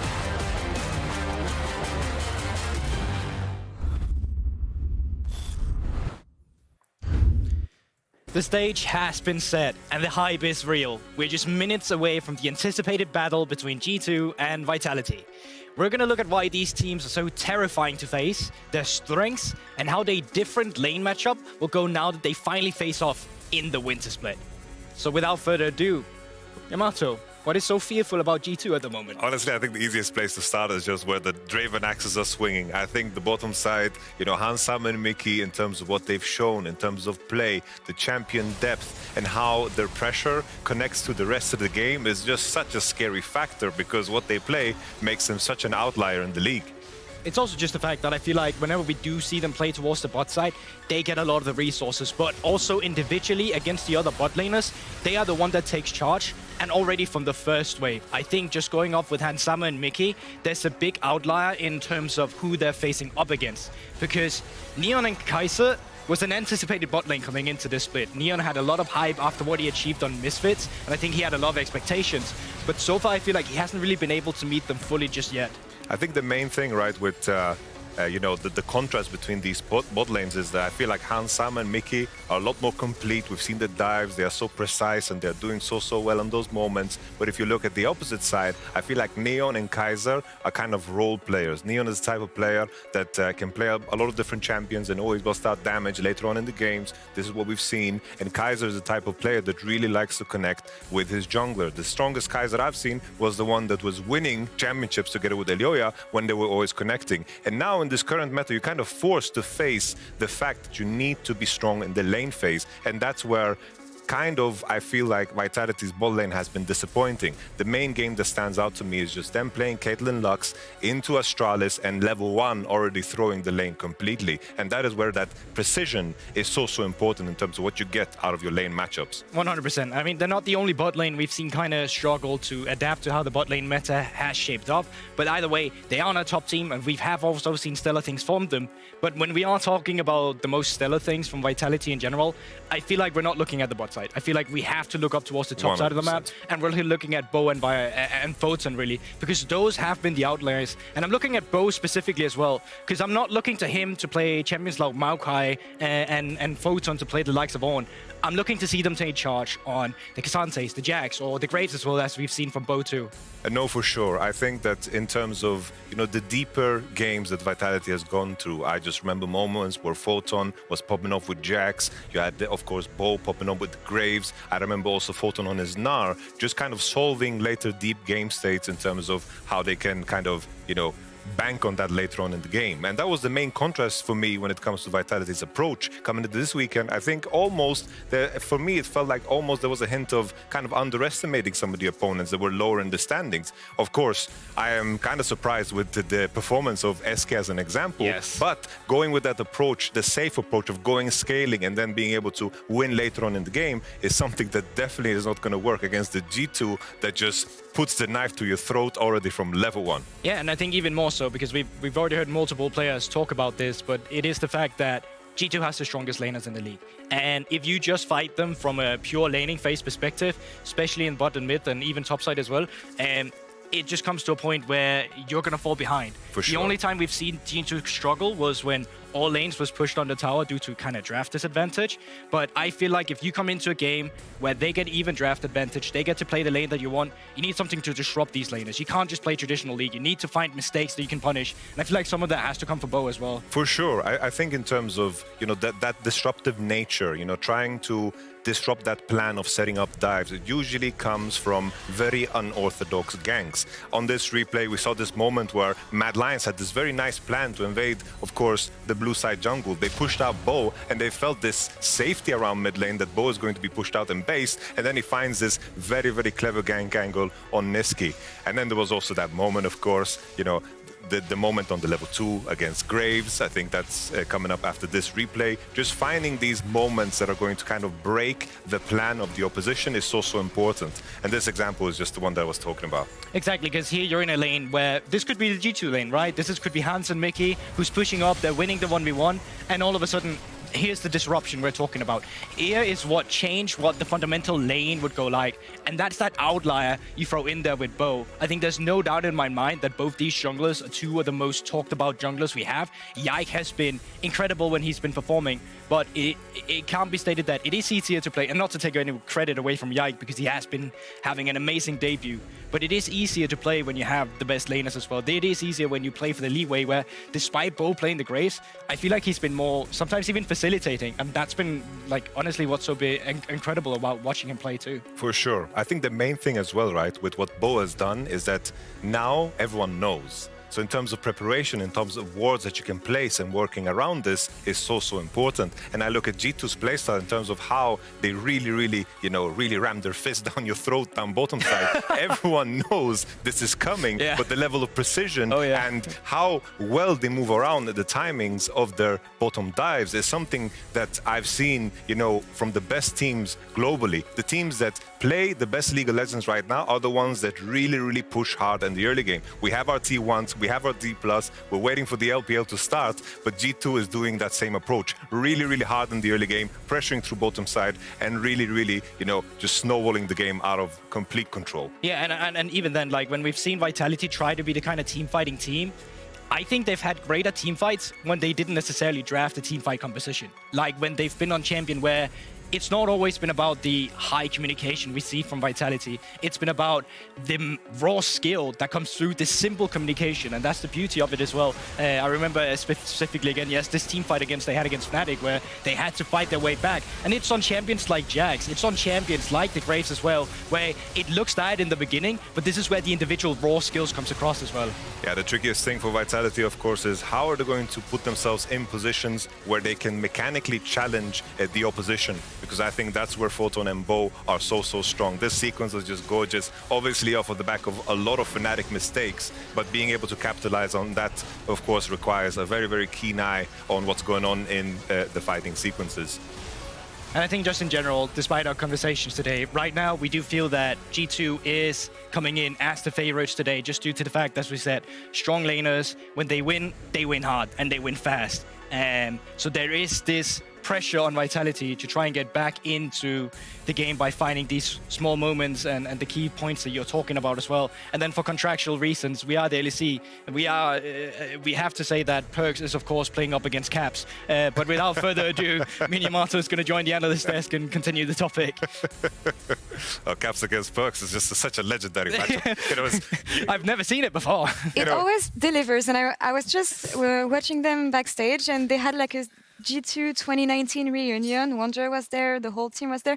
It's still wholesome to see that these players kept like a link, and even though they went different directions, different team, that they stayed in touch. And of course, this is also why this matchup is so important, I think. 100%. Even before the matchup started, I saw they were taking photos out backstage, and it was not just the old guys; it was the old 2019 team that was all riling up together, still keeping the vibe going. They always talk to each other whenever we see them come down the hallway, and it's good vibes, and it's no hate in between them. It's just great sportsmanship, and I love to see it continue because individually, a lot of them are thriving still, and especially Perks now going up against his former team. And you don't often see players keeping touch like this and staying in contact. I feel, Yamato. I mean, you've been coaching many teams. It's the first time I see such a strong link within players. No, for sure. I think with how fast everything goes in esports, the days kind of melt together and you're kind of isolated within your team, and it's easy to forget what's going on around you. And those bonds and those relationships that you build by going through tough times and conquering them, are so important because they share history. They've grown together as individuals, as a group as well, and they are who they are because of the experiences that they've shared together. Exactly. And I'm so happy that each single individual player is still, playing at a very, very high level. Exactly. And that they can, have banter with each other in the games that we see. They share with a lot the of cringe and all that jazz. And you see it usually in chats in game, especially Wonder talking in all chat and talking to his old teammates. Hopefully we will get into the game as fast as we can, but league officials are changing players' hardware at the moment.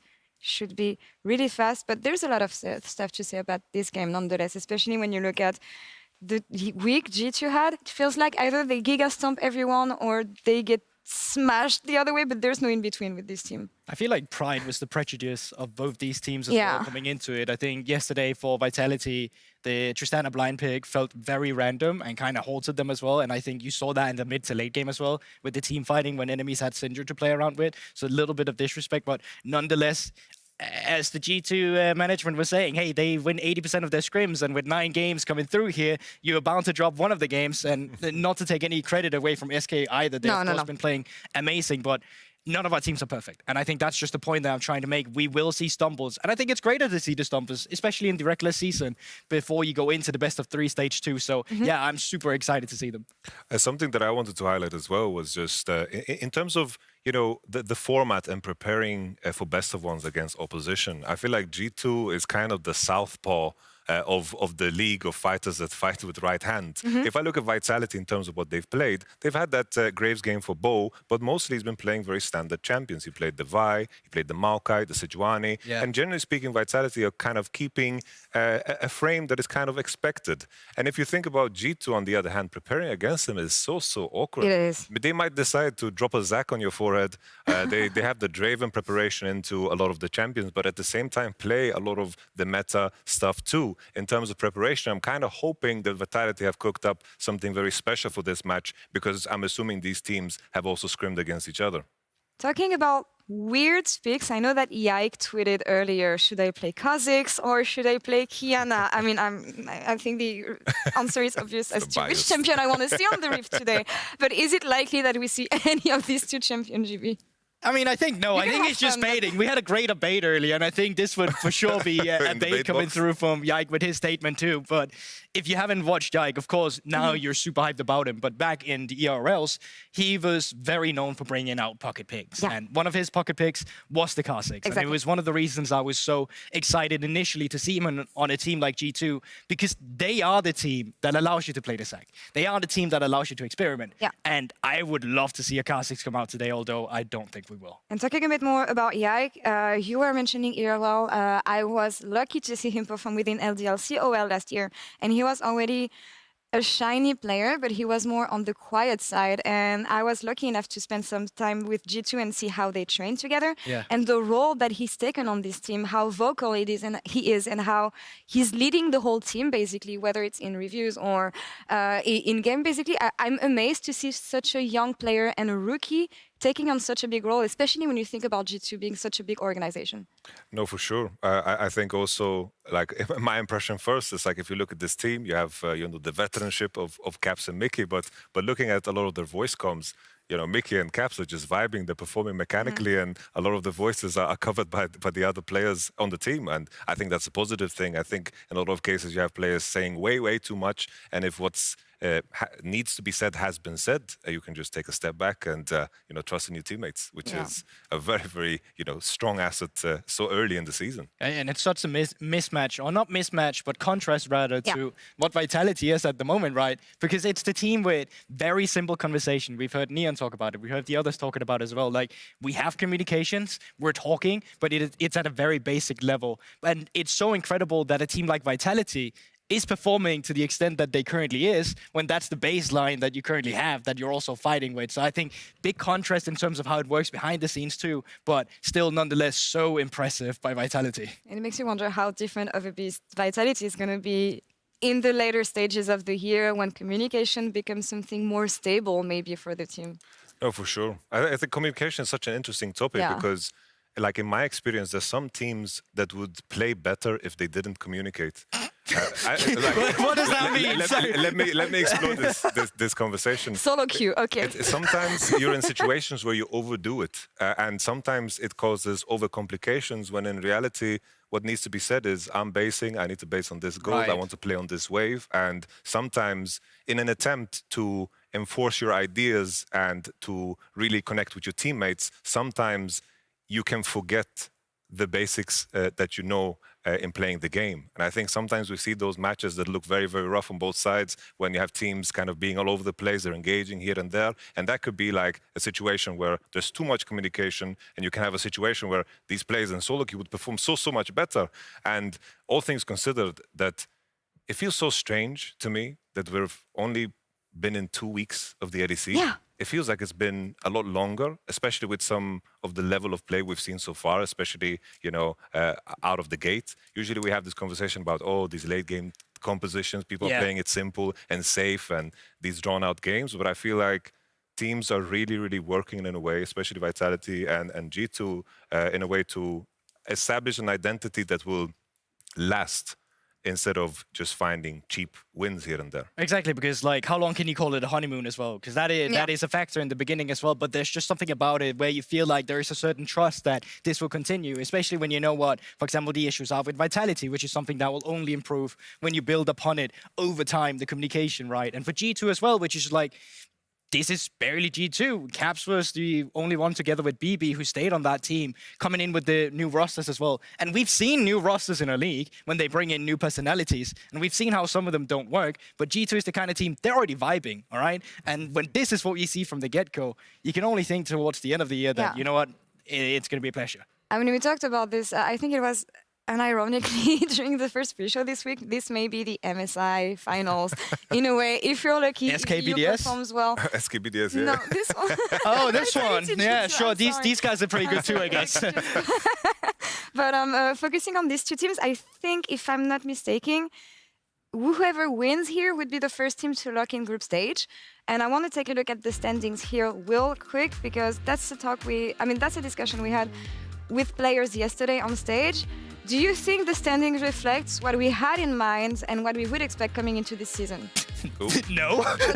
These two teams in the middle, of course. Just the two teams or all of the standings? Because I feel like if somebody handed me these standings going into, finishing our second week now, I would have been like, you're not by your full mind here. Something is definitely not right. I was at a lack of words for PG words to say in terms of that one. But yeah, definitely a messy standing. And even if one of these teams losing now, look at how many teams are going to be sharing the second place. We have so many teams who's going to be sitting at a 4-2. No, it's crazy to me, because before the season we had ideas of some of these teams. After week 1 we had that same idea for a lot of these teams, and then all of a sudden we have 3-0 sweeps, and it is going to be such a crazy situation later, because the seeding is going to matter so much when the best of 3 scenarios begin to kick in. We might have groups where what we considered contenders at the beginning of the season be in the same group and kick each other out so early in the tournament, which just makes this format so exciting, because stakes stakes and stakes everywhere. And it's going to be really interesting coming into next week. Just some info about the game. League officials are working on adjusting player setting on stage. We will keep you updated on the situation. But coming back on this discussion, as we said, we had format changes, players having to adapt onto a new schedule, one scrim day less per week. And I feel like they've adjusted rather well when you think of most of them. And Yamato, you were mentioning the level of play within the LEC. We just looked at the standings right now. How high is the level in Europe right now, would you say? I think it's kind of hard to tell because I think the main point of comparison, of course, would then be the LCK. I think that T1 and Damwon just show a level that everyone wants to reach. I don't think we have teams that are just there yet because I think in terms of how the macro is and in terms of how focused everything is around the dragon fights and the Nash setup and more oriented towards the macro identity of the game rather than some slip-ups in lane, solo kills. Like we have so much volatility still here in Europe that hopefully is going to be stabilized as teams are going to be playing better and better and they get more accustomed to being on stage again. I say potential. But I also think, like, maybe. if the meta stays like it currently does, right? Like, yes, we do have the Bruisers top laners and whatever that top lane talk. Let's not look at the negatives and just look at the positives, right? EU has always been known for the bot laners as well, right? We always talk about EU mids, but fact of reality is that we've always had damn good AD carries. It's been one of the most contested roles here in the LEC, and I think that if it continues to be the kind of bot lane way we want to play, then like Hans and Mickey make a really good shout for someone who would be able to try and compete. I'm not saying that they're going to go over there, they're going to beat Guma and Kyria, but I'm saying that it's a matchup that, honestly, watching it, I'd be super excited for. I am not going in a situation where I'm like, this is not going to go well for us at all. Let me just full out blown the copium and see if I can find any points that I think would make sense. No, I genuinely feel like this would be a great matchup, and I'd love to see it because even Vitality now with their tops of the map, I would love to see what they do as well. I would love to see what Bo does on an international stage. I don't want to lose hope after just 2 weeks of competition anyway, so we'll keep the hopes here for now. We have an interview ready backstage with Trouble and Romain. I don't know what's going to happen there, Trouble. Good luck with him. Thank you so much, Lo, and thank you so much for joining. Romain? Exactly. Is that with the correct R? Yes. Thank you very much. Thank you so much for joining me so we can entertain people as you do very well. And back at entertaining, the Baron Pit. There's a lot at stake for this game. I heard 6 kills on perks, and then you take over the desk? Yeah. So to be perfectly honest, I got a bit flamed by my coaching staff when I got back home because they told me 6 kills, it's a lot and stuff. But I have to admit, yesterday we played really well. We got those 6 kills on Jankos. I'm expecting us to play another banger today versus Vitality.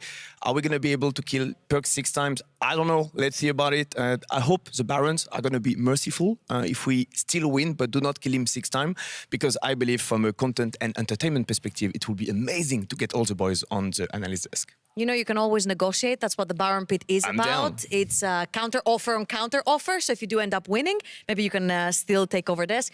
And talking on winning and going a little bit more serious, I think the most anticipated match today is Yike versus Bo. For sure. What is this rookie bringing to G2? And everyone is so hyped about him. A lot. I've compared him a few times already to Spider-Man joining the Avengers. Spider-Man, okay. You know, so we have those 4 veterans, really experienced with a lot of achievements and everything. And you have the little kid coming in the middle with big eyes, like, oh my God, I'm surrounded by the big guys. He did save his girlfriend a couple of times. No spoilers. Yeah, that happened for sure. But yeah, he totally belongs there.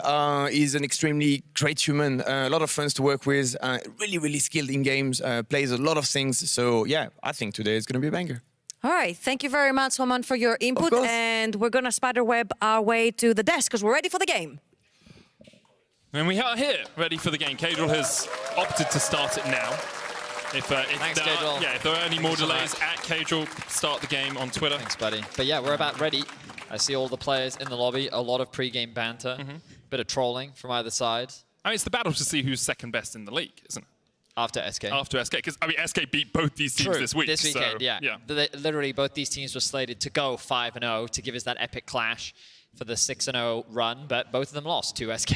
But here we are. We have the draft ready. Game 4, G2 Esports and Team Vitality sitting at the top of the LEC right now. Let's see what they have prepared for us. Already, the Graves being taken away.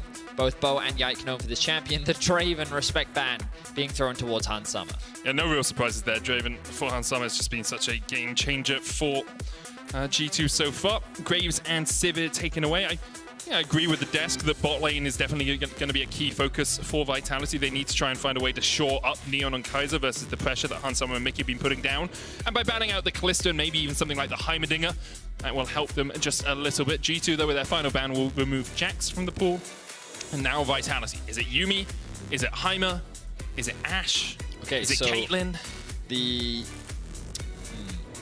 I mean, Varus is up. That would be my expectation in terms of the direction for G2. But my concern is Maokai and Sejuani are up. And you just don't like them as I don't want to see champions. these two junglers specifically on those champions because they're naturally so aggressive. They're about playing in your face, utilizing their lane First pick prio Yuumi. to steal away everything. Oh, it's Rise. They're going to go for Caps' Rise. At least we expect it to be Caps' Rise. Back in the day, very well known for this champion. I mean, both Perks and Caps, very well known for this champion. Meanwhile, the Varus Ashe going to come out from the bot lane of Vitality. Somewhat expected. G2 must have been prepared for this. Question is, I don't expect them to go for the Yuumi. Of course, the Lucian is still up. We already talked about it earlier. A lot of AD carry still is a possibility. Caitlyn could be a potential for Hansa. Cheeky hover of the Kiana there.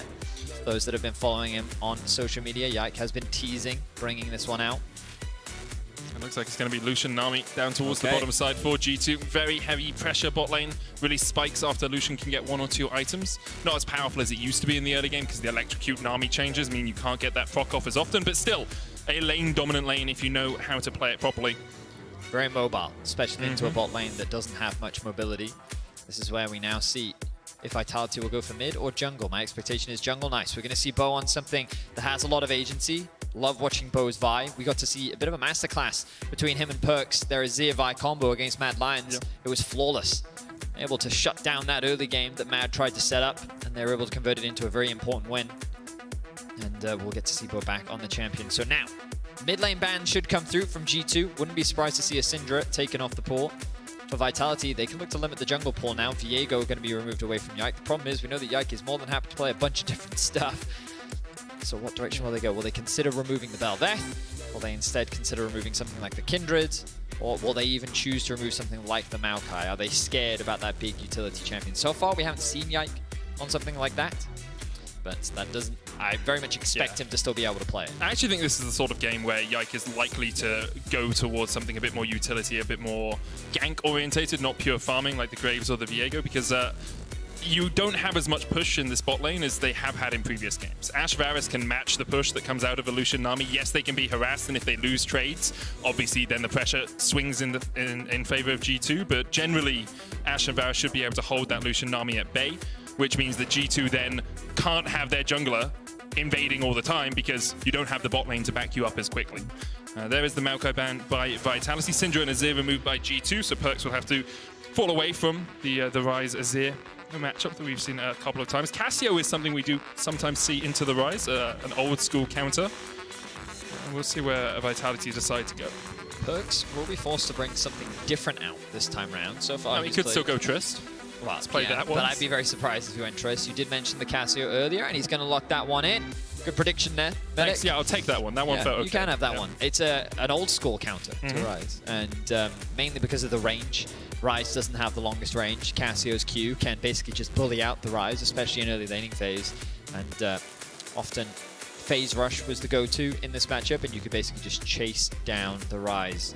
Udyr being hovered right now, and it will be locked in. Okay. Okay, I believe this is our first Udyr of the LEC, this split. I'll find out. And now I need to remember what this champion does. He has been changed since the last time we saw him in the LEC. It's all kind of the same. No, I know. Yeah, he has a stun. I was kidding, Medic. I was sometimes, Betty, you're not kidding. Also, we can just pretend this is for the audience. You know, if you guys can't remember what Udyr does, has a stun, has a big slowing field, he mauls at you with his claws. still a lot. And of his turtle stance, yeah. It's the empowerment from his passive that really is the big change from old Udyr. But regardless, we can talk more about that when we get into the game. K'Sante going to be rounded out for Broken Blade with Photon locking in the Gwen. So a bit of a skill matchup towards the top side. We haven't really gotten to see this matchup a huge amount. My expectations are that K'Sante can still bully out the Gwen in the early laning phase, but I imagine that the Gwen will have better scaling into the later game, and I feel like that's what this matchup is very much about. A lot more scaling on the side of Vitality. Cassio, Gwen, incredibly powerful late game components that are very strong team fighters. Can also match what G2 have drafted to send to the side lane. Meanwhile, G2 have a lot of early game dominance. The roams from Caps, the aggression that they can set up with the bot lane, the speed that Yike's going to have on this Udyr means that a lot of potential for counter jungling, a lot of getting in the face of Bo, and basically making his life as difficult as possible. Okay, we've got a really quick minute before we get into the game. No Udyrs in major regions so far in 2023. Oh. Who do you think was the last person to play Udyr on the LEC stage? Was it Jankos? It was Jankos for G2 in 2021. They won 2-0-3 for Jankos. Actually might not have been on the stage if it was 2021. Could have been... Was it really 2021? 2021, 2 years. This is in the LEC. I haven't looked across all major regions. But Yike bringing out something new in his 6th game here on the LEC stage. Vitality and G2 fighting for the top spot and a locked place in our group stage in a couple of weeks' time. 5 wins gets you there, and that is what G2 and Vitality are looking for. Both of them had a couple of stumbles this week, but let's see if they can bounce back today.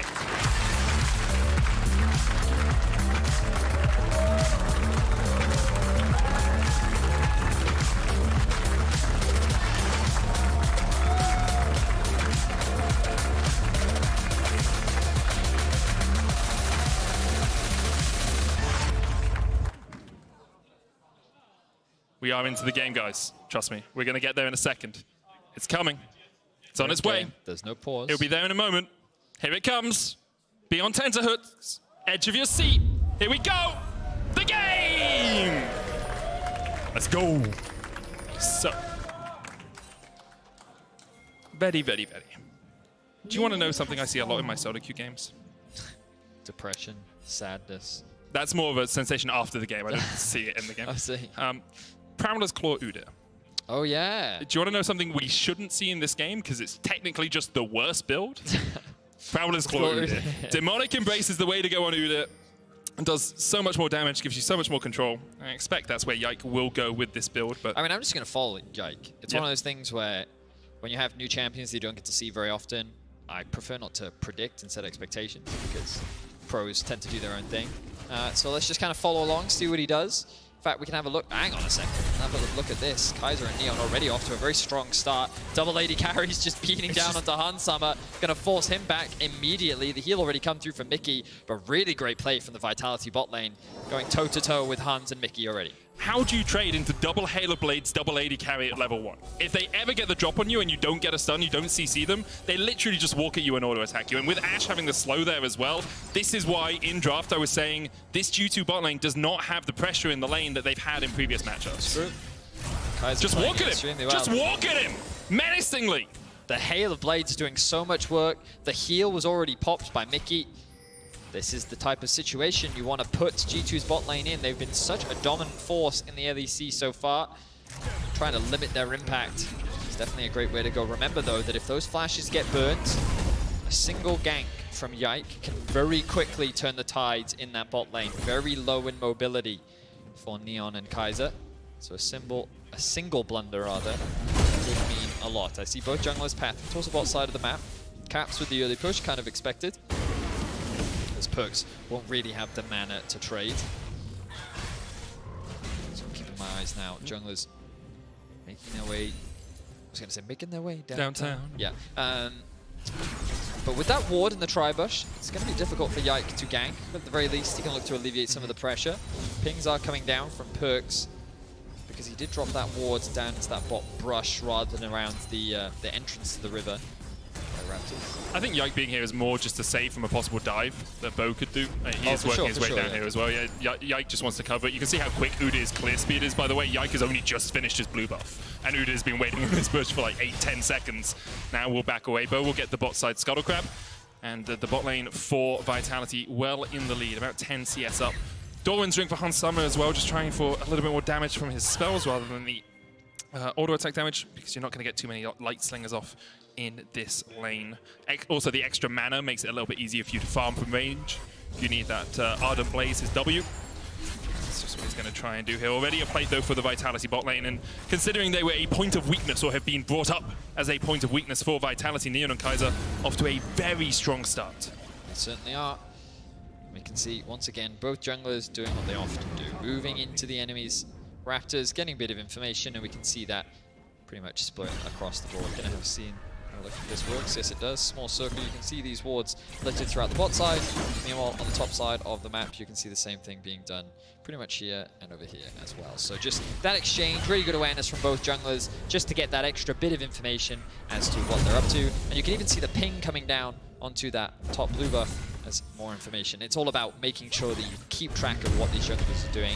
As we mentioned, both very aggressive junglers, they're both very active in the early game, and these are people that you want to make sure you know where they are and what they're up to. They both can spend a lot of time around their teams as well. Yike currently coming out on top in terms of gold difference, counter jungle percentage, kills and assists at 14 minimized. G2 have been a little bit more active, but right now Photon's being active in the top lane, trying to atomize Broken Blade, who does have to use the flash to escape. Ghost was used by Photon, so it is a trade of summoner spells. Wave in a pretty good spot here for Photon, though. Broken Blade with the TP should be able to get back into lane, but not what I was expecting in the 1v1. Haven't been able to see much Gwen versus Cassante, but my expectations were in the early laning phase, Cassante would be able to get that push. We can see that he kind of does have that push set up, but a bit of trading in the mid lane. Perks does miss that Q, means he's not going to win any more trades. Caps, though, burning that corrupting pot meant that he was actually able to come out ahead in that 1v1. Also got level 6 during the exchange because he was able to push through. Perks now with the level 6 makes him a lot more lethal. This is where Caps needs to be careful. Remember that when you use your skills on Ryze, you're always looking towards the Cassio, which means that it makes it much easier for her to be able to land that ultimate. Gag looking for a bit of a steal, given that the wave is starting to bounce back towards bot. Vitality's bot lane offering assistance. Yeah, just moving back from the wave, know that they can help protect their jungler a little bit. Yike, one camp ahead, but now having lost the Gromp, will fall one camp behind. He can go and get his Krugs if he wants. Instead, looks towards the mid lane now. Perhaps actually might just start up the Dragon here. Knows that Bo is in this area because of how Neon and Kaiser moved. So we'll see if Vitality are wise to this. Bo on his way down. Got in without being spotted. Aquaprism going down, and Mickey's already fallen. Heal not enough to save them. Hans Summer getting chased away here, and Yike came across. Started up that Dragon, wasted a bit of time. Wasn't able to save his bot lane. Very clever gank pathing once again from Bo. This is something that Yamato and Goldberg were talking about on the desk, and how he is so creative. He is very clever about dancing around vision, making sure that he doesn't get spotted so he can catch his opposition off guard. And to get a kill onto the G2 bot lane is definitely how you want to start this game. 1.5k is the gold lead right now for Vitality. They're putting on a clinic against G2. Very clearly well prepared coming into this matchup. Have another look at this. Expectation was that Bo was around here. Yike pinged on the Dragon. Bo able just to sweep his way through. Blast cones in, knows there's no vision because of that sweeper. Very straightforward, very simple. Mickey doesn't actually check the bush. I believe he didn't have a ward at the time to place in there. And he ends up losing his life as a result. Very clean play.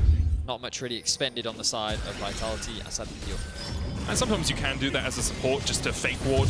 So Bo thinks there's a ward there because you stepped up towards the bush. I don't know if Mickey had already swapped over to the sweeper. I doubt it, as he had yet to back. Caps and Yike, though, looking for the top lane. Vision in the tri-bush means that they're unable to team up. Now, Perks can move across here. There's a level 6 for Bo. Hans Summer trading here. Kaiser has the barrier. Flash forward from Hans Summer. The light slinger not quite enough. Even with the summon air, he can't quite kill off Kaiser. Wow, that was so close. Bo, though, making his way top. No flash. Broken Blade trying to get away from first one, who puts the needlework in. The path coming out from Broken Blade, but the flash forward, knocked back with the all out. Broken Blade will fall first, and now Yike in a sticky situation.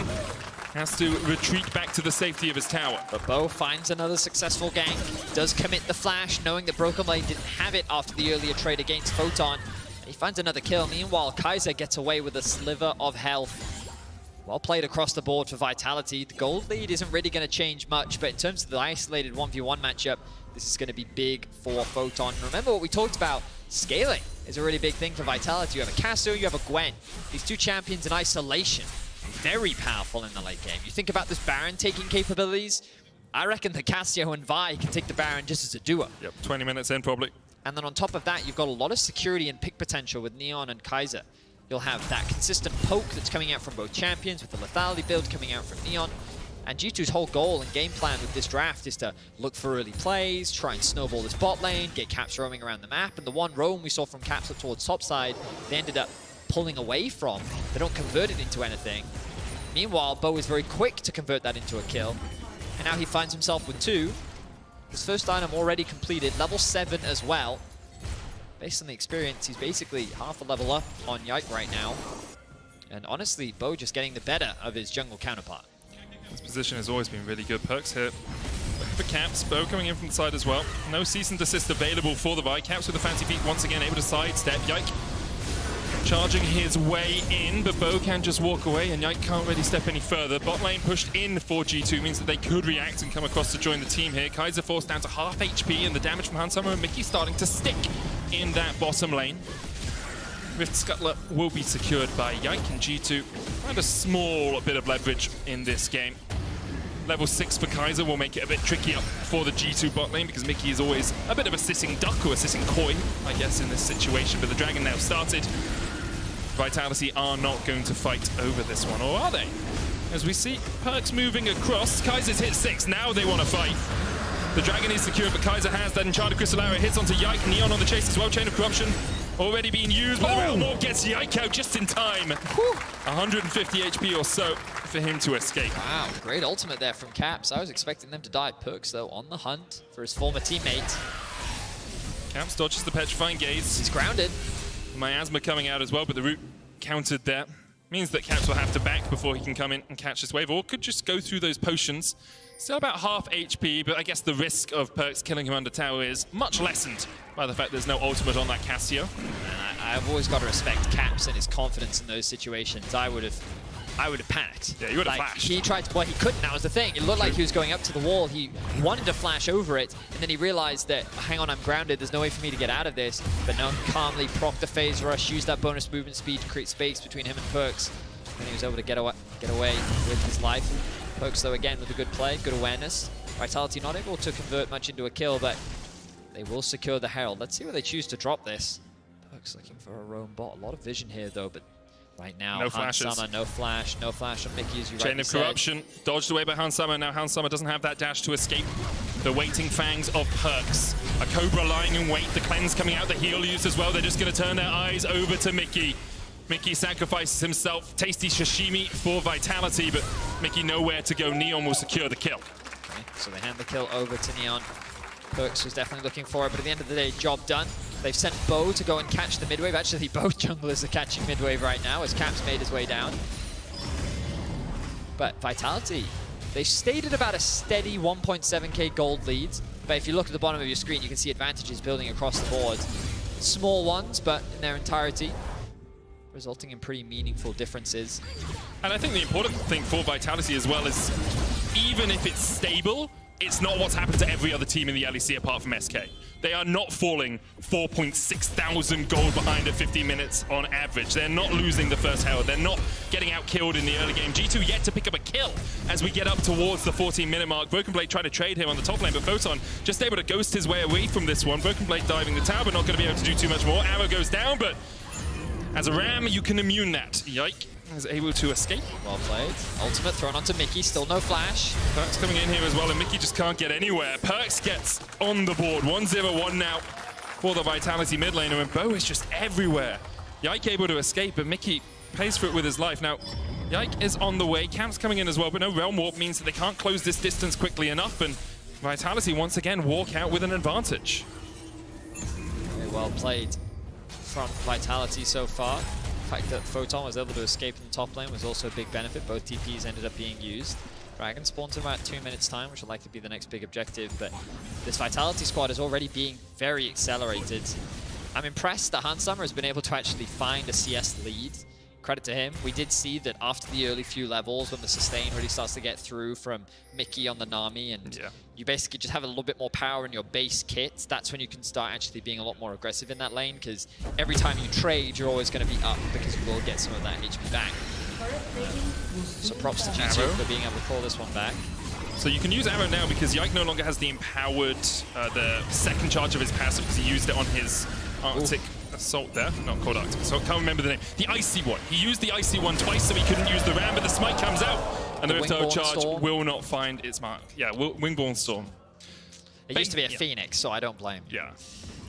It was a lot easier in those days. Phoenix, Bear Turtle, Stars, Tiger, Turtle, Phoenix. Now we have Iron Mantle, Wilding Claw, Blazing Stampede. I'm just going to call it by what they look like, okay? Cryo Phoenix, it's cold. Ram, Brewer, it's cold, Turtley Boy. I could call them Leonardo. Right. He's one of the Teenage Mutant Ninja Turtles.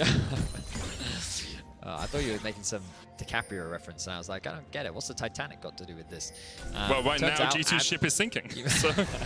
That is true. The Dragon spawns in 35 seconds. Let's see if G2 can plug some of the holes. Of course, right now, they're yet to hit an iceberg. But we're going to go back to base, spend some of that money. How They far are you picked going up to some take that control wards. I'm done now. That's it. That's all I got. I thought you were going to have a... Jack could have fit on the door. Someone doesn't get taken in the Realm Warp. That's the reference, okay? Okay, got it. Broken Blade and Photon continuing trade. Remember that they don't have TPs, so Broken Blade going to be the first to make his way down. Photon forced to catch this wave, which means that G2 should have the numbers advantage. G2 also first on the mid wave. This means that Vitality will have to catch this, and G2 will have access to the river. You can see Perks down in the bot lane, hits level 11, and will also provide another avenue. He's cautious, though, of that bush. He's aware that he has no information there, and he's waiting for his team to move up. But Bo and Perks are being sneaky. They're trying to catch Caps off, but he is not falling for the trap. And now they create the pincer onto Yike. So you have Arrow up, you have Chain of Corruption as well. Bo looking forward here, but that Dragon will be secured by Hans Summer. Yike actually didn't have Smite for 2 seconds, but the Petrifying Gaze is going to hit here onto Caps, and he's rooted in place. Cease and Desist coming out as well. And there's nowhere for Caps to go. Perks once again slays his former teammate 2-0-1 now. As Vitality, although they lost the Dragon, was still able to get something out of the fight. Also, Photon was able to push the top lane the entire time. Overall, a pretty solid trade for Vitality, and Perks winning the mental warfare there against Caps. Like, such great awareness from him to recognize that someone might be in that brush. But the moment he sees Bo leave, he's like, oh, well now there's no one left in that brush. The culprit has been found, my instincts were right, but it turns out that there was in fact a snake lying in wait to trap Caps, and he ends up finding that kill, and as you already said, Photon secures that tower in the top lane, so that gold lead now extends to 3k. Of course, G2 do have a very clear win condition with the Dragons. Not the end of the world for them. You have to be concerned about the rate at which these Vitality solo laners are accelerating. 1k gold lead for Photon, 1k gold lead for Perks. They're just continuing to get stronger and stronger, and the scaling is only going to become more difficult as the game continues. 4 of the top 5. Not anymore, but 3 of the top 3 are Vitality players. Bo, Perks, and Photon farming up a Storm. 1,000 gold ahead between Bo and Yike. And although Yike has gone for the Demonic Embrace build, it can take a while for you to really be able to get into these fights. The Udyr really wants to be in the mix of things, and at the moment, Vitality doing a very good job of using their range and just holding Yike at arm's length when they need to. Bo finished his second item now, Radiant Virtue, so everyone gets ability haste and healing as they chase up behind him. G2 looking for their first Herald of the game. The Herald they lost earlier was the first one they've lost in the entirety of Winter, LEC Winter. And Bo once again steps forward. Any flank positions? No. Photon fighting down towards the bottom lane as Broken Blade takes a little bit of damage. Yike trying to keep this one aggro, but the patience will run out, and Rift Herald doesn't want to dance this dance no more. Mid lane is being pushed out by Hans Summer, though Vitality invested all their players in the river here to make sure they could secure this, but Yike continues to step forward, does have the smite this time.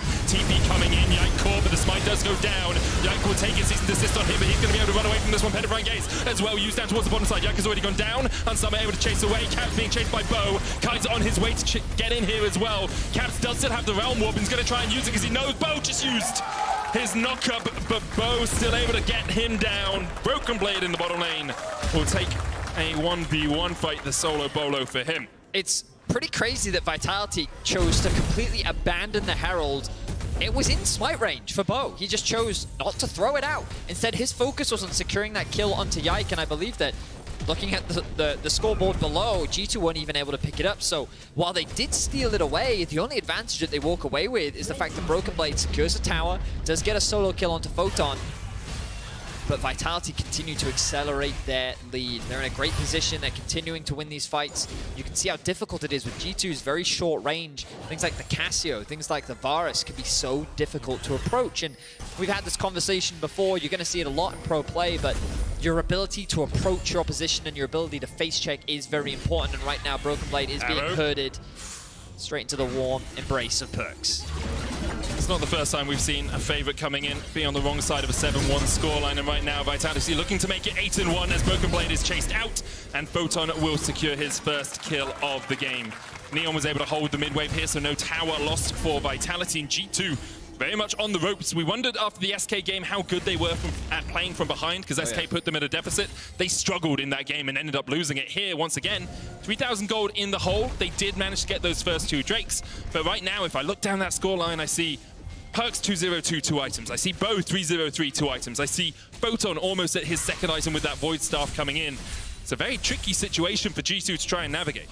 I mean, I'll be honest, I think that Vitality had just such a great draft plan. Yeah. I love what they've brought out. The Viper Bow giving him a lot of agency, but also a lot of single target damage, and it synergizes with the Casio so well. We've seen it twice now. The grounding goes down into the ultimate from Vi, basically just locks you in place. There's nowhere for you to go, and you get chain CC'd into death, and that combo is only going to get more lethal as the game continues. Now G2 is starting to open up the map a little bit, but Caps hasn't been able to find any successful roams in the early game. Let's see if Bo is in danger. He went a little bit deep there, but with Perks coming across, Hansama realizes you can't really take any more of that trade. The Wingborn Storm, second activation there, doing a bit of chip damage on Bo, and that's why you take the Demonic. Look at how much health he has lost. Baron started here. Whoa, okay. G2 trying to force Vitality's hand here. Good damage from Hansama. Will force Bo and Kaiser back. It looks like G2 were looking for a bit of something. But the Dragon is up, and I want to bring your attention to the minimap right now. Look at all this vision invested from Vitality. It is incredible, but maybe it doesn't matter because as long as G2 have push in the mid, they're going to gain access into the river. The thing to take care of is the TPs. Once again, good damage from Hansama, and he's the player we have to keep our eyes on. 2 items completed. He's the biggest threat. They're looking for Hans. Arrow wants a Hans, but immediately he cleanses it. Photon trying to dive in here as well. Perks coming in from the side.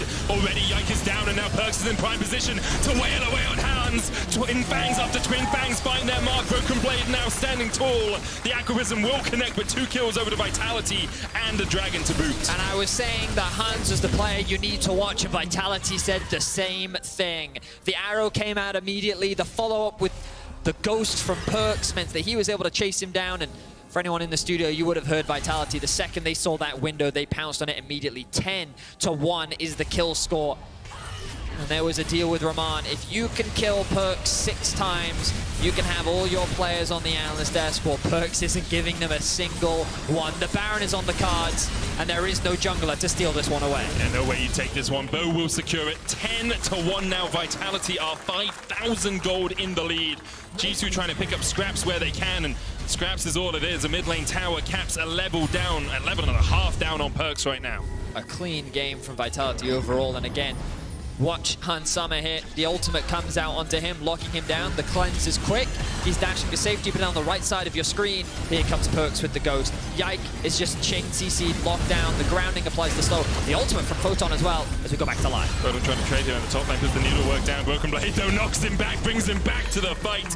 And the shutdown goes over to Yike. Very difficult for Photon to escape in those sorts of situations. So, a big pick for G2. At the very least, they will remove 1 Baron, but by investing 4 members up towards the top side, you do leave this mid tower exposed. They've actually sent Neon down bot lane to catch this wave, so maybe this tower isn't as easy to take as I initially thought, but as I say that, Caps respecting the flank from Bo. God, I'm always impressed by Caps' awareness here. He's respecting the possible dive, will not fall prey to it, will concede that tower. And now Vitality move into the enemy jungle. And this, for me, is the most convincing game I have seen from Vitality. From draft plan to execution so far, this, in my opinion, has been one of the cleanest games that they've shown all split long. They looked promising in week 1. Oh, Mickey, you got to be careful there, bro. Bow, arrow, sidestep. But the cease and desist can chase you forward. The Miasma could come down as well, but Mickey's able to flash away. The tidal wave doing a lot of work. And the Cullen coming out as well. TP's behind. Double TP as Photon wants to join the fray alongside Broken Blade, who has to dash away. Realizes he doesn't really want to take any more of this action. Photon stepping forward with the needle work keeps G2 at bay. Okay, both TPs were invested. G2, they're looking for a little bit more. really good flash and play overall for Mickey there. Kind of forced Vitality to overcommit. He used his ultimate the second that Bo decided to ulti onto him, which forced the front of Vitality to be separated from the back, which then isolated Bo, but he didn't even have to flash to get out of that situation. I thought that could have been a very dangerous fight for Vitality, but they end up walking away without losing too much. The Baron not resulting in a huge amount though, as you can see at the top of your screen. Only 300 additional gold gained, more or less. And that's including the 1.5k you get for taking. So net, they actually lost about 1,300 gold across the last few minutes. Vitality, though, still stepping into the G2 jungle, trying to deny as much vision, as much of this farm as possible. However, Yike has been on a farming tear, 203. Now steps forward, the arrow comes out. Going to be able to walk away. And there's the second part of the Blazing Stampede. That means you can't be slowed, you can't be stopped. He's able to escape back to the safety of his team. Perks, though, now level 16. That Rod of Ages stacking up. Caps only at 14 at 10 minutes. Fully stacked Rod of Ages as well, is what I meant by 10 minutes there, but a couple of levels behind. Bit of a struggle for him, really, in this game. And Vitality able to play across 2 lanes here, pulling G2 here and there, meaning that they secure a tier 2 in the mid lane. What a great game from Vitality, and I think this really does cement them as one of the top teams in Europe. Of course, they did fall short to SK, but both teams have faltered to the current kings of Europe. And yeah, big win. Reminder, the winner of this game will lock top 8. Yep. Because XL and Astralis are currently sitting at only 1 win. With only 3 games left to go, it is impossible for either of those teams to catch up to 5, which means that Vitality or G2 with 5 wins would naturally lock a spot in top 8, and it would secure you into the best of 3s that'll be happening the week after next. Yeah. Still plenty to play for even after you've locked your spot. The top 1 and 2 get seeded into opposite groups.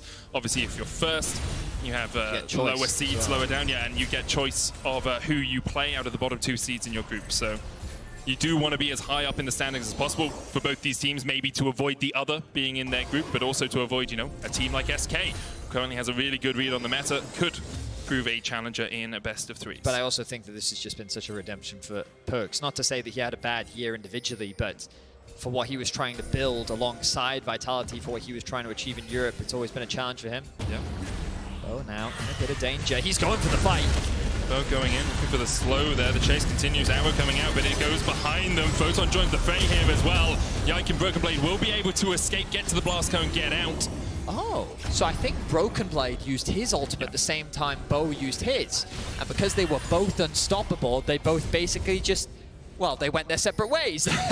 if I've read that correctly. That's too much maths for me. Yeah. I'm here to play, not to study, as Bo face checks in. Realm Warp coming out. Broken Blade able to get in there. Yike is not, though, and so Bo could continue with the chase here, but Yike not really the one you want to be chasing. The slow coming down from the Wingborn Storm means that Yike continues to harass and to harangue. Meanwhile, Perks is taking the dragon by himself. G2 didn't want to fight this. Second dragon of the game for Vitality. So the Baron spawns in about 50 seconds, and it's really important that G2 maintain some essence of vision around it, because we talked about it earlier.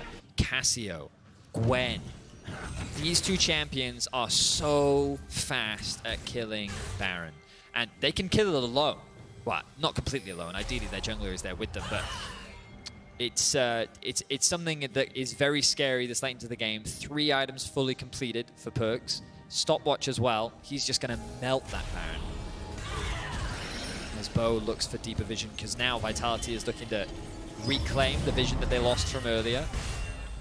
I really like the Force of Nature build here on Bo as well. Magic damage from Yike and from Caps. Take reduced damage as you build up stacks. You build up a lot of stacks because Yike just has a slowing field on you. Alongside that, there's not actually that much physical damage. Hansama's only at 2 items right now. It doesn't even have the Infinity Edge complete.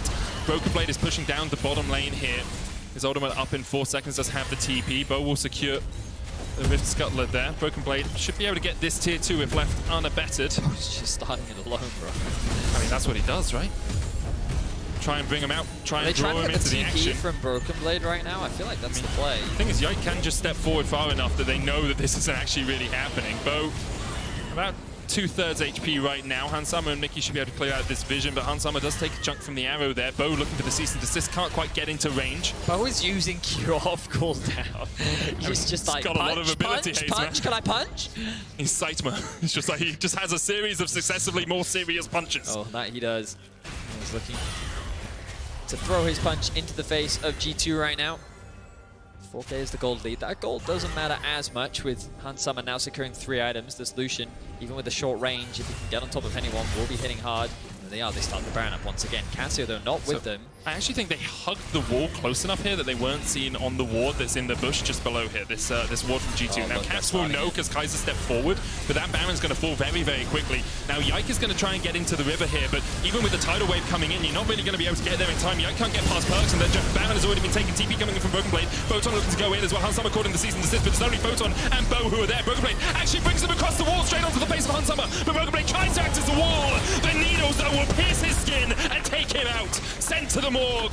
Hans Summer will fall. Meanwhile, on the top side of the fight, Neon still trying to chase Mickey X down. Mickey has nowhere to go. Neon takes the second of the fight. Perks and Kaiser trying to escape from Caps, who's still full health. Well, pretty much full health and full mana. Yike now joining the fray. Perks flashes, so does Kaiser. The miasma will stop them. The realm warp coming in as Caps looks for the chase. Seraph shielding on him's not going to be enough, and now Bo joins the fray. No mana on him as well as Caps will keep him at bay. Yike with the Windborn Storm, not quite enough. It is in the end to take down Kaiser. That's the power of the fray orb for you. As Caps chase onto Perks once again. Bo coming in behind them. The damage from Neon is enough. The piercing arrow finds its mark. Only Yike able to survive. And Vitality pick apart G2 in what is another dominant team fight. They walk away with the Baron, and G2 is left to pick up the pieces.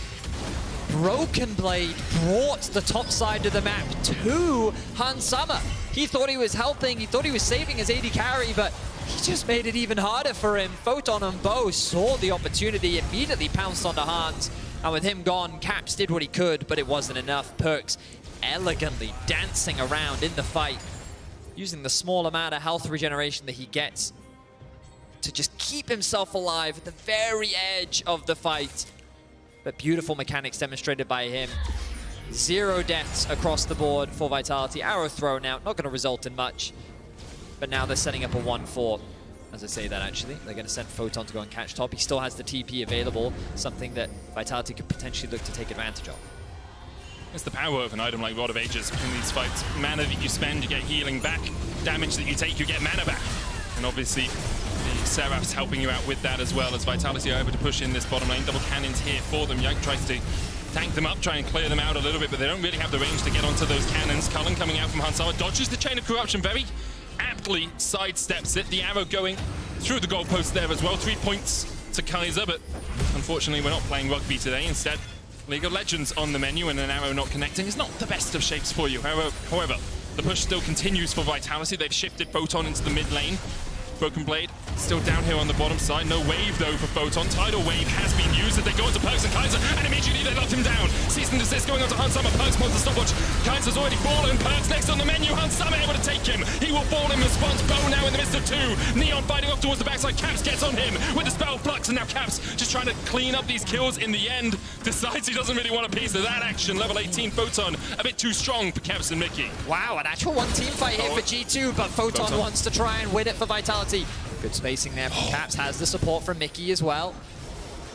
And props to G2, they're able to hold the line.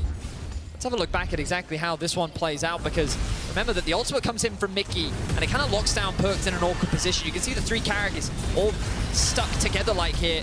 Yike throws out the ultimate, does a huge amount of damage, forcing Perks to stopwatch. He's done basically 0 damage at this point in time, while they are able to lock down Hans Summer. And credit to Perks for doing that. Photon is trying to tear apart the backline, but Caps is just kiting him around.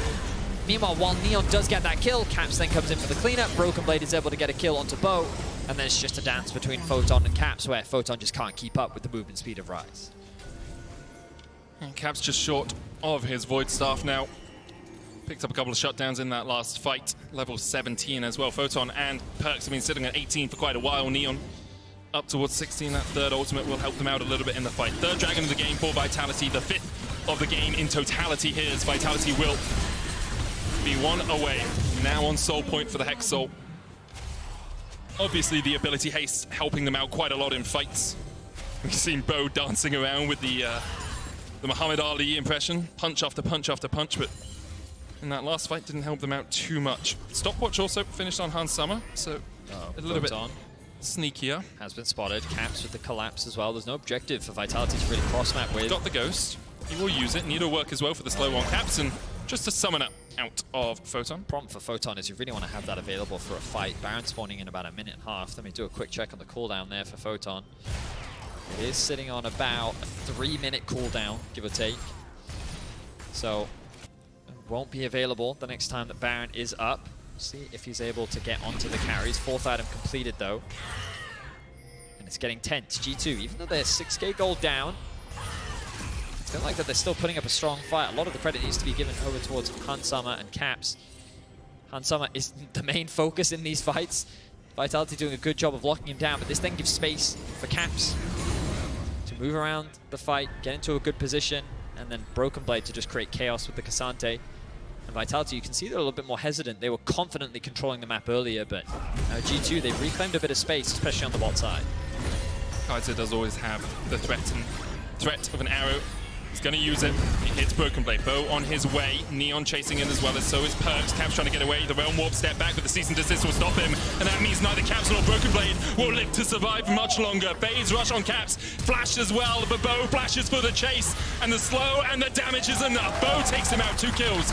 Over to Vitality. G2 immediately try and react and try and take down this mid lane tower, but there's TP available for Photon. And there's an open inhibitor down towards the bottom side. Photon TPing behind them, trying to cut them off. How do you get out of this one, G2? If you can get to the Hex Gate, maybe you can get out, but I don't think Photon, well, maybe it's okay. He'll let you get away for now. He's gonna let them get away. Perks, though, continues to look. He has the pot. He's popped the Ghost.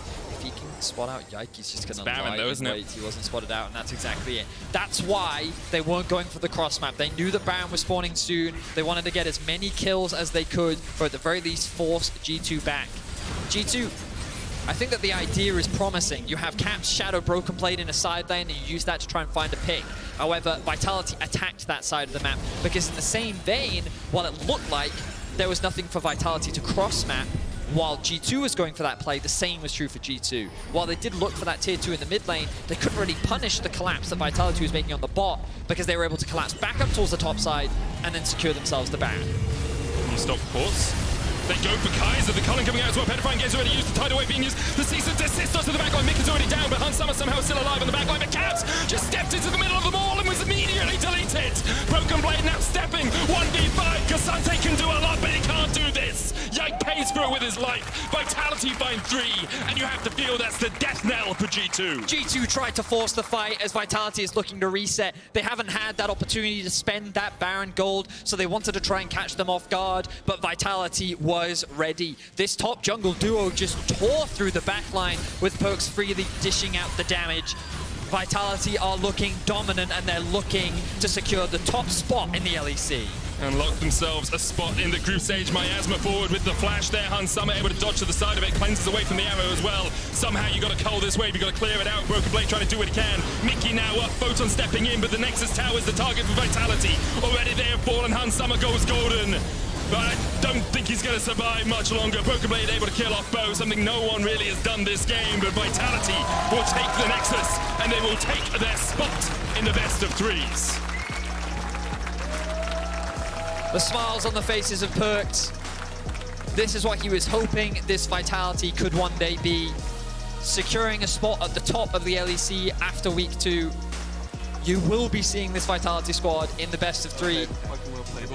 And an incredibly dominant performance. I said it during the cast, I'll say it again. I believe this was Vitality's most convincing game of the split. In the first week, we saw them get big wins, but there were shaky moments. It felt like that they had to individually claw their way back in. But this game, it felt like clean team play, a well-executed plan. Overall, just great performances, and Bo continuing to do what he's done all split long, find gank after gank, and just set his team up for success. An incredible game overall from this Vitality squad, as G2 find themselves with a 1-2 week.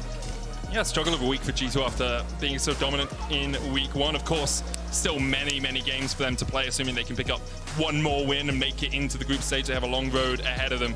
A great performance from Vitality, as you say.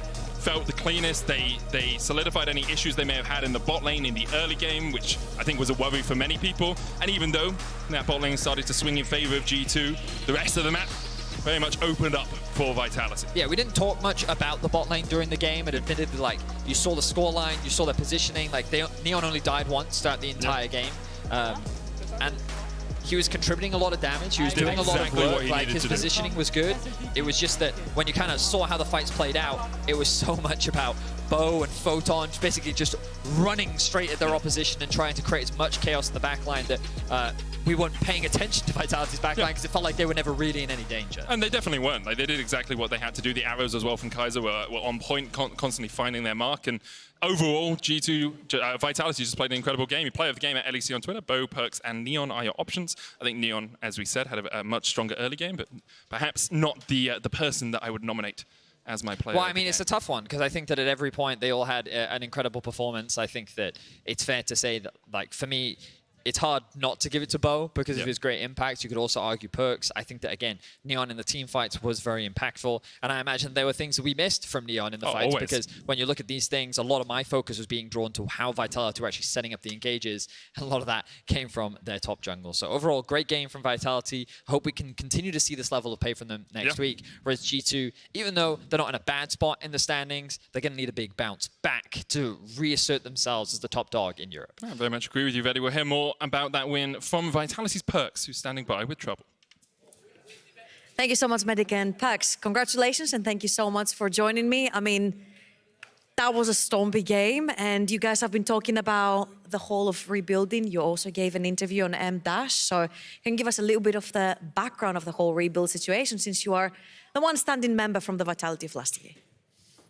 I mean, last year was kind of a disaster, so we just thought it's time for our first start, like just flip the switch and flip the board and just do everything different. And we had a lot of time to actually prepare, like to think about the roster, think about how we want to approach the year. And yeah, I think it's going well now, yeah. Is that what you imagined when the whole rebuilding situation, when you were sitting on top of the puzzle and you were putting the pieces together? Not really, not like this, no.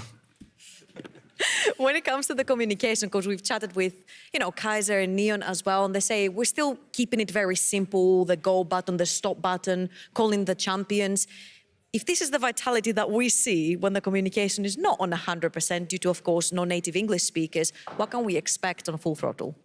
I mean, honestly, I think we are like not a really good team right now. Like we make so many mistakes that like this game should have been over in 25 minutes, but we made like Photon died, but after we got Baron instead of vasing, then we got caught in enemy jungle, and then the whole Baron was wasted, so basically the game lasts like 7 minutes longer than it should have, which is fine, right? But I think there is a lot of positive lights, you know, like making plays and like trying to play together, but like basically what I'm trying to say is I think we have a big ceiling for this team for sure, because our macro is really bad.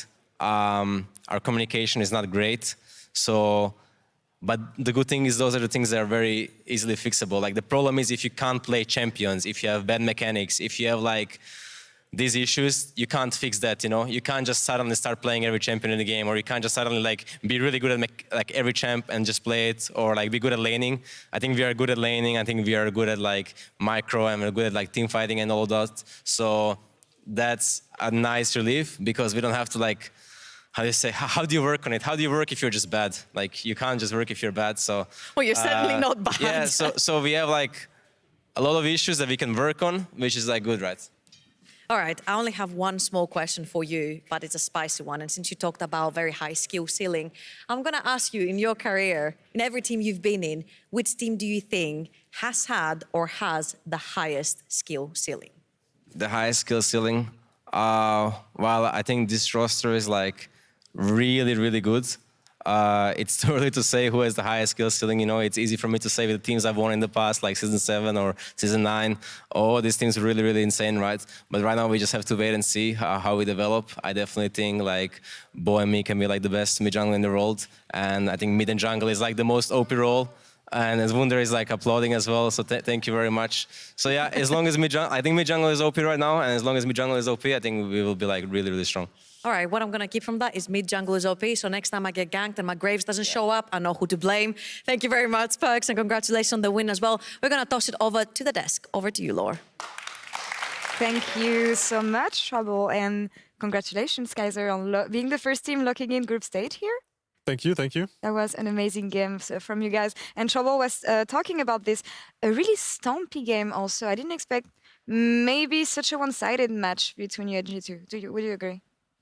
I mean, in game it felt kind of closer, I would say, because I think their comp was quite good into at least our bot lane champions. Like, for example, the Udyr just like blocking my arrows, or like Cassante being unstoppable, you know? Like, it felt kind of hard to play for me. Of course, I missed some arrows as well, right? But I think the Cassio, for example, I think that was an insane pick by Perks. They just had no reach for him. They could never like get to him, and he just dealt so much damage. So yeah, it was a good comp for our part for sure as well. Yeah, I definitely think just from the draft as well, you see it from pick order, like Rise, you take it fine. But I actually think it was a really clever option for you guys to just straight go for the Varus and Ashe. We saw it already yesterday as well, and that was into the Lucian Nami. Did you guys feel confident with this bot lane going into the Lucian Nami in the bot lane? For sure, like we practice this in scrims a lot, and I actually really wanted to play Ashe on stage because I think this champion is really unbalanced, you know. I think for like especially against G2, because G2 is a team that really heavily plays around bot lane, and they really need bot prior kind of. So we kind of wanted to shut that down with like a really strong bot lane, and I think like Ashe right now on this patch is like the strongest laner by far. Right. Especially if you take away like Draven, Kalista, you know, like we did, they didn't really have a strong ADC left, so they were kind of forced into Lucian Nami, which is also like a decently strong lane, but like not in the early levels where Varus and Ashe really shine. So I think we drafted really well against especially G2, and I think that showed in game. Yeah, I definitely think they came out with a better draft as well, just due to the fact that a lot of G2's is solo range with all of the champions coming through. I actually think G2 on the 4 and 5 pick made it a bit more difficult for themselves because they picked that into the Casio. And I think that Casio pick really was just like the one solidifying it. I thought you were going to say something. You guys are like, getting the mic ready, taking agency on the desk. But yeah, confirming some stuff about the draft here. I want to talk about the Vi pick especially and Bo's impact in the early stages of the game. I mean, Bo really likes carry and engage champions, right? Like he kind of finds these opportunities that like no one else finds, kind of in a way. And he's of course mechanically really good. Maybe he can't show that well on Vi, right? It's like mostly point and click, but I think he's really good on the champion. And of course, when his like Graves ban, Graves gets banned, he has to kind of pivot to something else. And the Vi just fits naturally into our comp. We have a lot of engage, we have a lot of backline as well, right? And yeah, he just played it really well as well, like shutting down multiple rivals and just making their life hell. And I also just think like he finds these windows where the enemy team is not expected to get ganked right now. The Drake fight in the beginning where G2's bot lane is stacking up away, they're pushing it in, just blast comes over, just immediately find and engage. It seems so easy to play when Bo is on your team. And you know, you've probably been one of the supports who's played with the best junglers. You played with Yoya, you played with Bo as well. How do you rank Bo compared to Yoya? Oof. I mean, I think they're a bit different in playstyle. I think, for example, Elioya is really like smart about the game. Like he talks a lot, you know, in game he makes plans, and of course he's also good mechanically, right? But I think Bo for sure is better mechanically. Like I think Bo is the best mechanical jungler I've ever played with, you know, and ever seen, not even ever seen, but like on the European server, sorry. Yeah. So I think there are some differences. Of course, like Bo is really smart as well, but his English is also improving, but he can't like say what he wants to say sometimes, right? And sometimes there's some miscommunication still, and we have to work on that. But I think once we fix those issues, I think like he's going to be the best jungler by far. And I think it echoes to what Perks was saying before during the interview, saying that you guys, strong words maybe, but you guys are not a very good team right now. And we were talking about vitality on the desk, especially coming to the communication within players and how insane you guys are going to be once you figure this out. Do you agree on what Perks was saying, the fact that there's a lot of areas to improve in-game specifically? I'm not talking about just communication here. What would you see as things that can get better for the group stage? I mean, just planning in general, I would say. Like, we did practice that in scrims, and I think sometimes it went well. I think sometimes we just mis-execute as well. I think we just have to focus on learning the champions we are playing. For example, I think I messed up sometimes, you know, I picked champions that I wasn't really confident on, right? So I just have to like shift my priorities in solo queue to just like practice champions that we actually want to play, you know, and we want to like, just draft the champions that we want to play and that we are comfortable on. And in general, I think we're doing fine, mostly like a mid-late game. I think our Baron calls are like really good. Like how we play around Baron. I think that's actually like a really hard part about just playing out mid-late game, right? I think many teams fail there. We've seen that a lot, yeah. For sure. So I think our objectives are actually fine. But I think for sure the early game and just maybe a bit of team fighting as well. Like sometimes we focus different targets. We just run off into our own world, and I think we have to just fix those issues and then we are going to be good. Yeah, and I think for team fighting specifically as well, like you say, like sometimes it's difficult, but I feel like in today's team fight as well, it seems kind of fluent for you guys still, especially some of the later team fights as well with the Draken, where you still get really good arrows here, you force it out cleanse, and you still have finding really key moments. Like it's split in the beginning, but it kind of connects with each other. And I feel like while the perfect setup was not perfect initially, you guys kind of find each other despite all of it. How much do you think comes down to like, well, you're actually good then you find these things? And how much of it comes down to, well, we have raw skill and we're just intelligent players that know how this is going to play out? I mean, it's some of it comes down to like the champions we picked. Like for example, Ashe versus Cassio. We have like backline, right? It's really simple. And we have a Vi who jumps on top of the first target, like she hits, right? And then we just like all pile on them. So I think the comp kind of made it easy for us to like play team fights because we just knew as long as we cut it back and as long as we maybe like just kill the first target, right, we always would win. So I think that kind of made it easy for us. But I think of course like we are all good players, I would say, and we kind of know how to pilot our champion around team fights. And I think. Of course, like Bo screaming, go this guy, go this guy, go this guy also like helps with that, we are really vocal players. But I think in general we are doing fine. Amazing. Really, always funny hearing about Vitality's comms, and I hope we keep on hearing them later in LEC. But guys, thank you so much for joining us today. Congrats again on looking in group stage. Looking forward to seeing what you guys have cooked for us next week. And that's all for us here on this side of the studio. We'll just be back in a couple minutes, 3 minutes, I think, for the final game of the week, Team Heretics versus Fnatic. Stay tuned. That was such a great game. It was amazing. I can't wait to see what happens in Pixel Bands in the next one.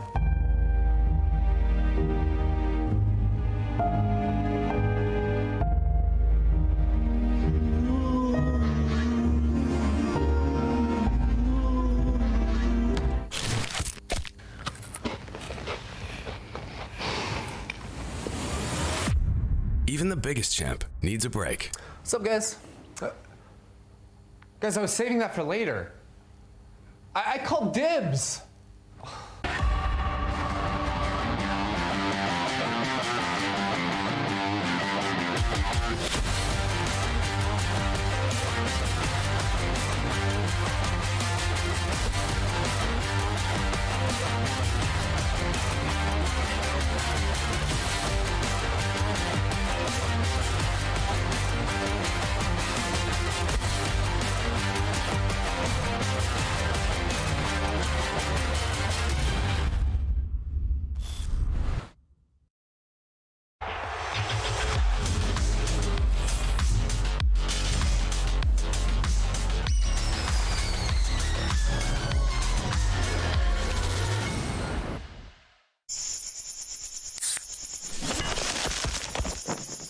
Red Bull gives you wings.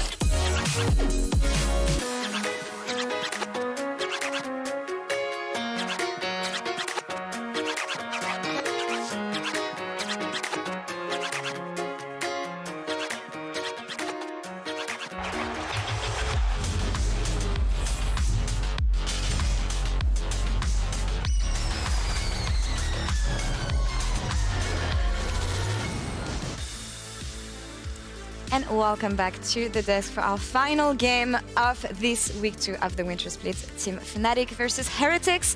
And we're gonna do the draft here on this side of the studio with you guys. Lovely. Lovely. Wow. Yay. Exciting. Yay. Exciting. Exciting because there's a lot to say about this team that have been underperforming, I would say. We talked about Fnatic and Ready Check and how the roster doesn't match the expectations we had coming into the split, let's say. But what about Heretics?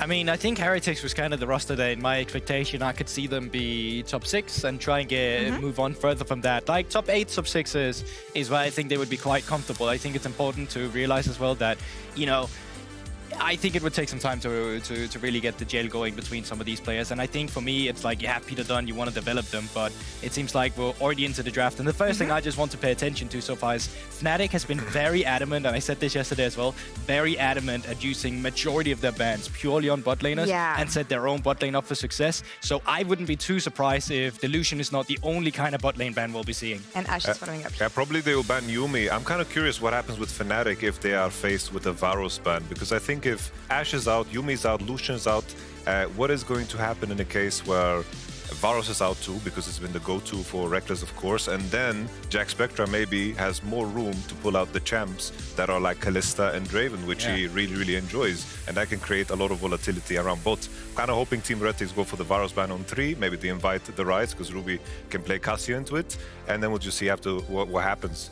I think a Yuumi ban. Yeah, there we go. Yeah, there you have it. It's a classic, and I think as well, just from going off what we saw Reckless on yesterday as well, like coming through with that Varus, he looked very comfortable on it, had the solo kill on Patrick, and I also think that just in general, it's just a really cookie-cutter clean AD carry to get in this meta. You never really struggle, you get decent laning phase, and the scaling is up to par with you as well. So let's see if Heretics goes through with your call here, Yamato. Yeah, Rise or Varus, I guess will be the question. Oh, Sejuani instead, okay. So what do you open with here? I think Varus first pick, you just have to. There you go.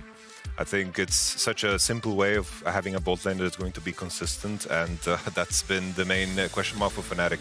Make sure that the bot lane is consistent and they get to the point. Oh, there we have it! He doesn't miss. Not a single time. Does not miss. Yeah, because Sante not banned either, so there's an opportunity later to do that. And 3, I don't suspect we'll see it in the first rotations. Usually we see AD carry be paired up with a jungler to come through as well, and the jungle pool is being diminished as well. Zeri, but no Yuumi then. Lulu? Lulu could still be available. It is usually the bot lane we see, Yuumi and Sivir, usually the two we pair together, and then you get the Zeri and the Lulu together down there. Could be a reason to already take away the Lulu, because Lulu Varus is actually quite potent as well if you want to go down that route, but they're securing the Wukong on Jankos with already 2 junglers banned away. I wonder here if Fnatic are going to drop support to just invite the Lulu and then just play an all-in support for Rux in the shape of Leona, Nautilus, and Momo, because I think that's where he's going to be super, super comfortable. Maybe just lock in your Azir or your Ryze and then your jungle, drop support together with top, and hope that you get the K'Sante invitation to then counterpick it, because I think that's such a powerful part about the red side, but Team Heretics really like the K'Sante, so.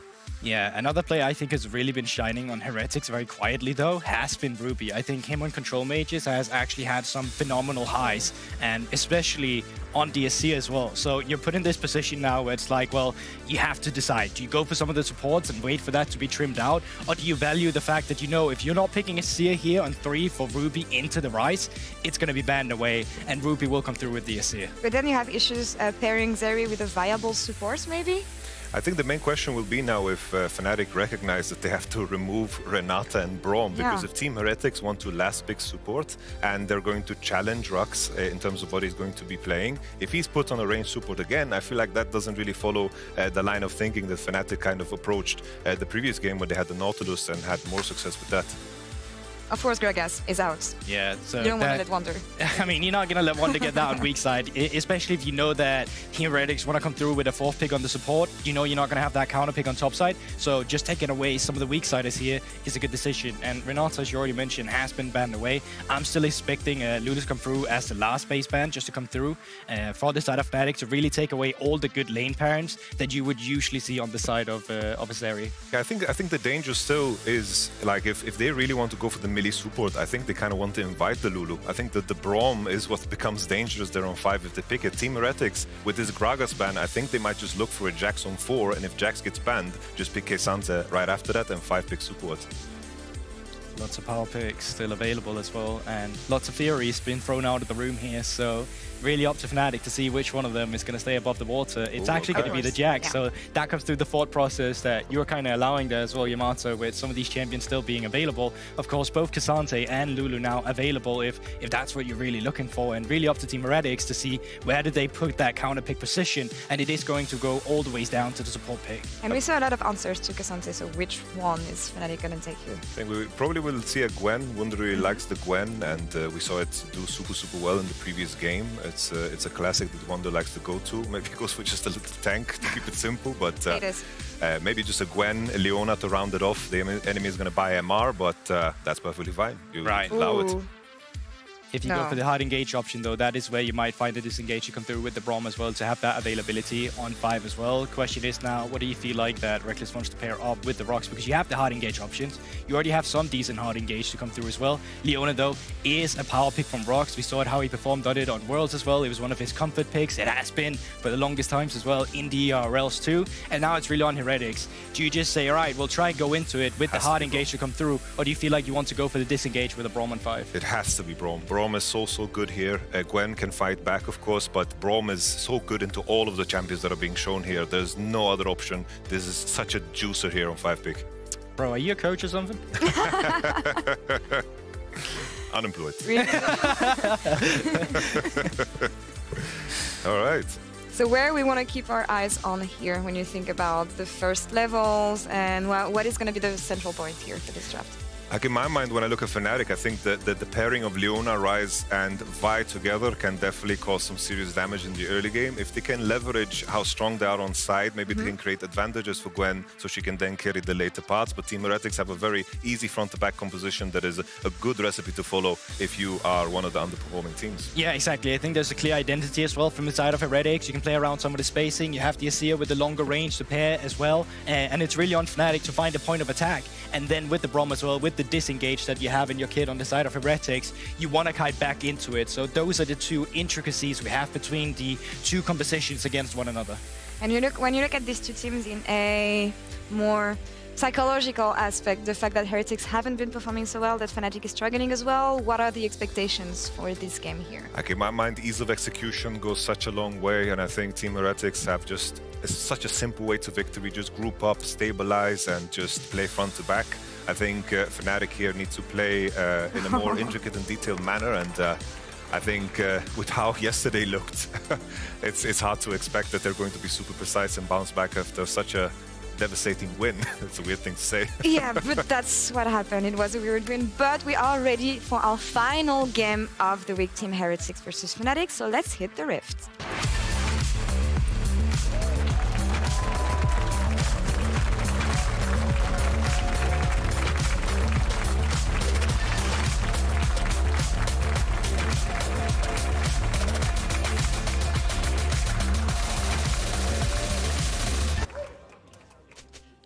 Sounded a bit like one of my streams there with the EDM in the background. It's like what I like to listen to. You know, pumping electronic music. Okay. Good for workouts, too. Thanks for that insight, Medic. Well, you would know if you watched my streams, but I know that you tend to avoid them. True. I'm a big Pedro fan. You mean Pedro? Watching him be scared in Alien Isolation is one of my most fun things I do. Anyway, League of Legends is happening. Fnatic versus Team Heretics. And Heretics are actually able to sneak in towards this red buff area. Humanoid was shadowing, but not covering fully, and it looks like Fnatic might just be giving this one up. Realizing that... Well, I don't know they know. They've had no vision on Heretics the entire time, so maybe they're just guessing. Whoa, what is that Leona skin? Is that a Winter Blast one? Oh no, is it? Never seen that one before. Oh, it could be High Noon Chroma, but I don't think it is. No, there's no shot. It's not High Noon. Actually, maybe. Oh, maybe. Right, someone from production can tell us. Someone will tell us. Anyway, I do love it because I want to play it now. On my stream. It's really cool. I think I'm not watching. Okay, I've got to cast those around. I had a point. Oh, melee sports. That's what I'm excited to see. Yeah, melee sports. These are fun. One of the things that I think that we've had concerns about when it comes to Rux is he's looked at his best when he's been able to actually find champions that have the ability to start fights and engage. Basically, he can roam, be proactive, and I think that Leona Varus is a very powerful and potent duo. It gives you a lot of agency, especially around level 2, level 3, and it's this fight for level 3 that you're seeing both teams. Heretics will be the first to secure it, will bully them back. So the lane kind of going as expected. Reckless and Rux weren't quite able to get it. They should be able to get it. Nope. They are very close though. Yep, they are just out of range. So Heretics doing a great job. Meanwhile, we did see Razork start bot, path top, do a full clear. Now he's pathed back towards the bot side. We'll be walking over some wards, so Jankos has a good idea of where he is at right now. Bit of trading happening in the top side of the map. Fun fact, Ebi, 6 games with Cassante. And he's won 2 of them. Yeah. Which is bolstering European Cassante win rate by quite a lot. Yeah, I think he has like 50% of the wins in Europe. It might be more than that. It might be like I think I read the stat was 4 and 15. Yeah, it may have been updated since I don't know if the last game was counted, but... It is the High Noon. It's the Sapphire Coma. Oh, there you go. I know my Leona skins as Jankos waits here for Razork. Does have a red buff to Razork's only blue. Gonna jump in with a Nimbus strike. Gets a bit of damage down. Dashing forward as well with the decoy, but won't be able to do too much more. But it keeps Razork from ganking his bot lane, which was the entire intent of his stay down towards this bottom side of the map. Did limit and offer protection, as you rightly said. Jankos now needs to go re-clear back to the top side. Will secure the scuttle though, look for a reset. Oh, this would be a great opportunity for Jankos to get good damage onto Humanoid because deciding against it. But because he's just TP'd back into lane, if you could suddenly chunk him out and then Ruby can go back, TP back into the lane, then he has a huge health advantage. Yeah, and you can see Humanoid stepping forward here, trying to trade onto Ruby because Razork's working his way up towards the Scuttle Crab. Jankos doesn't have Smite, Razork does. Oh, now he does. And Razork will secure it. So Humanoid there doing favors to his jungler.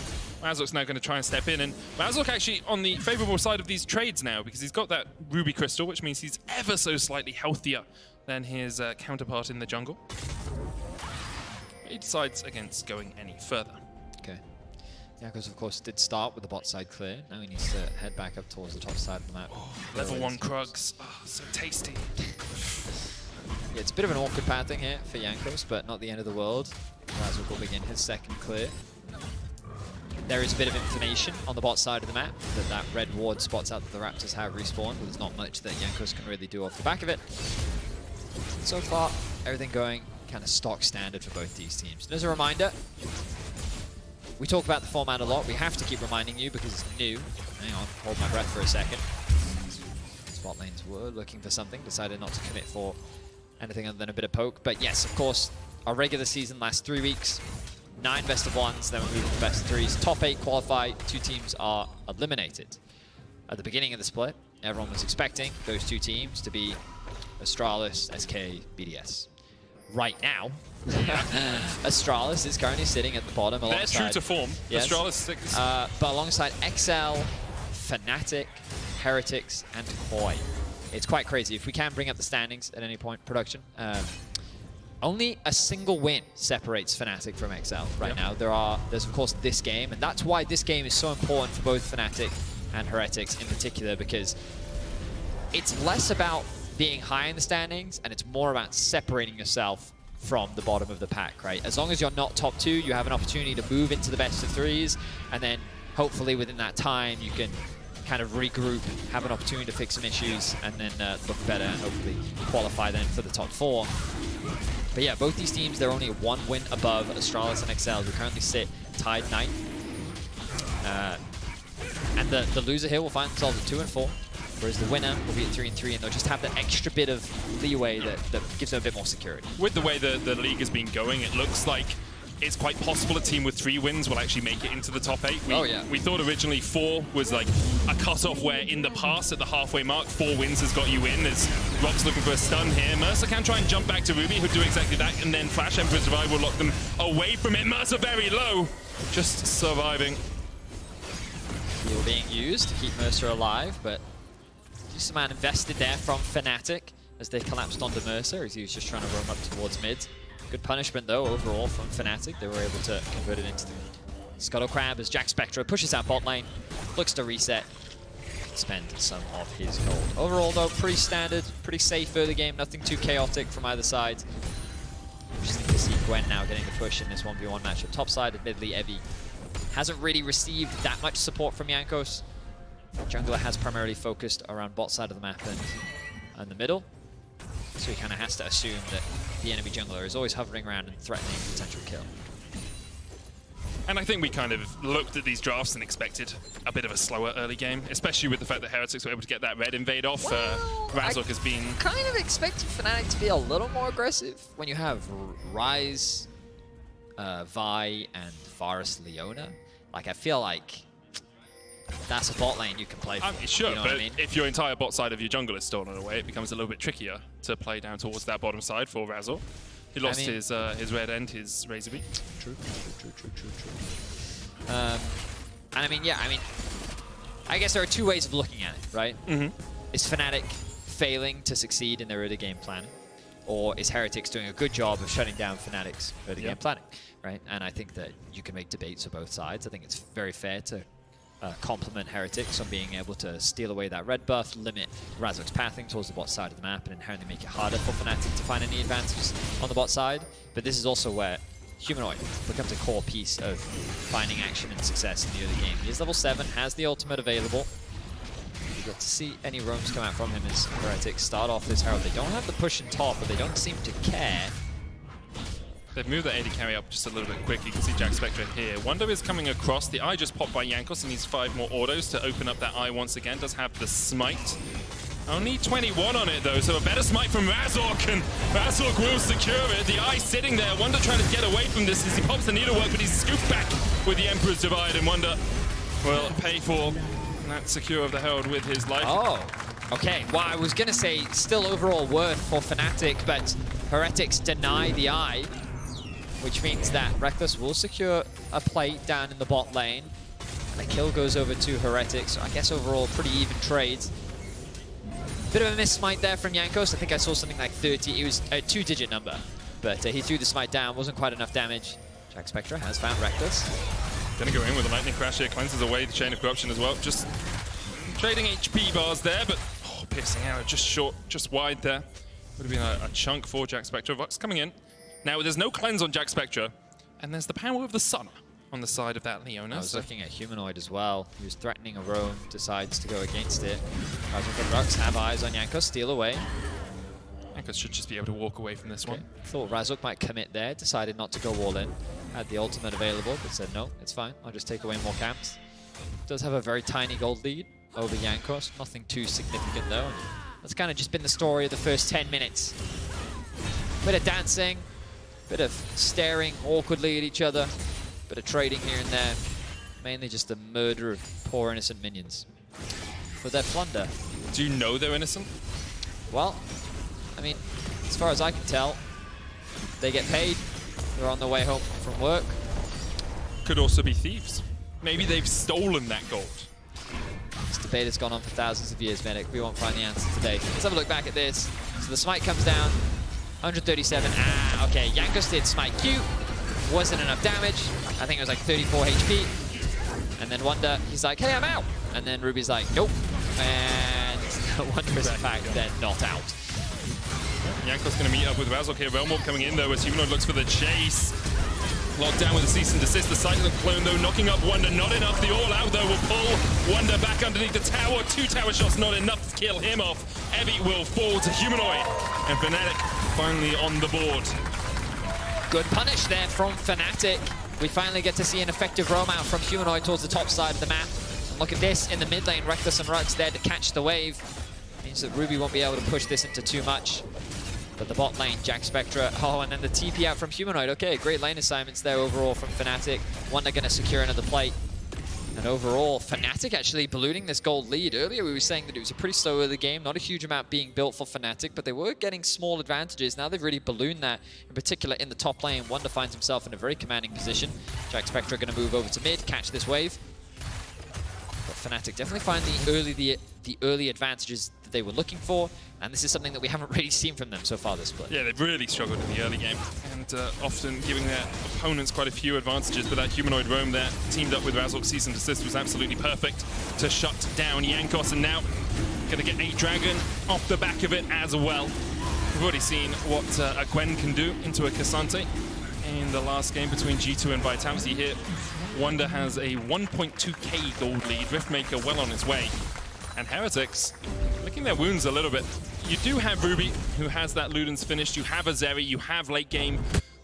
Yamato talked a lot about the power of the Braum into the short range that can come out from Fnatic. So we'll see if Heretics can kind of even things out, equalize things for a little while. If they can keep it stable, maybe they can work towards that scaling. I would argue that this is the type of deficit you kind of expect the drafts like this. If it's even at this point, like it was in the Vitality G2 game, then you're concerned. But to be in this position, I would say, yeah, this is kind of how I expect the game to go, and it really comes down to how like the next few fights play out. Sure. Arguably maybe even the next one. If Fnatic can find another successful fight or another big win, then they can convert that into a big snowball.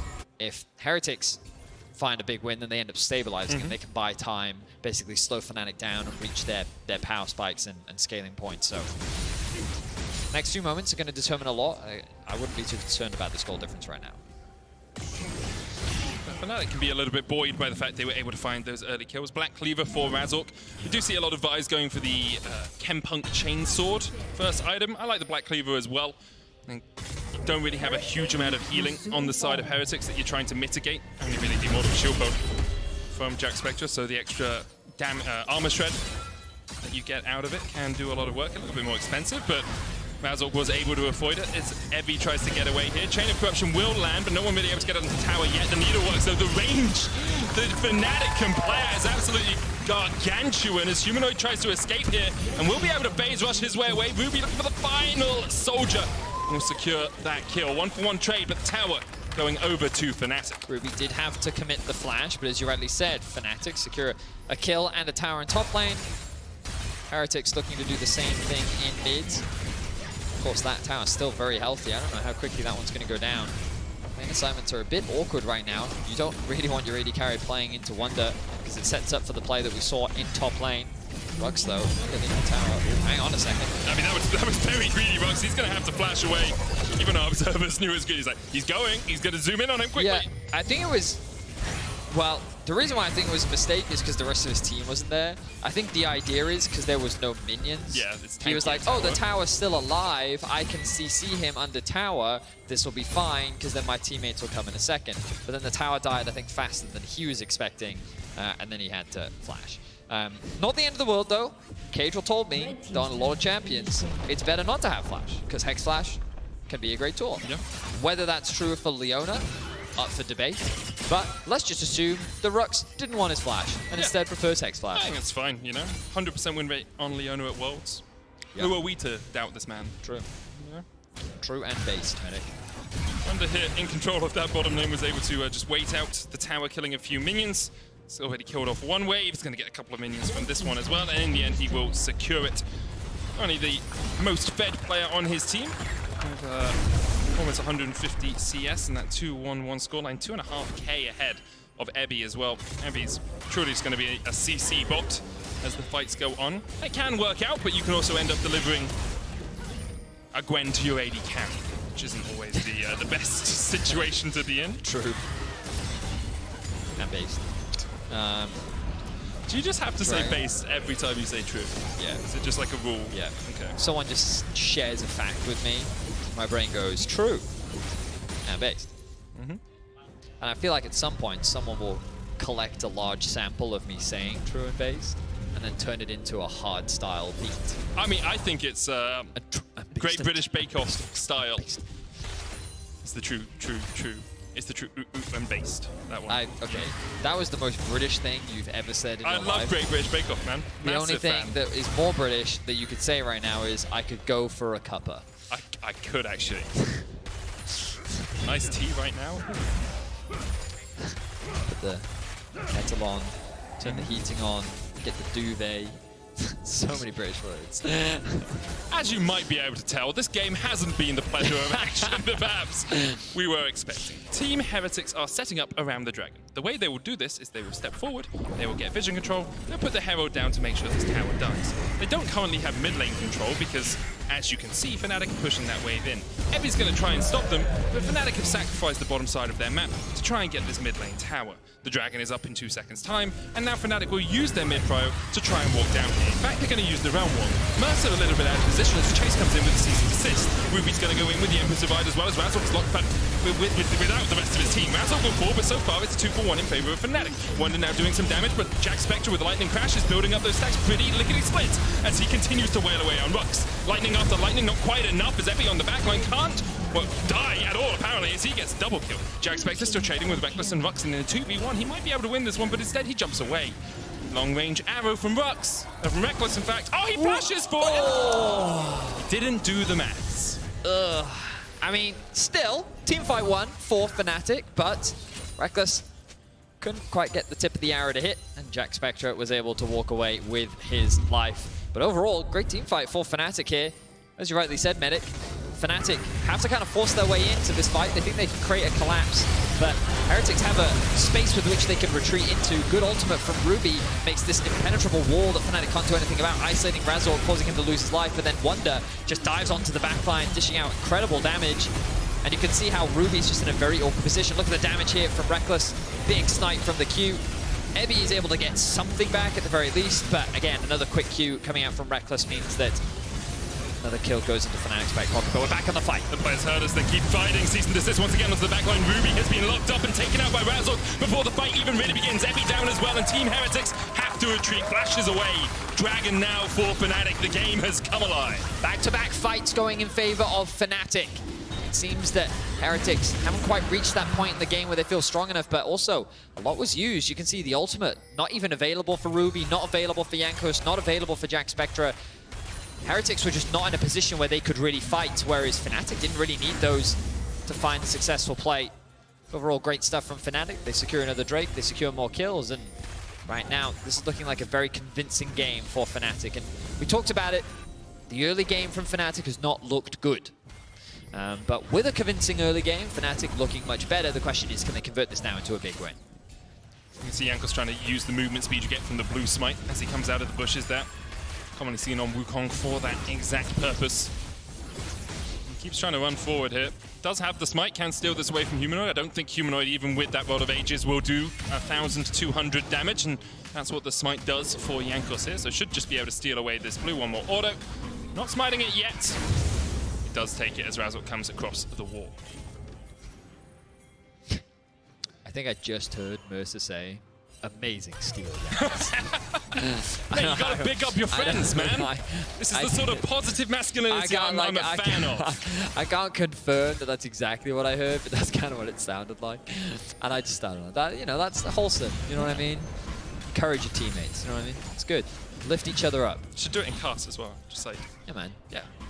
You do you, man. That was good, Medic. That was good, Medic. Oh, it's Veddy. Your name's Veddy. My name's Medic. I'm just doing it to myself now. It was a long off-season of reminding myself I'm a valid person, you know? You are valid. It's true. So are you. Thanks. I love how we both just acknowledged that we're valid. Anyway.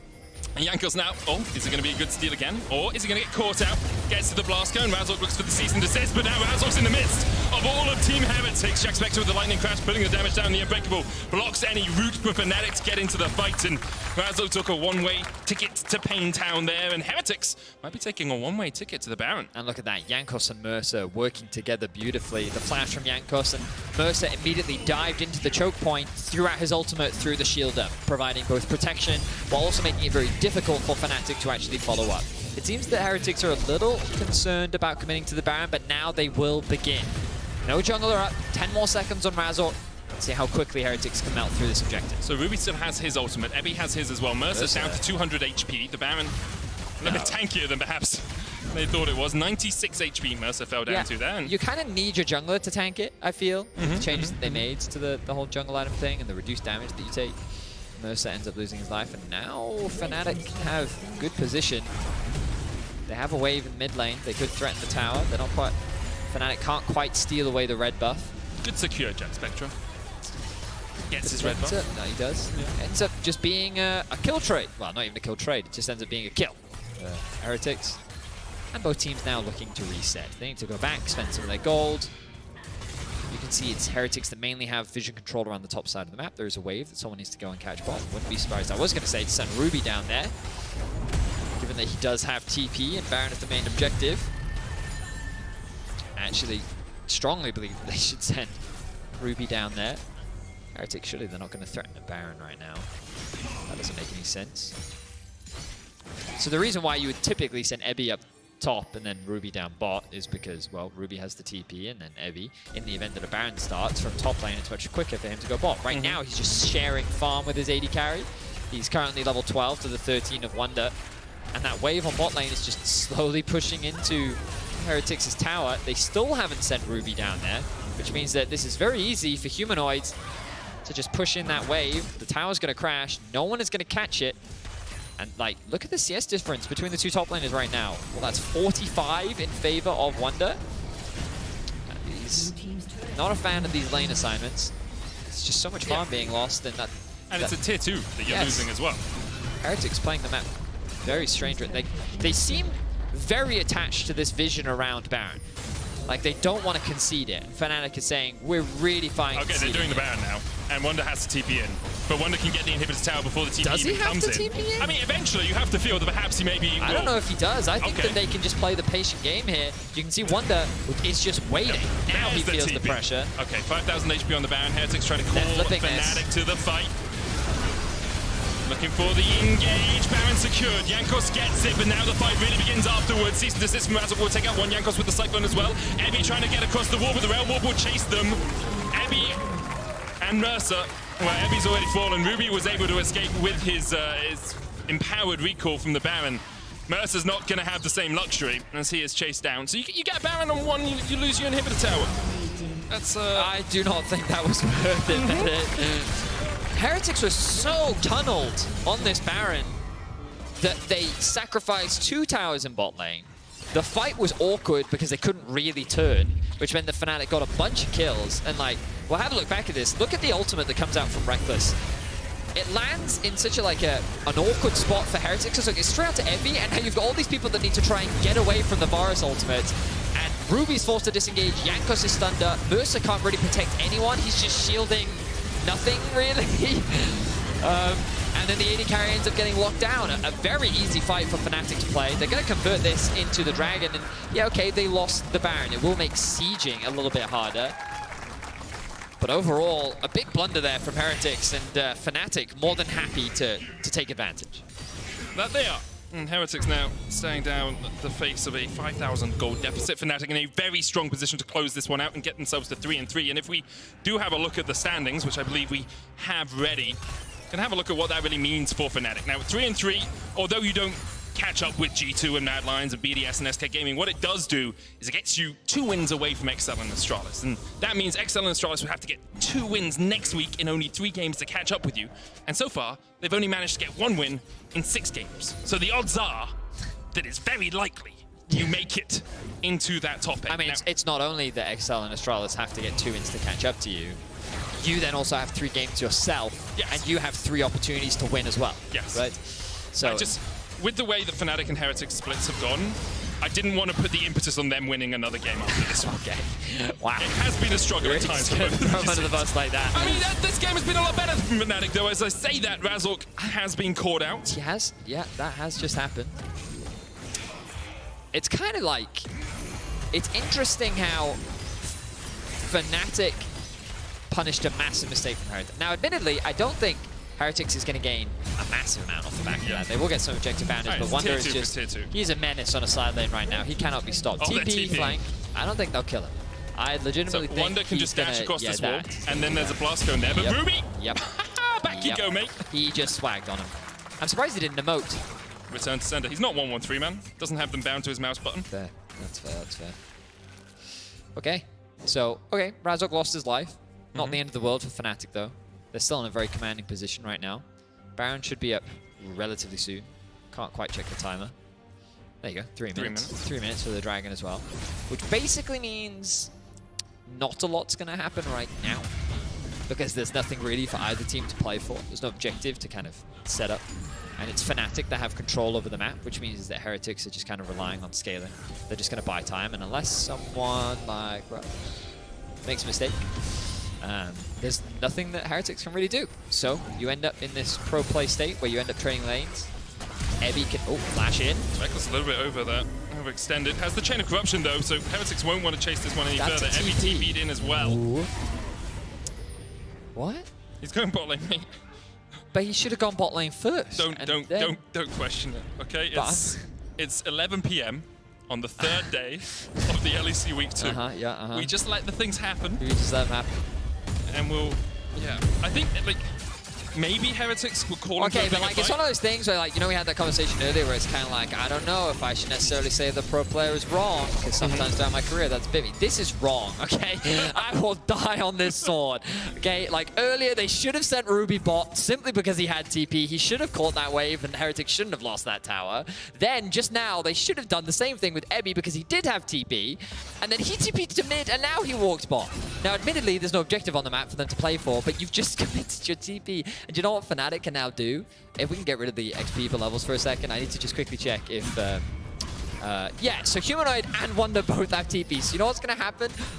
They have two choices. They can have Humanoid and Wonder actually shadow through bot, and they can have like a 2-3 split, where the 3 members of Fnatic basically just play for mid, keep catching waves, while the bot lane where the other two keep pushing in bot, creating this point of pressure, and then you can like poke and dance around the Baron.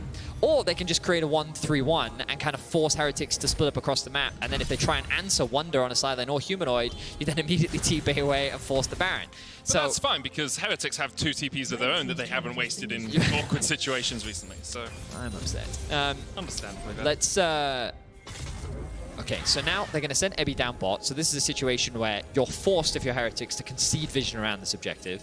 Like, you have to, because you're always going to fight in a numbers disadvantage. Fnatic is saying, hey, come and fight us. We'd love to. This sounds great. This also gives a window for Wonder to very quickly push out that top wave. Please don't force them. Okay, nice. They're just trying to catch the wave, which is the best thing you can really do right now. The problem for Heretics is they have control of the bot side, but again, Fnatic are on sole point, which means that they can put Heretics in this awkward situation of, well, you either have to contest the Baron or you have to contest the Dragon. Meanwhile, Wonder's sitting in the side lane, split pushing. He's running Demolish as well, I think, on this Gwen, as that tower falls down very quickly. And as a reminder, 2 TPs. Ruby's is up in 5 seconds. The bot wave is in a good spot for Heretics. And now they're looking to have him group up with the team. The TP flank coming in from the Gwen. Cease and desist onto Jack Spectre. Now Jack Spectre takes Razzle a long way around. Lightning Crash coming down as well. Jack Spectre and Razzle fighting off towards the top side, but Wonder with that flank is in the perfect position to isolate the AD carry. Jack Spectre tries to dash back across and does manage to make it to his team. He's somehow still alive. He cleanses, he dashes, he dances away. And Jack Spectre survived for long enough for Heretics to win out the fight. That was gorgeous from the Heretics AD carry. But Heretics actually won that fight. That's unbelievable. Jack Spectre played that about as well as he could. He bought so much time for Heretics to regroup, and Ruby was just able to freely dish out damage. Yamato talked about it on the desk. The whole win condition for Heretics is just group and fight. And this was the first time where they could get a very clean 5v5, effectively front-to-back team fight. But huge credit to Jack Spectre for buying so much time. Now Heretics can just reclaim some control back on the map. They can take away the threat of a Dragon Soul. They can now set up for the Baron. I'm shocked. Yeah, I am shocked that Heretics Let's have another look, because I was only watching Jack Spectre here. I want to see what happens on the top side as well. So let's have a look at the fight. So again, great E from Jack Spectre, goes over the wall. He doesn't quite know yet the one that's coming in from behind. Meanwhile, Ebby's just buying time. Humanoid and Reckless are just focusing. They're kind of getting shaken up by Jankos here. Humanoid forced to stop watch, and you can see how like it's a battle on 2 fronts. Ebby just keeps Reckless completely out of the fight. I imagine he's going to get the kill over on that side. Jack Spectre, meanwhile, he just buys so much time with his mobility. He does end up going down, but Fnatic committed so many resources to getting that kill that Heretics could basically just play the fight the way they wanted to. Beautiful play from Jack Spectre. And he's the reason why they won that fight. You look at it, Ebby, who is 3,000 gold behind, took out Reckless, who is 1,500 gold ahead at the time. Whereas Jack Spectra dealt with both Razork and Wonder for the majority of the fight. Yes, Ruby and everyone came in to clean it out in the end, but that was actually just absurdly good from Heretics. Perhaps a little bit of an overextension by Fnatic. Smile. Smile? Zeri. Just Zeri. I mean, yes, but also this isn't Zeri with a Yumi strapped to her back. True, with that Enchanta. is true. Like, he no, got, I mean, admittedly, he played that incredibly well. I'm not trying to take anything away from him. But yes, Jack Spectra, Smile, I'll give you that. Jack Spectra definitely, he played that about as well as he could have. But it's just the mobility on Zeri that he was allowed to do that. Like, you look at Paris, Kasante got him, and he was just kind of, he was like, well, I'm in danger. I've had fun. There's nothing I can do about this. But now, yeah, Heretics evened out this game just a little bit, 2,000 gold. But I'll tell you right now, I still have no idea who is going to win. Earlier, I was pretty convinced that Fnatic couldn't lose this game. I know how we can tell. Really? If Heretics start a Baron and Fnatic steal it, Fnatic will win the game. Okay. In both of their games so far, they have stolen a Baron and then won the game. Okay. So if Fnatic start the Baron, that's a bad sign. That's a bad sign. Okay. Okay, these later times are good. Ebby's bot. He has his TP. He's pushed the wave all the way in. Oh, Jankos off HP.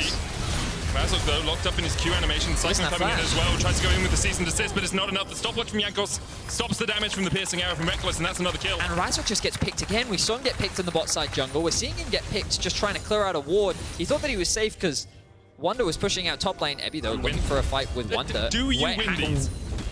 So, okay. I'm just going to assume... He's got Force of Nature, so he can run away really quickly after Humanoid puts some damage down. 6 stacks, Oh, now he no, goes in he's with the gonna all-out. kill Humanoid. No way! Can Kasante just do this? The guy's level 8. Okay, no, he can't. Varus did help. The Baron steal is possible already. Oh no, there's it's no one not. there. The Razork Heretics is still dead. It's okay. Well, Heretics get the Baron in exchange for Ebby's life, and that's a trade the Shrimp will be very happy to make. Do you know, this is actually called the Huni Baron. Well, technically it's not because there's a jungler dead, but the principle is that you have a champion with TP pushing in a bot lane, 2 people then come to kill that person, and while the 2 people are killing that person, you then do the Baron. Okay. This was a very common thing when Huni was on Fnatic in 2015. Fun fact for you there. But yeah, that will be a Baron for Heretics. This has been a very strange game. Let's kind of do a quick recap. Fnatic found themselves with a 2k gold lead pretty early on. They were kind of... There was a couple trades back and forth overall, but Fnatic were punishing some pretty significant mistakes. Heretics overcommitted to a Baron that while they did get it, they ended up losing a lot on the map. But then Fnatic got picked a little bit. Wonder was still a monster in the side lane, but it didn't really matter. Bear in mind, there are 2 exposed inhibitors right now for Heretics. Yet Heretics were able to win a single fight, and now Jack Spectra has a GA. Now, the gold advantage is still in favor of Fnatic, but I don't really think it matters. Yeah, 1,000 gold at this point, I really don't think matters too much. The big thing is Wonder is still massive. Like, a 4-item Gwen is still the monster that a 4-item Gwen has always been. Yeah, but that's a 4-item Zeri. But Fnatic have 4 members on the top side of the map here, and that's an open inhibitor. Jack Spectra's going to try and open up the mid lane, and he'll do exactly that with the Baron buff. Vector's trying to defend against it, but he really can't do too much. Healing from the Immortal Shurbo will top Jack Spectra back up. Now, Humanoid is waiting. Does Humanoid realm warp him when they try and fight Wonder? I think the answer is yes. Does this happen in the mid lane as well? Yes, Jack Spectra's just gonna die? He just goes into the GA. There's no one here to defend him. Heretics sent everyone back to try and deal with Wonder. And it's a trade of shutdowns, 2 for 1 in favor of Heretics. I just need a second to process. Hang on. Hang on. I'm sure. Do you want me just to do some talking while you process? Well, just do the dragon thing. You know. Yeah, so dragon up in 15 seconds will be sold for Fnatic. Soul point for Heretics. Now, Heretics did just lose their AD carry, but there's only 40 seconds on him. Humanoid up in 40, Wonder as well. They both have TP, so they'll be able to get to the fight a little bit quicker. And where did Jack Spectra think Razork was? Maybe top side? And what was the plan top lane? Oh, Ebby's TPing in, let's go! Okay, let's not! He's ghosting! He's ghosting for it. Mercer flashes, Reckless flashes. The dragon, however, will be secured. Yeah, okay. Clean. I mean, that's true and based. I'm just... Okay, so, couple things. Yes. Let's just do kind of a recap of that thing that happened a moment ago. Okay. That kind of silenced me. Humanoid and Wonder, their logic is we're going to trade an inhibitor while Heretics with the Baron push mid. Yes. Okay, that I can get on board with. Also, if Ebby answers, Humanoid can Realm Warp in and they win the 2-for-1. Sure. That I get. Sure. But then, what surprised Fnatic was they were like, wait a minute, everyone is in our base. Apart from... But Jack Spectra should have known that was happening, which then makes me wonder, what? Oh, we're getting a replay. Okay, cool. So, yeah, so you can see that Ruby goes back to base here, and if he had kept pushing bot, I think they would have been fine. And like, I really don't think he needed to come back here, but he does come back here. They end up getting 2 kills, and like, this catches Fnatic off guard because they're like, why would they not be pushing into our base? And then Jack Spectra's just pushing alone. So, I mean, I guess it ends up being an even trade overall, but Heretics walk away with the Dragon. In any case, Ebby's now in danger. No Ghost, because remember, he used it earlier, trying to get away from this, but already he's chunked down to half HP. All out going in as well. Jack Spectra going in with the Lightning Crash. Some damage with the Emperor's Divide as well. Ruby tries to get on the backline. Wonder now trying to do what he can, but he's already fallen. Ruby goes down as well, but Rux and Razork are bleeding, ticking away. Jankos dives in. There's another as Rux goes down. Now Humanoid the next target, and he will fall too. Razork trying to escape, but Jankos not going to let him. In the end, only Reckless stands. The final Fnatic hope you feel here. He charges up an arrow. He can't kill off Jack Spectra. He tries to get away from Jankos, but he will not escape today. The shutdown to Jankos, and Heretics get the ace. And it's just another 5v5 fight, and what a beautiful ultimate from Ruby, landing onto, I think, 3, 4, maybe even 5 members, just completely tore apart this Fnatic lineup. But with those death timers, Heretics is looking to end the game. Who is up? Wonder in 17 seconds. Yeah, I don't know if they can actually end. I think it's just double yet. inhib angle. Ebby tanking the tower hit will at least be the mid inhib. The bot inhib's going to fall as well. Rux I think up. they should recall. Yeah. I agree with you, Betty. They will do exactly that. As soon as they split their focus, you have to feel they were aiming to go back. Baron up in a minute, and we'll have another look at that bot lane. Yeah, so fight. if we can also get some slow-mo observers when we actually do get to see Ruby's ultimate. The initial idea here from Fnatic is really good, but watch what Ebby does here. He shields up, ults away to create space, and then keep track of Ruby in the fight. I'm trying to find him myself. Able to dash in from the backline, completely catches Fnatic off guard. 4 members end up getting hit, and this just creates so much space for Jack Spectra to tear apart this Fnatic lineup. Reckless is doing what he can from the back lines, but the threat that is this Varus is just so much weaker than it was compared to earlier in the game. The Rise doesn't quite have the range to match the damage that's coming out from Heretics. And now finally Heretics have found themselves with the gold lead. It's the power of the Unbreakable as well. Anathema's Chains finished on Mercer. Wouldn't be surprised if that's on Humanoid at all, just to reduce any of that damage coming out. Could of course be on Reckless as well. There's a few targets that you could prioritize here. Now, Fnatic going to try and step forward towards this Baron. Vision Denial, the name of the game. Baron started by Heretics, already down to 6,000 HP. Razork trying to get in the pit. Is he gonna steal it all? Ruby takes it instead. Razork cease and desists. Jack Spectra, but he's not really gonna be able to do too much. And Emperor's Divide on the backline as Ebby distracts 3 members of Fnatic. Jack Spectra on a killing spree as Razork will fall. Ebby in the midst of 4 is unkillable, unstoppable. Cassante delivering presence to Team Heretics. Call him Cassanta because he is delivering the win. Heretics with another massive team fight, and they just play the fight beautifully. I thought the Wonder was going to decimate Heretics on the back line, but a good ultimate once again from Ruby stops him from getting onto the back line, and it secures the team fight win for Heretics. They're looking to go 3-3. They're looking to bring back this game and secure a massive win over Fnatic. What a win it would be. Gets them out of that danger zone on their way to the group stage. Fnatic, though, after an early lead, still trying to hang on to some sort of hope. They do still have strong carries. Rise and Gwen at this stage in the game are nothing to be trifled with. The chain of corruption coming out, but Fnatic's Nexus towers are under siege and they have fallen. Wonder pops the stopwatch, but pop goes the Nexus. Team Heretics claim the victory. What a chaotic game from both sides. But at the end of the day, Heretics, they stayed true to their win condition. Jack Spectra needs to be given so much credit for that win. His individual play off the back of that single target focus that came down in the river was monumental in swinging the game back in Heretics' favor. The fact that they were able to win that fight, they were able to stabilize the game, was so crucial for them to buy a little bit more time and then turn the game into a win. Well played by Heretics. I think that it was good to see a strong early game from Fnatic. I was pleasantly surprised with what they were able to do. We got to see Humanoid unlocked on the map just a little bit. We got to see Fnatic with some firm control. But then play after player, Razzle getting picked here and there.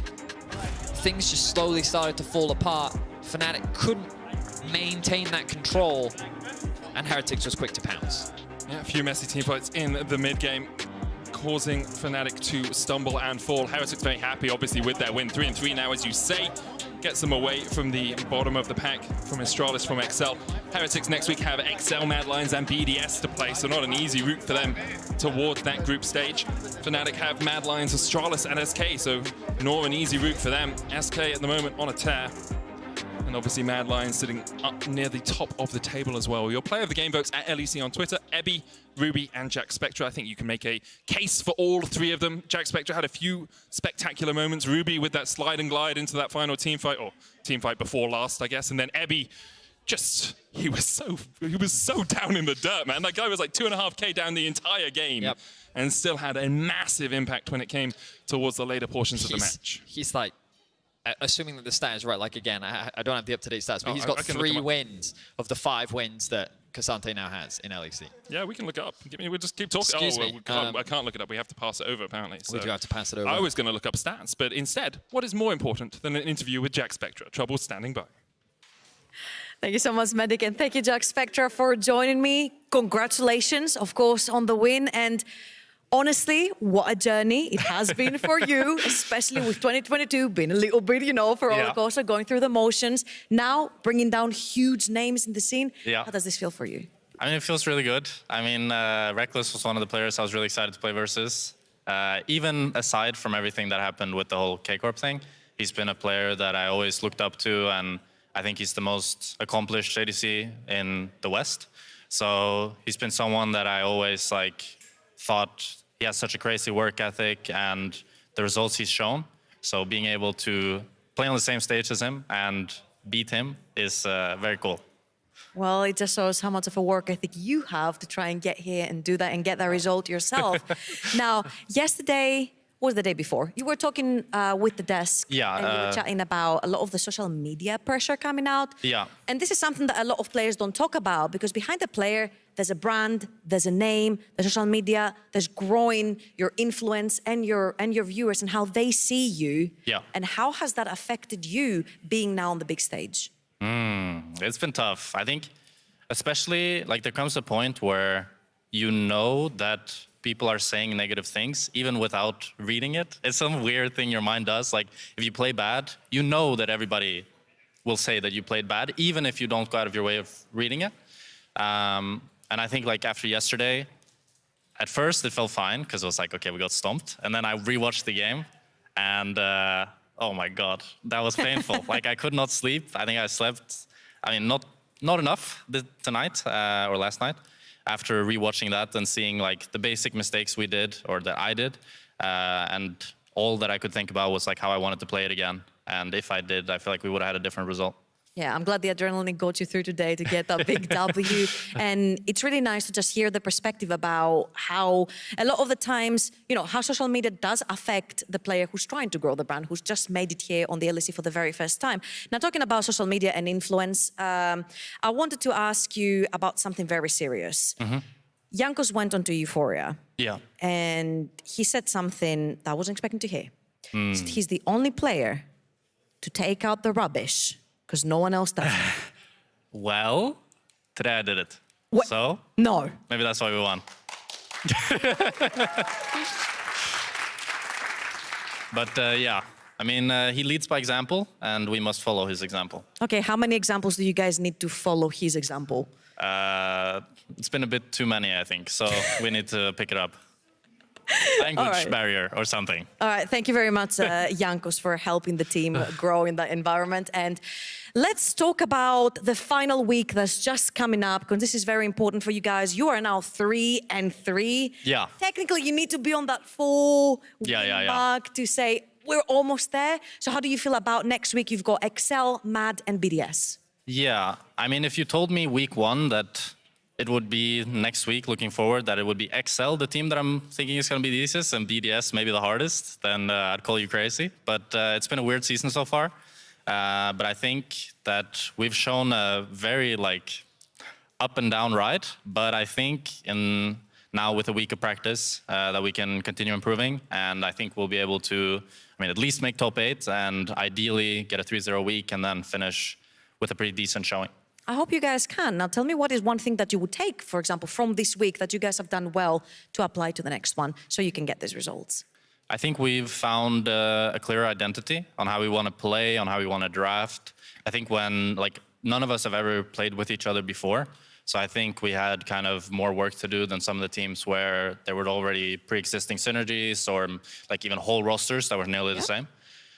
So I think we're kind of still learning. I wouldn't say we're perfect, but this week has been a learning phase where I think we kind of tunneled on one idea of the game too much in the beginning, and now we're open to more things and learning each other better. I love this for you guys, and I wish you best of luck for next week. Jack Spector, again, congratulations, and thank you so much for joining me. And as for us, we'll be on a very short break, but don't go anywhere because there's PGL with Law, Yamato Cannon, and Jankos, and he can talk more about all the things he does for Heretics that the other players don't in the house.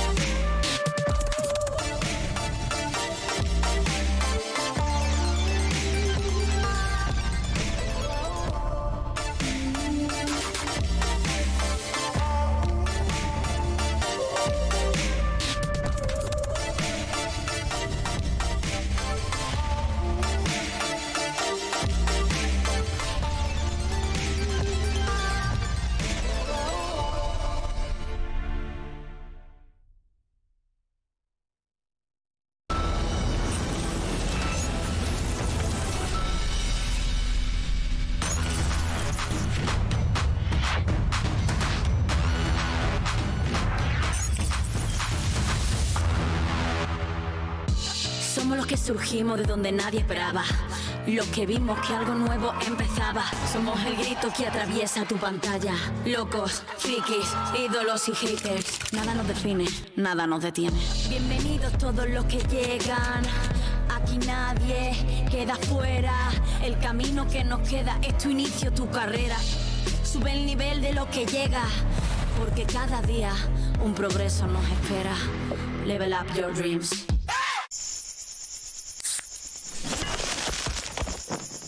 Red Bull gives you wings.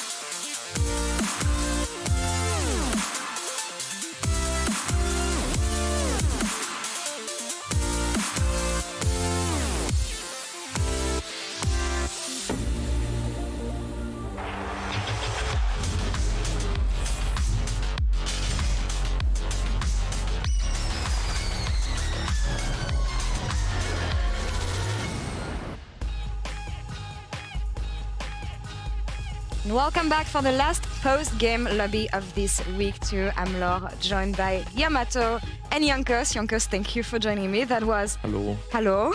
That was an interesting game you played, if I may say. Yeah, it was interesting. I mean, holy shit. I mean, that's one way to so define bad it. from both teams. You know, like the first thing, when I was like handshake Wunder, the first thing we both said that like we are both so boosted. So definitely not like the best timeline. But our goal at Heretics is to make BO3s currently, and you know, we need to win one more game next week, and then we have BO3s, and you know, we kind of keep ramping up, keep improving for spring and summer.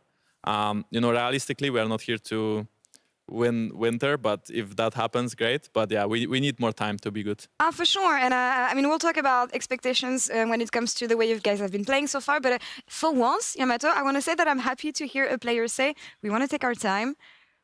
It's maybe not the first objective to win Winter. And I mean, be realistic to the fact that this team is going to make time to get in motion. No, for sure. I think it's fair. I think Team Heretics, you guys have shown like some ideas. I think in the way you guys group, there were some games that ended in like a horrible fashion, especially in week 1. Yeah. And those are things that you have to like clean up as you go. And I think that that's the state of mind I think a lot of teams are in. Make it to best of 3s, and you actually have a chance to kind of consolidate what's going on. Because I can imagine that these super weeks must be like super exhausting to play. Definitely. I mean, currently. Last year we had the schedule like every year where we had only 2 game days. Currently we have 3 game days, so you have to travel to the studio. You have to go through like this whole routine of making draft, of preparing. You have to like sacrifice half of your day to be here on time, leave studio. I mean, right now it's like almost 11:30, right? So it's getting quite late, and I think it's quite exhausting, but at the same time it's very fun. I think it's gonna be super rewarding when you make the BO3. This is why it's so important to make the BO3, and this is why many teams started very early, and to prepare for winter split. And even we see teams like BDS and SK Gaming doing very well. SK Gaming slaying Vitality and G2. Also Heretics, the powerhouse. So looking good there. I want to bounce back on the new format topic because you've been playing for so long with the league. How are you adjusting to the fact that you have 1 day less for scrims and trainings and everything? Can you feel the difference? I mean, it feels very fast. Yeah. I don't know how to explain it, but like you have 1 free day, so technically you could sacrifice a free day, but even throughout the week you don't really have time, right? You like scrim from 11:30. I mean, you have a meeting at 11:30, you finish at 8, then you have Champions Queue at 10, you have solo queue between, so it's a lot. So you have like this 1 free day where you play Champions Queue and solo queue anyway. And then after 3 days of practice, you already have LEC. And then on LEC days, you also have warm-ups and extra scrims to be as good as possible. So I think it's very fun. And it feels like we are trying very hard to work as fast as possible, if I can call it like that. Because if every team keeps improving in the same like speed, we are not gonna win. Like we can't improve at the same speed as other teams. We need to improve way faster. So I think it's very fun and it's very challenging. Yeah. And every game, even if it's a nail biter like against Fnatic, it feels good to win. Let's talk a bit more about this game. Maybe Yamato, you wanted to focus especially on the top side of the map. What did we see here that was interesting or caught your eye? Yeah, like in my mind, I like when I look at Fnatic, I'm thinking like their bot side, they just need to like put them in the back pocket. And I was happy to see that Fnatic actually was fighting a 3v3 top side. This is something that we struggled with last year, and I thought that this would be their way in. I had kind of my doubts because they were very imprecise, and I thought that you guys' composition with the Braum and the Zeri and the Azir would just be a very easy way of eventually ending the game. They tried to keep it like crazy by going on side and trying to like push for turrets, but I think they kind of misunderstood by overreaching for towers. I think with split pushing nowadays is less about taking turrets, more about when the enemy defends to take a superior position rather than trying to like put your head into the keyboard and try to end the game because you guys defended well. Yeah, I mean, I think we made a lot of mistakes early game, right? I got outsmarted by Razork at Herald, and we made some bad calls in which resulted in like Fnatic getting kills. I was not as happy as you seeing them topside. When I saw the Rise on the ward, and I was like, oh, I have to run, and then Rise ult, I was like, yeah, I was definitely not as happy seeing them topside. But yeah, I mean, it seems like they are quite a different team compared to with Hylissang and Upset. Any words on Ebi one-tricking Cassante so far? Because it's becoming a meme for the community. How does he keep on getting away with this? I don't get it as well. Because it's not like he really wants to play Cassante. It's just Cassante is open and is like a decent blind pick. So might as well just pick it. And of course, he feels very comfortable and he's very good on Cassante. But I hope he gets to play something else at some point, right? I hope surely. Yeah. But and we were talking about top lane especially, and maybe how hard it is to blind pick tops right now.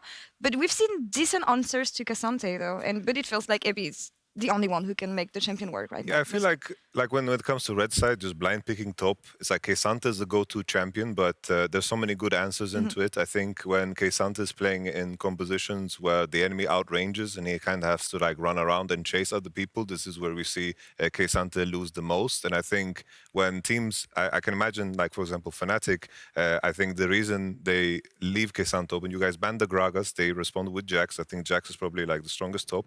And then Cassante followed. And I think in the state of mind of Fnatic, either they're going to be in a situation where you guys pick Cassante, they can pick something into it, or they have to blind pick top anyway. And I think that's so hard to do right now. I think if Cassante is out, what do you really pick top? It's just always going to be a champion that can be relatively countered. Maybe Renekton can be showing more or something like that. No idea really.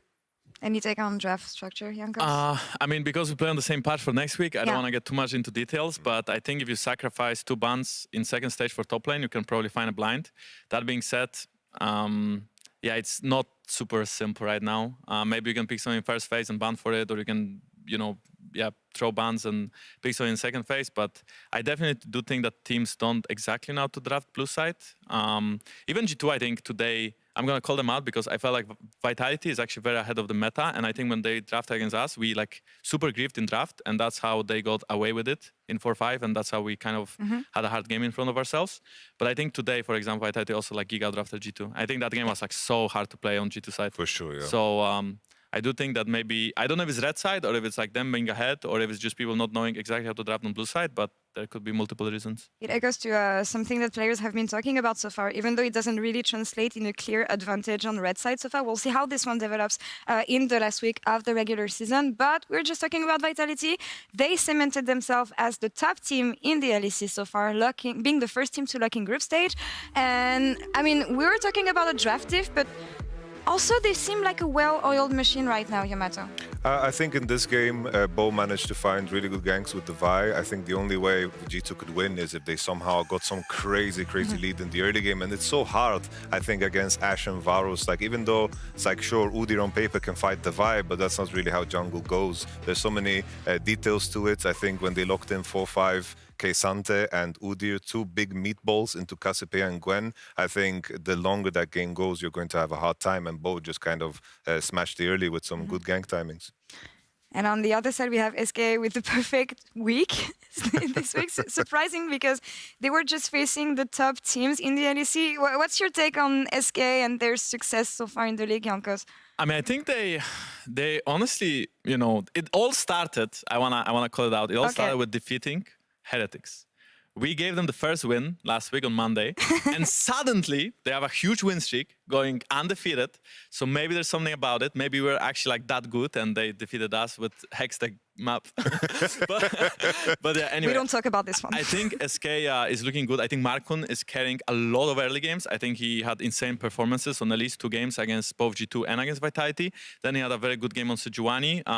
That game probably was more on the bot lane carrying the Lucian Yumi against, I believe, Nami and Jhin, where they got dive 2v2 and solo killed. So I don't know what happened to like Koi bot lane. I think they're playing slightly worse, and I always felt like their bot lane was the reason why Koi is a good team. Even though, yeah, of course, Marang is enabling the team, but has to be someone who has to carry the game, right? So I always felt like it was comp, especially in Summer Split last year. So I'm not certain about them. I think, it will take some time. I think they didn't really scream that much in off-season. I think they'll be a better team.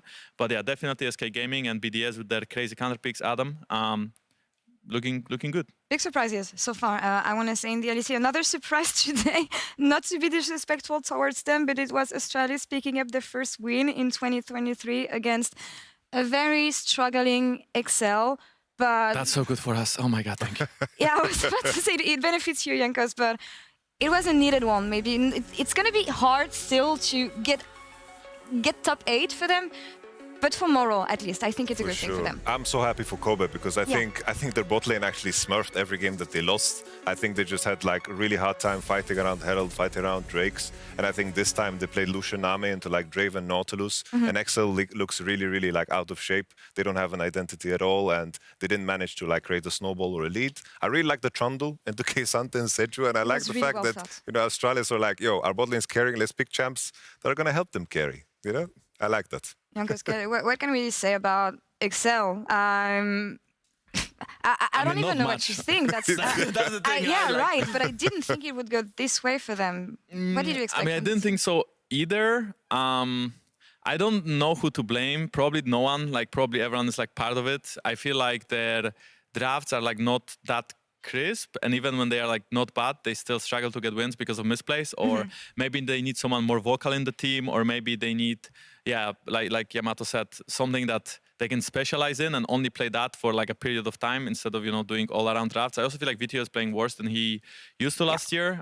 Sorry for calling him out, right? But it is a fact. Could be confidence, could be just different jungler, it could be maybe not getting used to, BO1's a lot of stress, right? You have to win these games, you have to make top 8, no pressure, they play us next week, but you have to win, no pressure, guys. Please, don't stress, you have to win.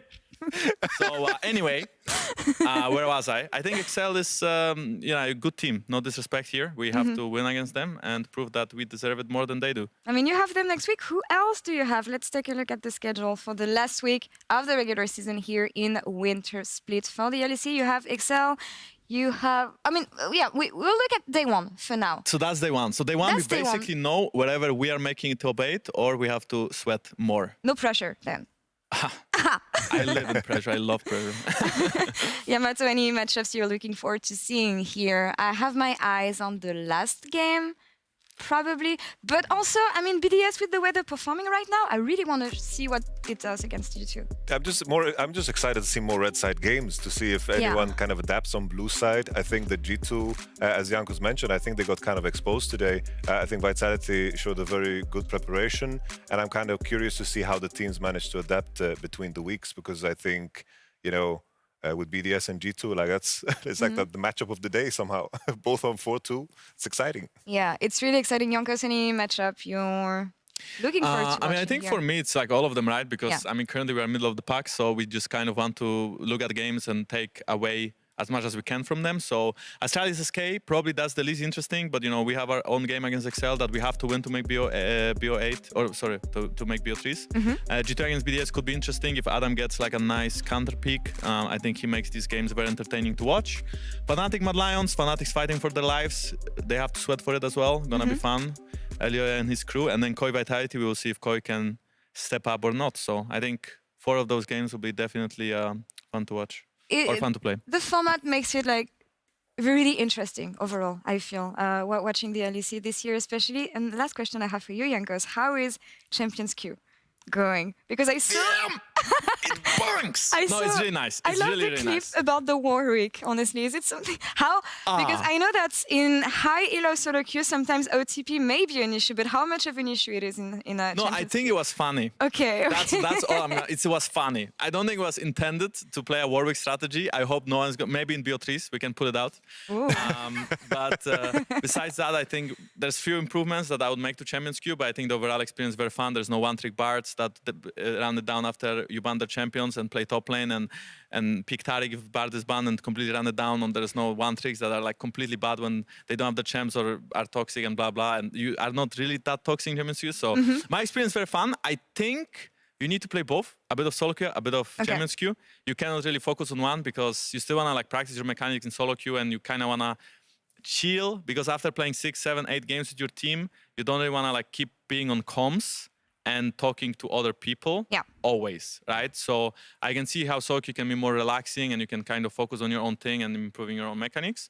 But at the same time, I feel like it's a very great addition to Europe. I think we are going to use it compared to our LCS brothers that completely into it and they were like, just didn't use it. I think we are going to really make use of it and we are, show them that we are superior region every aspect again. There you go. I love it. Yamato, a useful addition to Europe, For would sure. you say? Yeah, we don't even need prize money to motivate players to play it. We're just competitors. I just wish they fix maybe like a LEC Prio queue because yes, please. It's like I'm trying to follow the games and it's like Bo with 9 people that I barely recognize. And I see Jankos with the Warwick player, like that same guy. I saw him in a different game. Warwick got banned and the guy looks in Garen, like he's just a menace. He's just enjoying himself. Adam locked in Garen in my game. And I was laughing, but he did 1v9. So that was very impressive. I was like, wow. It was very fun to watch. But yeah, I think priority queue for LEC players, plus maybe starting at 9 to 1, because I feel like going to sleep at like 2 a.m. Can be a bit late, especially if we have to wake up at 10 or 11 for meeting and scrims. So these are like the 2 things I would complain about, but I feel like it's something that we can fix or LEC will decide. And anyway, it's great. Well, like your LEC games, it's very entertaining to watch your stream, Jankos, in Champions Queue. And I think that's all for us here on this side of the studio. And in the studio at all, we have to take the PGL selfie now, and I'm really nervous because we're using this. I never used this in my life. We will be back next Saturday for the final week of the regular season. We will see you then, and I'm going to try now to not mess it up. I'm going to take this like 50-year-olds take selfies. Like this. Okay. Yes. Wait. We don't see. Okay. This is gonna look awful. Flashbang. But that's fine. Jankos, thank you so much for joining us today. Yamato, a pleasure. Thank you. As always. I think it's gonna be great. It is gonna be great. We'll see how this one turns out. I'm gonna hide it from the light here. We will see you all next week. Thank you for tuning in. Take care and have a great week, everyone. Bye-bye. Bye-bye. Bye. Just remember these. So Niski, make sure if you don't get your flash blown early, this game is going to be like way easier for you, frankly. Yep. Actually, if you don't die and you kill them all, Niski, it might also be easier. If you don't get your flash blown and also double kill them, then that would be even better. It is time for the matchup we've all been waiting for between 2 of our top teams, G2 Esports and Team Vitality. Listen. We should push top. We should push top and we should start Baron because Lucian has no IE. But that Baron's going to fall very, very quickly. Now, Yike is going to try and get into the river here, but even with the tidal wave coming in, you're not really going to be able to get there in time. Baron has already been taken. TP coming in from Broken Blade. Photon looking to go in as well. Hansama caught in the season desist, but it's only Photon and Bo who are there. Broken Blade actually brings him across the wall straight onto the face of Hansama, but Broken Blade tries to act as a wall. Neon still trying to chase Mickey X down. Mickey has nowhere to go. Neon takes the second of the fight. It's onto Perks once again. Bo coming in behind them. The damage from Neon is enough. The smiles on the faces of Perks. This is what he was hoping this Vitality could one day be. He's got 3 kills to match Copy on the retreat to dredge line 4. Targamas, stop hitting walls, my man! This time Finn finds his targets. XL Esports lose the game. Astrala's gonna pick up their first win. Meow, meow. Apprehend into the kitty cat. The decimate, the guillotine. Call an ambulance. He's inside the shot, flashes over the wall, flashes wall, knocks in guillotine! But not for me. Secure. What was that? Madam! Well done. And BDS stunning the LEC. Because they could be threatening a dive They can still threaten a dive. You can always use the Yuumi to tank the tower, and that's exactly what they do. DOS tanks the tower shot. Now they can look for comp as well. He does have the cleanse, but there's nothing really for him to cleanse away from. Extra kick flashes. Lane, you can see a massive lead. I was going to go for monstrous, and then it switched into massive in the end.